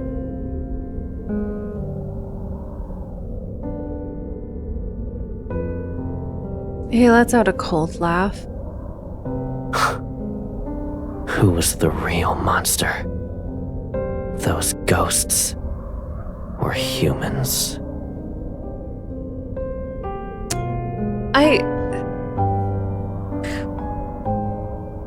Wasn't there a statement? I might be thinking of something else. But wasn't there a statement recently in the main story where they mentioned something about humans being, or maybe was it Zayn's myth where they mentioned something about humans being monsters? I mean, it might be... What else was I watching just recently that had this same concept between humans being monsters, being the real monsters?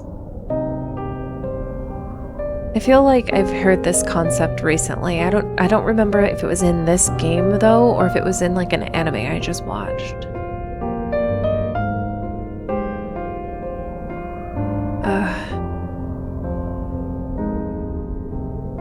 Death and Rebirth, yes, okay.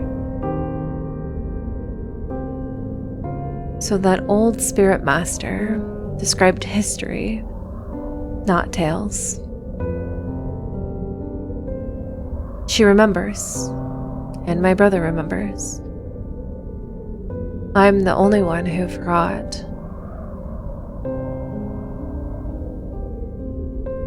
Humans in the original world were monsters, okay. So when Caleb senses yin and yang becoming unbalanced, and that the calamities might strike again. Can't remember the exact, okay.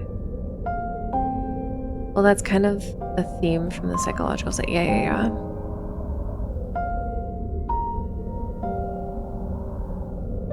He started using ghosts to power the array and keep the yin energy under control.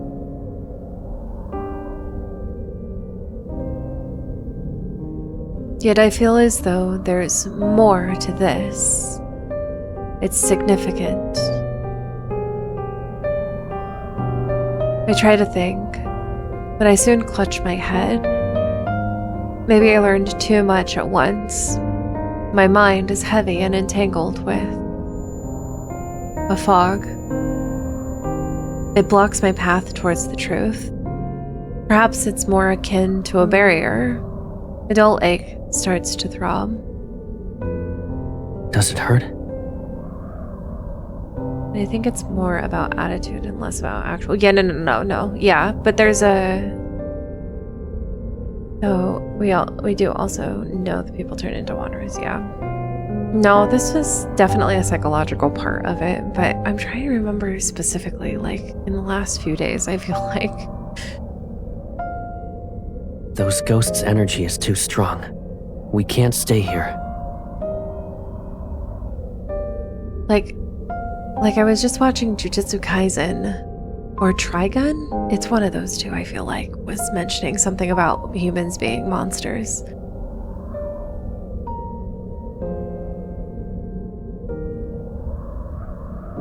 We'll continue this once you've recovered. All right.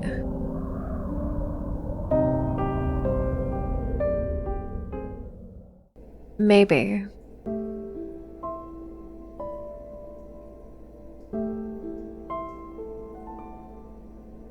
JJK probably. It definitely sounds like JK. Yeah, I feel like it was like a JJK thing recently.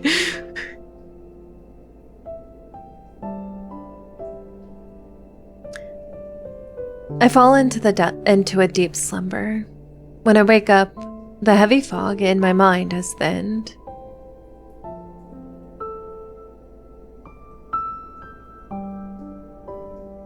Caleb lies next to me.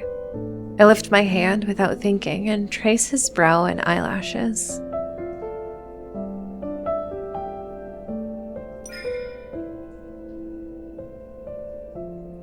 The ghosts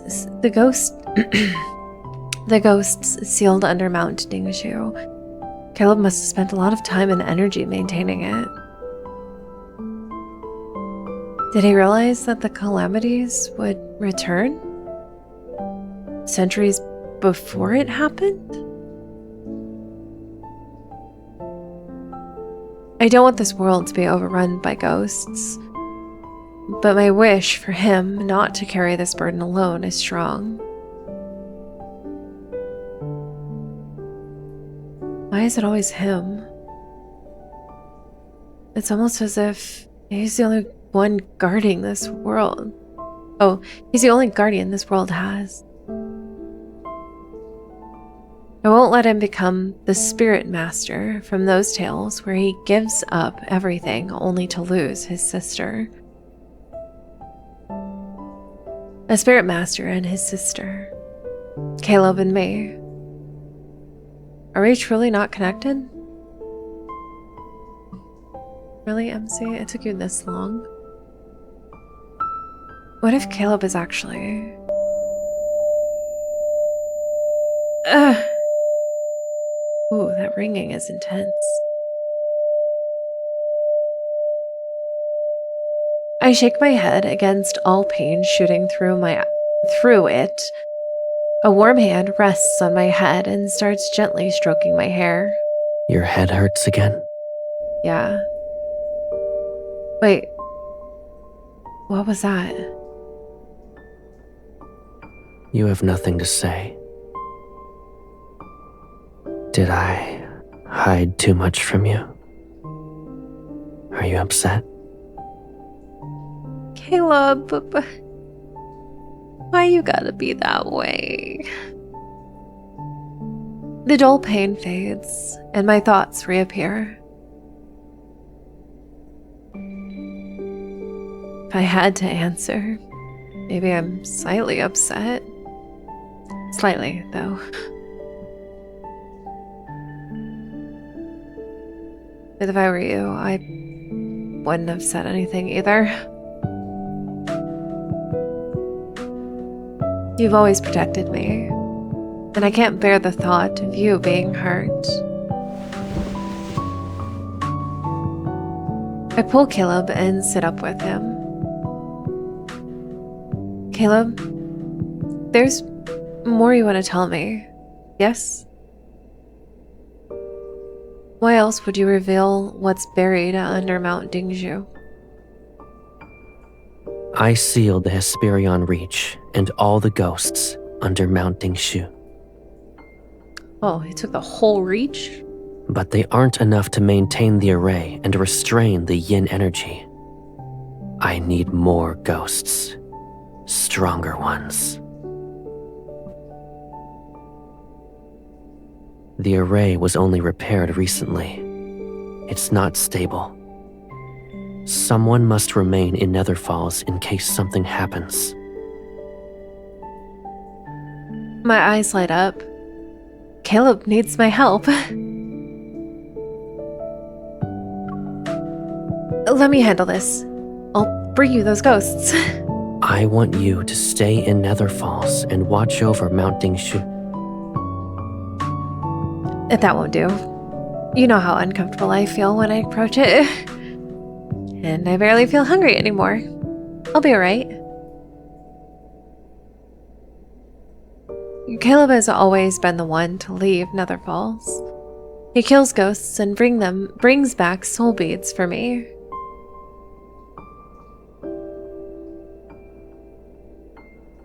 But I'll help him this time. There are ghosts hiding in a distant valley filled with a poisonous mist and ferocious beasts. You can't be there by yourself. Do you think I'm weak then? So I can't help you? Of course not. Then let me go. I can do it. No, you can't. Caleb, when have you and any of the other guys telling me I can't do it stopped me? I promise I can. And I promise I won't let you.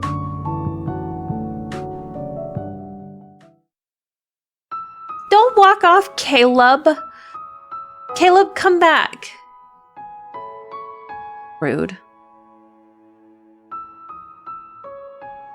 Eventually, after my persistent pestering, Caleb finally relented. On a clear moonlight night, he escorted me to the gate of the two realms. He was clearly reluctant to let me go, showering me with endless parting words and even handing me his artifact for protection.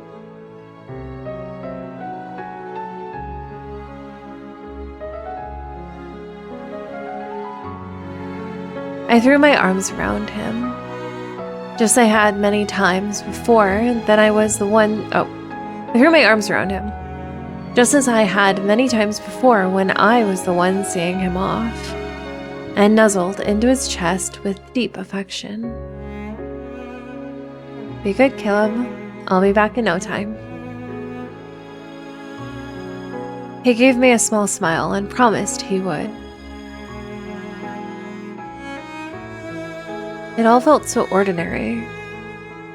A moment indistinguishable from any other day we had shared. There was no omen, no shadow of what was to come. That is why, for a long time afterwards, I simply refused to believe that this was the last time I would ever see my brother. Oh my god, oh no. Oh no. Oh no. Oh no. We're in the last. I'm so nervous, you guys.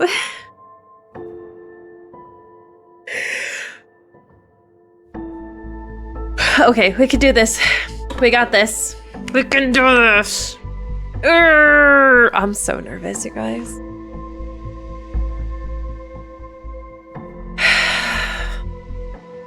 Here we go.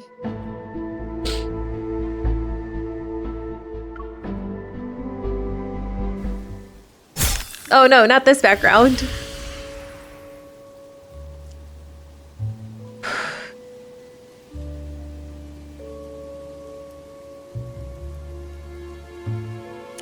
Too weak. These aren't powerful ghosts. The valley is supposed to be dangerous, but it's beautiful. Clear water and rolling hills. It's so peaceful that anyone would want to stay here. I searched the area for a month, only to find a few ghosts. They're so weak that they turn to ash when my blade grazes them. I'll ask Caleb when I get back. Maybe he sent me to the wrong place. But this place is beautiful. I should buy some paper and draw the scenery here. Then he can see. I catch a few drifting blossoms to find the most gorgeous one for Caleb. But none of them are good enough.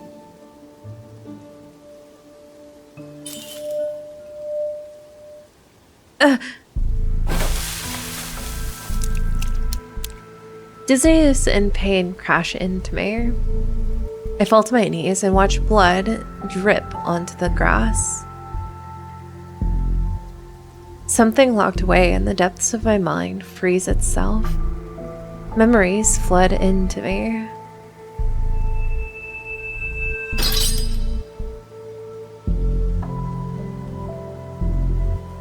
Sips nervously. Feel a chord inside me break. Then it's silent. Caleb! No.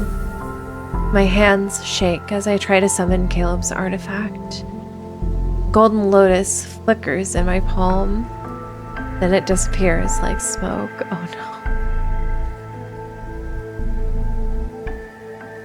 His artifact is forged from his own power. If it's gone, then I must be overthinking. Yeah, that has to be it. I need to go back. I need to find him. I stumble to the stream and dive in head first. Every river in the mortal realm is connected to the River of Oblivion. If I can return to Nether Falls and see him.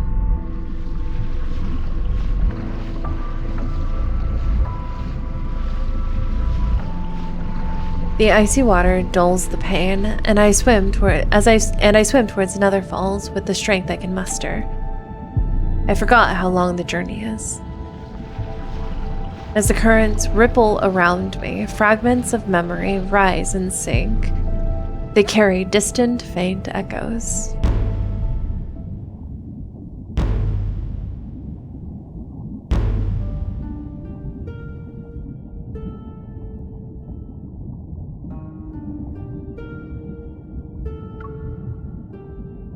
coming from the drums of heavenly decrees. Oh no.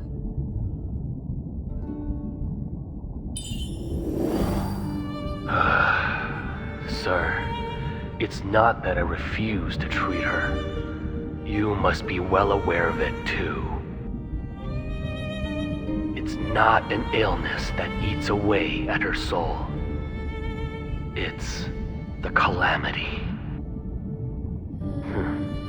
The mortal realm is destined to collapse, and she must fall with it. How absurd.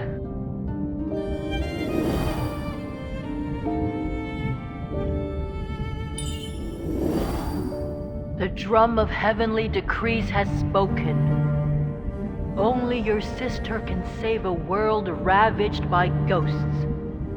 Only she can save the living. Save the living. She's also a part of the living. Why? Why does it have to be her? Why must she sacrifice her life?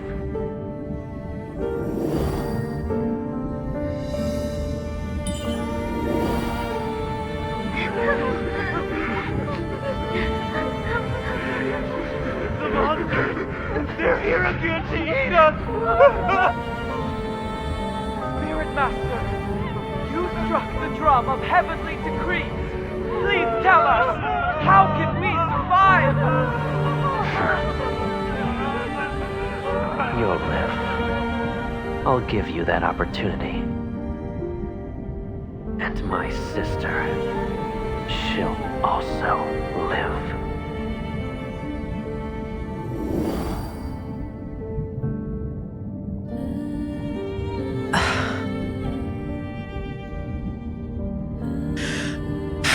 I'm so nervous, you guys. Through all the sound and fragments, one voice raises above the rest. I know who it belongs to. It's so familiar that tears well in my eyes.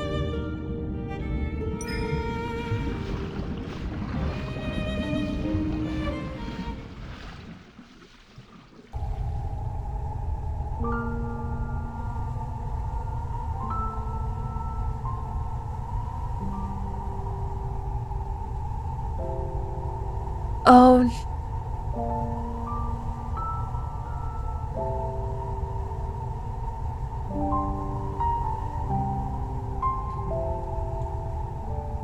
I don't know why Caleb's music made me sad. Darkness surrounds me, yet scenes from the distant past appear.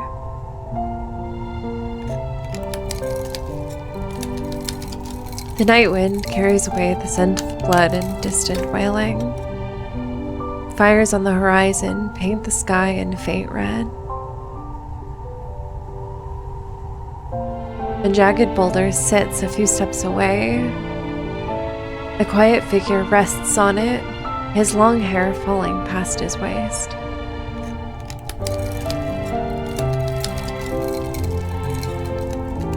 He holds a small knife and patiently carves a bone mask with practiced ease. Caleb?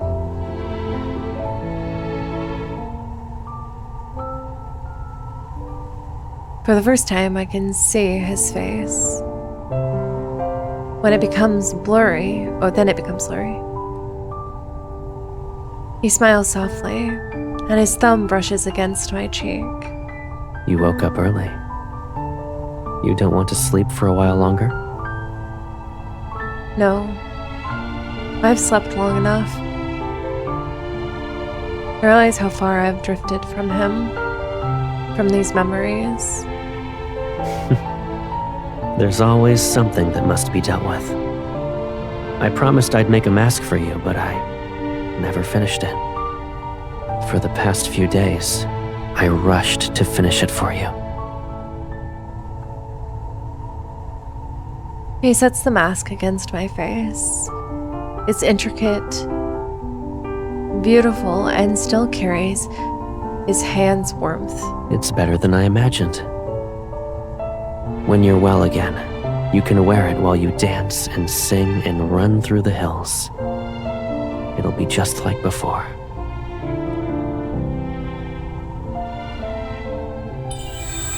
I try to touch him, but my fingers only create a ripple.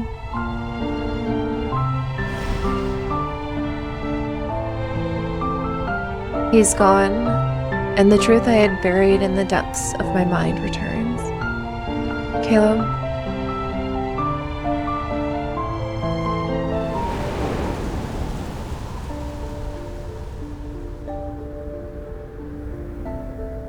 Yin and Yang fell into chaos. The mortals suffered, and ghosts roamed the land. 1,000 years ago, or perhaps even further back in the primordial past, the cataclysm that nearly ended the mortal realm reached its end on a moonless night. The Spirit Master, revered by countless souls as their final beacon of hope, Caleb, my brother, my one and only, has left me. Farewell.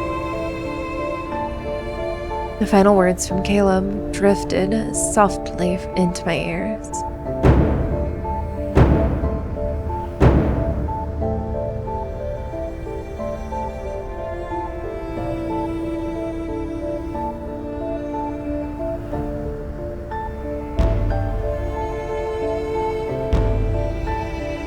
One beat, then another.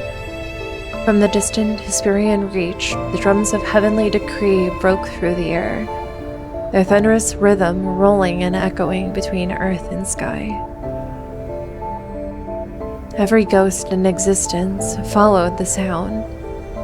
Drawn by the relentless thrumming, they surged like a tide towards the man who was beating the drum. I fought with everything I had to reach Caleb, but a barrier held me back. I couldn't even take a single step closer. For 10 days and 10 nights, I listened in vain as the drums thundered on. Then, as the last veil of darkness began to fade, I heard the rhythm falter. Bit by bit, the sound sank into a heavy silence. The Hesperian Reach is where the sun sets. And that day, the only sun I ever never rose again. Through the howling wind and desolate chant began to drift. Rest now, departed souls, in the hills of home.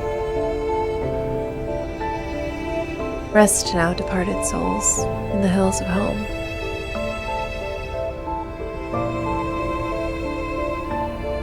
And then what happened? It became clear to me later that if none but the ghosts cross into the depths of Hesperian Reach, then I will simply become one of them. I will not leave Caleb there alone.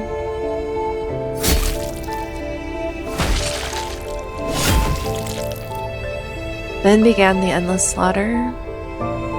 I killed the wicked and devoured the vile, soaking myself in blood and sin. But none of that mattered.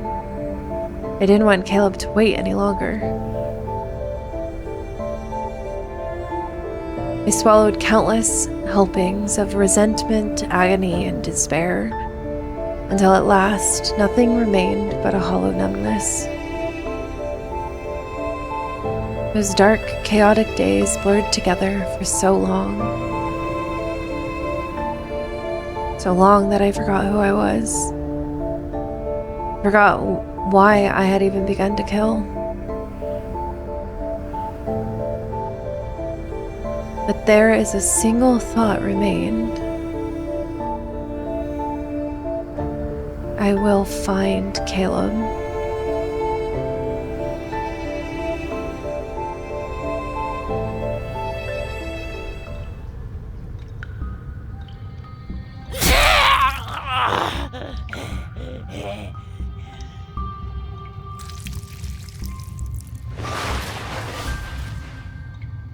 The dying ghost drags its broken body towards me. Spite fills its gaze. You're a monster. Don't feel proud. You'll die soon. I bet you didn't know that to the west of the Netherrealm, at the Hesperion Reach, there's an immortal who roams and slays ghosts like us.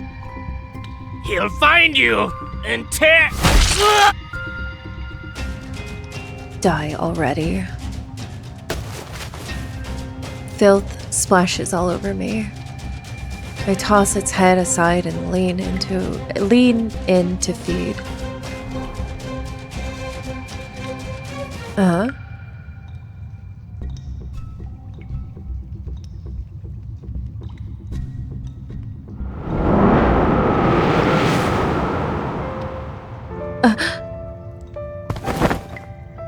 My prey is stolen. A snarl erupts from my throat, and I hurl myself at the intruder. He doesn't dodge. Instead, he embraces me and lets my claws sink into his skin. Blood falls.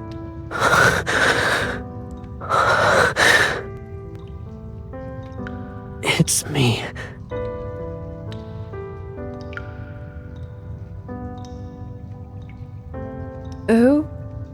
Who are you?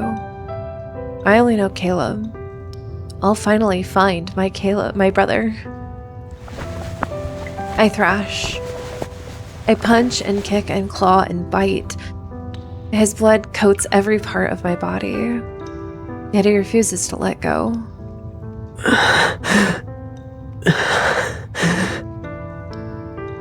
I'm Caleb. I'm your brother.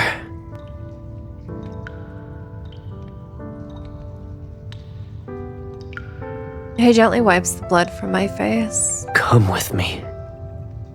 Yes. These ghosts taste awful. I can show you a place with more delicious food. No, who are you? Don't touch me. Leave. But he endures every kick and scratch. He holds me close, as if I'm something precious that he refuses to lose. I promise I'll never leave you again.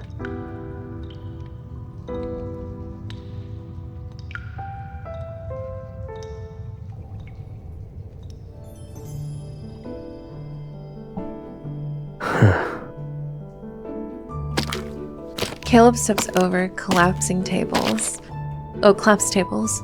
Shattered burners, toppled lantern stands, and a layer of broken jars. From shredded silk, he picks me up. Did I upset you? Is it because I wouldn't let you eat those ghosts? Or do you dislike these beautiful clothes?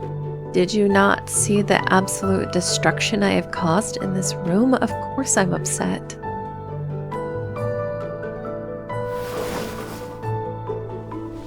He hugs me.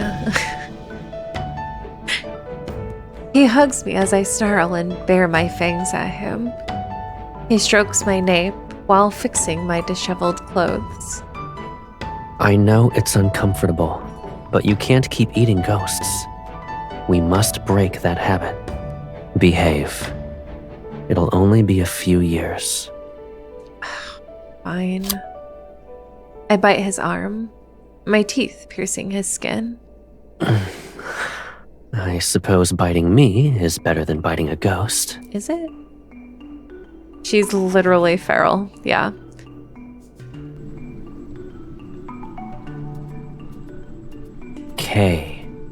Caleb. Caleb.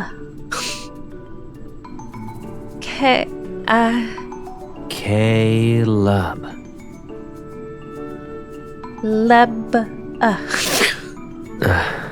Maybe names are too difficult at the moment.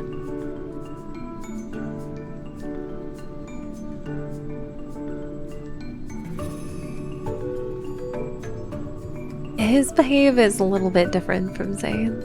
Caleb. He guides my hand to his throat. I blink and feel the subtle vibrations under my fingers. I'm Caleb. Caleb.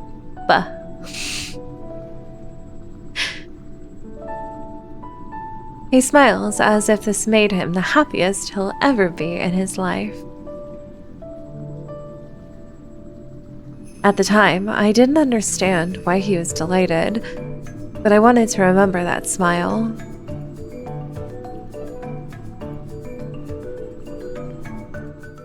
Share the same authority for that. At long last, I remember that smile once more.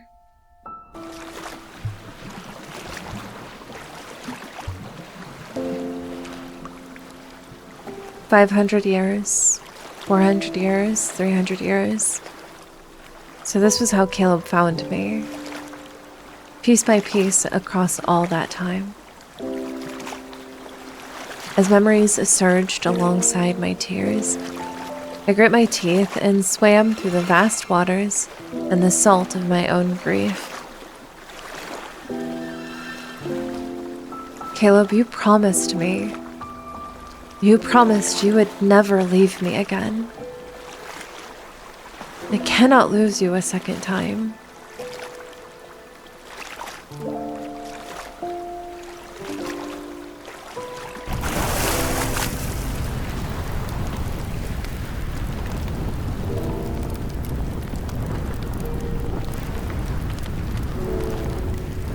But when I return to Netherfalls and reach Mount Dingshu, there are only ruins. Blue light, ghostly flames burn from the depths and touches the heavens. This is the aftermath of a calamity. The colossal ray that anchors the heavens and the mortal realm floats amongst the clouds like an indifferent, watchful gaze. My shattered bone mask is somewhere buried in the dirt. I pick it up and hold it. He left. My brother, he left me. The words echo again and again in my mind, but my heart refuses to accept them. You liar.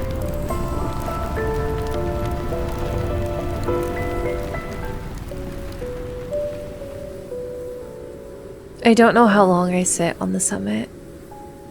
I stare at the sky as the sun and moon switch places. Then the soft chime of ancient bronze bells drifts towards me. A light blue dragonfly has carried it. My lord.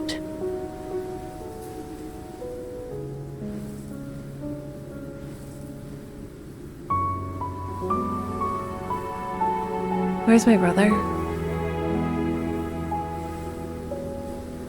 I hear her voice in my returned memories. A mere mortal couldn't have lived past ancient times to be here in the present. Whoever you are, just tell me where he is. He's not here. He thought he could protect you from the calamity and return to your side as always. He succeeded. However, he couldn't come back.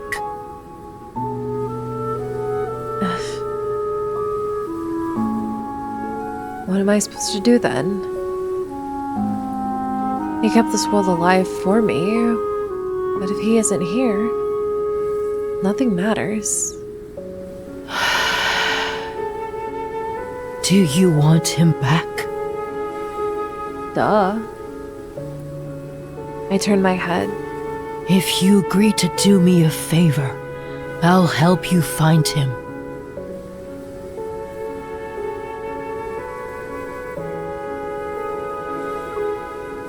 Tell me. The dragonfly floats towards me, its wings release blue and red mist. Long ago, only the mortal realm existed. There was no nether realm. The drum of heavenly decrees chose you. You are supposed to separate Yin and Yang as the lord of the nether realm, the very embodiment of the nether realm itself. But Caleb took your place and killed every ghost instead. Then he used his own strength to force the nether realm into existence. It took him centuries. The mist twists around us like a hazy dream. But Yin and Yang were never truly separated. Hence why the calamities continue to appear. Only you two can end this cycle. Her steadfast gaze, bearing the weight of years, settles on me. If you and Caleb separate the nether realm and the mortal realm, this world will no longer be fractured.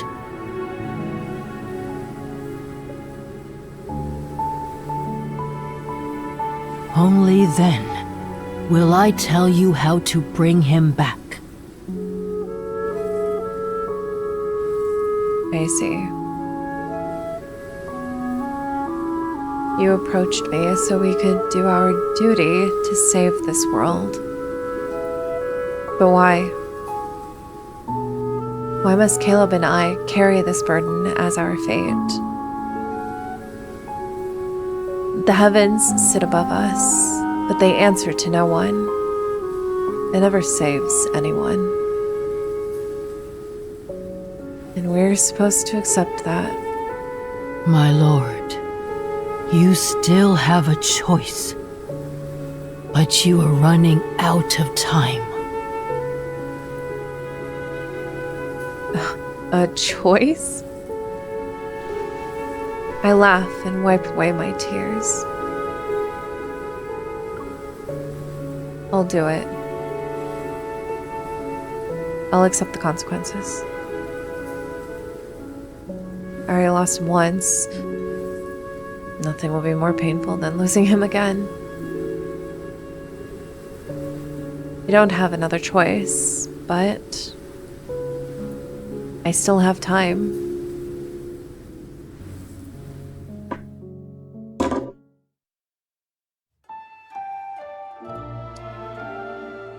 The lady is suspicious.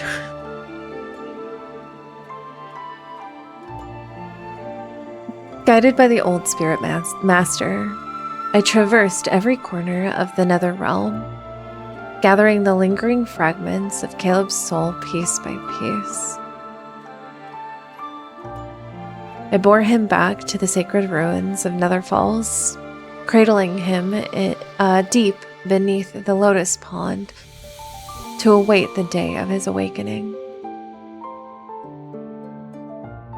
I breathed life back into the withered forest, worked alongside the young nether wardens to nurture the flora of Nether Falls until vitality bloomed once more. As vivid blossoms carpeted the surface of the pond, the hours I spent there grew longer. I whispered everything to Caleb, from how 7-9 has finally departed for reincarnation to how the skies of the mortal realm are clearing into blue. His soul remains fragile. I know not how long he must be tended before those eyes open again. But no matter. Many, many years ago, this was exactly how he found his way back to me, bit by bit. This time, it's my turn to bring him home. I will be his heaven and his earth, his mountains and his river, his wind, his rain, and his rainbow. I will give him everything he could ever want.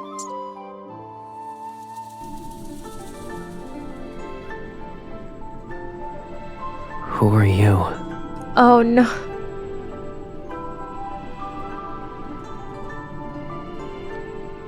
I'm your sister. You know what that means? He woke up only recently. Caleb's memories haven't returned yet, and his face is pale. He shakes his head. It means I'm the one who loves you more than anyone else in this world. I'm the one who protects you, stays with you, and does everything for you.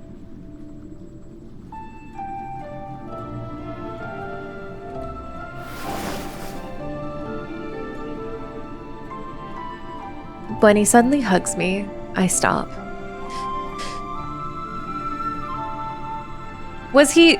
So, I just have a quick question, and you guys can... Was he, like, not dead just now? Was he only, like, kind of dead? Mostly dead.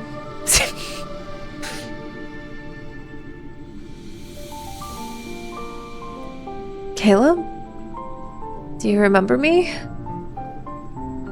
He shakes his head again.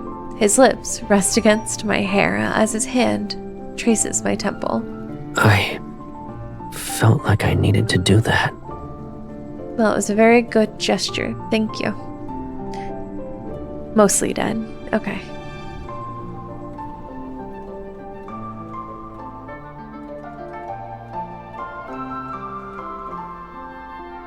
Not dead, though. Okay. Soul torn apart. In between. Yeah, I don't think they could truly die. Okay. His strength returns quickly. He reforges his artifact within half a month. Difference between mostly dead and all dead. There is, yes. At least you can breathe life back into mostly dead. He's slightly alive. His memories still come and go. I tell him stories about our past whenever I can. A long time ago, when we were in Hesperian Reach, you once brought me a jar of wine. I didn't realize until much later that it was the wine you had brewed for me long ago. Is that so? Survived soul fragments is still out there. They just never cultivate all soul. Oh, okay, that makes sense. Thanks for the insight, girl. Also, welcome.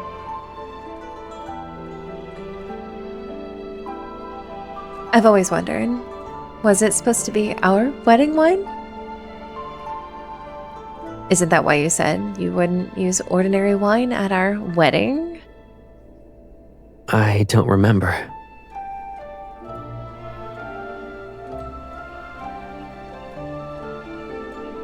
Why do I feel as though you do remember? I honestly don't recall anything. He tucks a hairpin into my hair. I've lost so many memories that I can't tell what's real anymore. But if we get married again, maybe I'll believe you. Okay, you. You remember.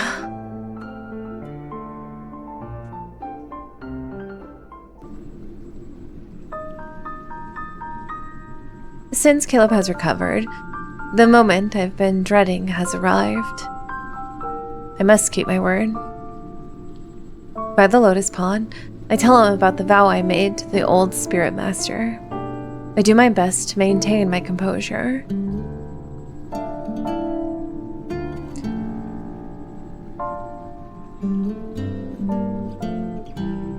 I'll stay here in the Nether Realm and send you to the mortal realm. And Yin and Yang shall be separated. I wished that we'd never be apart. But if being together can only bring him pain and lead him to his death, I don't think I could live with that heaviness. Caleb is quiet for a long time. Then he softly laughs. It's bitter, as if he's mocking himself. Why should I live in a world that doesn't have you? If yin and yang are separated and our paths diverge, can I truly live without you?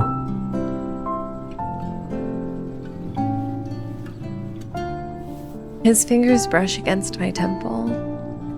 His gentle, familiar touch has never changed. Nether Falls is cold and dark. When you're scared, I won't be able to hold your hand. And when the nightmares wake you up, I won't be able to soothe you.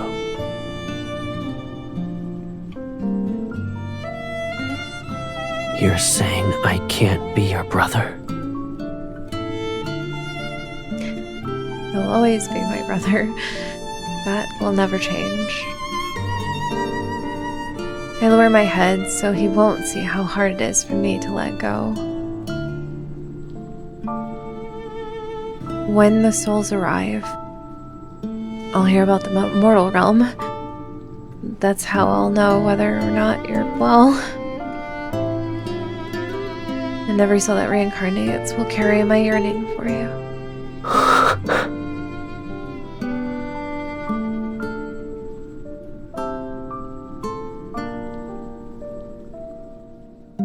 Hi, Melissa.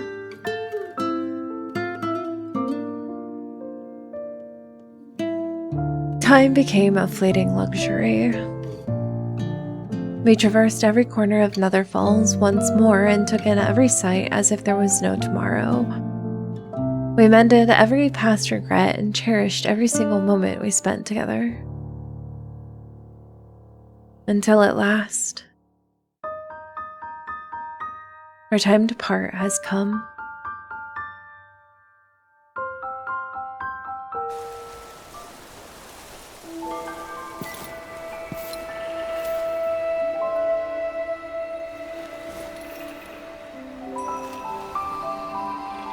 Scared?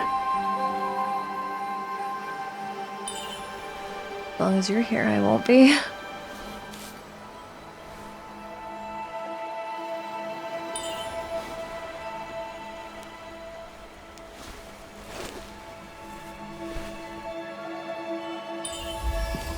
Let darkness return to the Nether realm. This is really pretty. Let the light rise. The world shall shine again.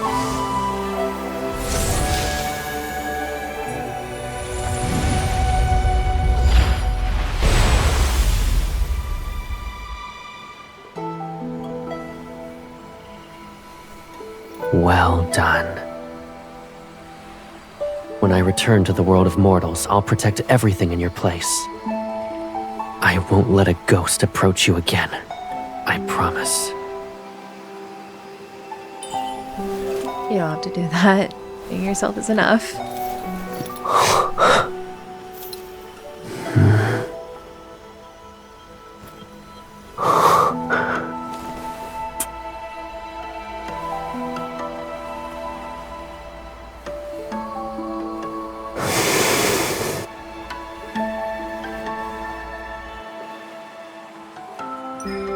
Caleb.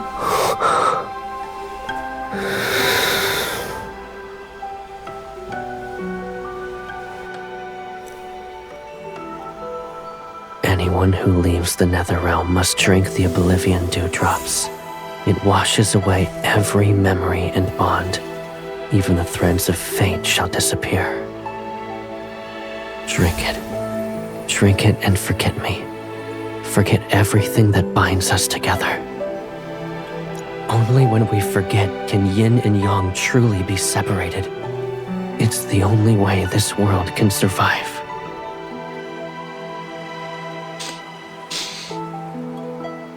Oh no, here come the tears. Should I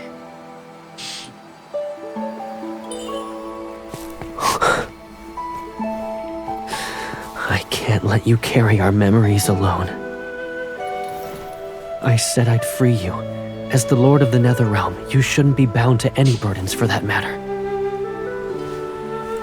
So before I leave, fulfill my one last wish. Won't you grant it for me?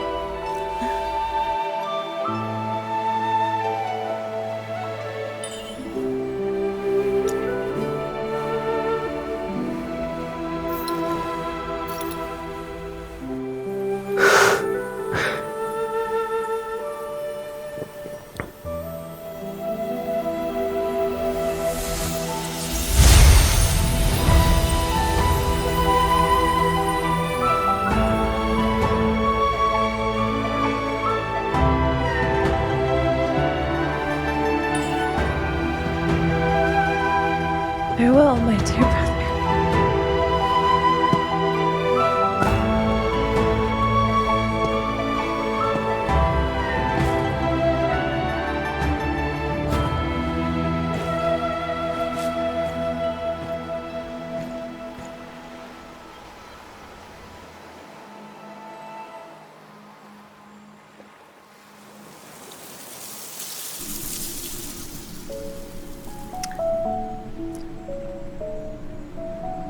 Welcome to Love and Depression.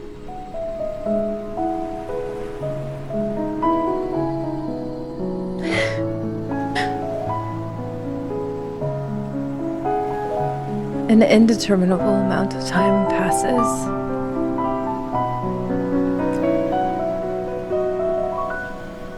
So much time has passed that the river of oblivion has completely dried up. It cuts off from every stream in the mortal realm. So much time has passed that generations of nether wardens have reincarnated one group after another. Why does the Lord visit the Nether Bridge to hear souls talk about the mortal realm? Who's this Caleb she keeps calling out to in her sleep? How come we've never seen him? And why does she protect this lotus pond like it's her treasure? They say the mortal realm is beautiful once more. Peace has touched every corner, and there are touching stories of love and loss. I can't see it myself, but I know the new nether wardens are more perceptive than the previous ones. They also like to ramble. The nether bridge is livelier now. You died recently, yes? What's the mortal realm like now? It's even more beautiful. Humans have built large, grand temples for the mortal realm's ruler, and... Someone rules the world of mortals? Doesn't the nether realm have its own lord? Of course there's someone ruling the mortal realm. He fills every temple with dozens of portraits. They all depict the same person, and she looks exactly like...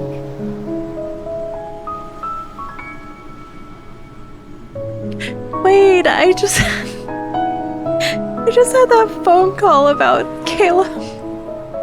About Caleb putting pictures in the offices at HQ of them and their loved ones.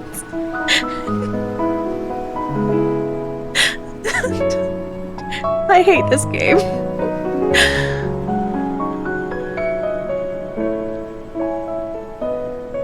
She suddenly points at me. Her. Everything is the same. She's the Lord of the Nether Realm. It's impossible for her to be related to whoever rules the mortal realm.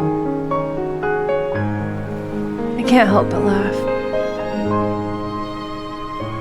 So, Caleb and I have been separated for so long that this world has almost forgotten about us.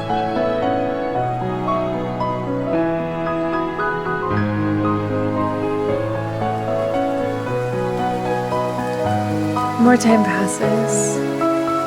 One day, rain from the mortal realm reaches the nether realm. They say that if you miss someone, rain shall fall wherever that person is. I can't imagine how strong that yearning must be if rain can fall here. Oh, sweet 6-6, you are just such a precious being. I pretend to be troubled, but I collect every raindrop with the nether wardens and store them. Perhaps this water can reconnect the mortal realm's streams with the river of oblivion, and then those waters flow once more. I'll be able to cross over and see my Caleb again.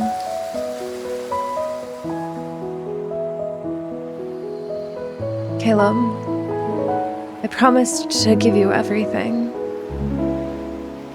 I know that I am your most beloved, so please, wait for me just a little longer. The day will come when both our wishes are fulfilled.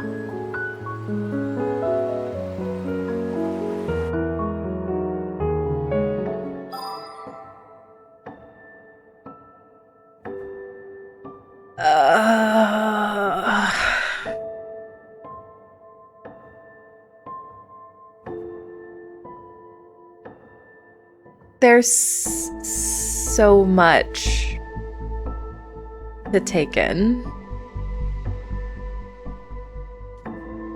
Though there's so much to take in. Okay, what kind of sadness bullshit did they give us this time?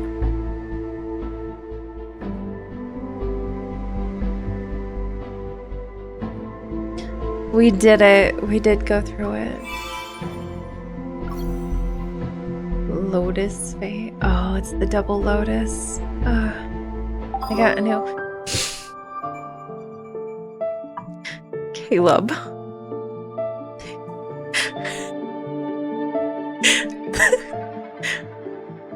Some secrets will always be ours alone. Unlocked moments post bonus flowers.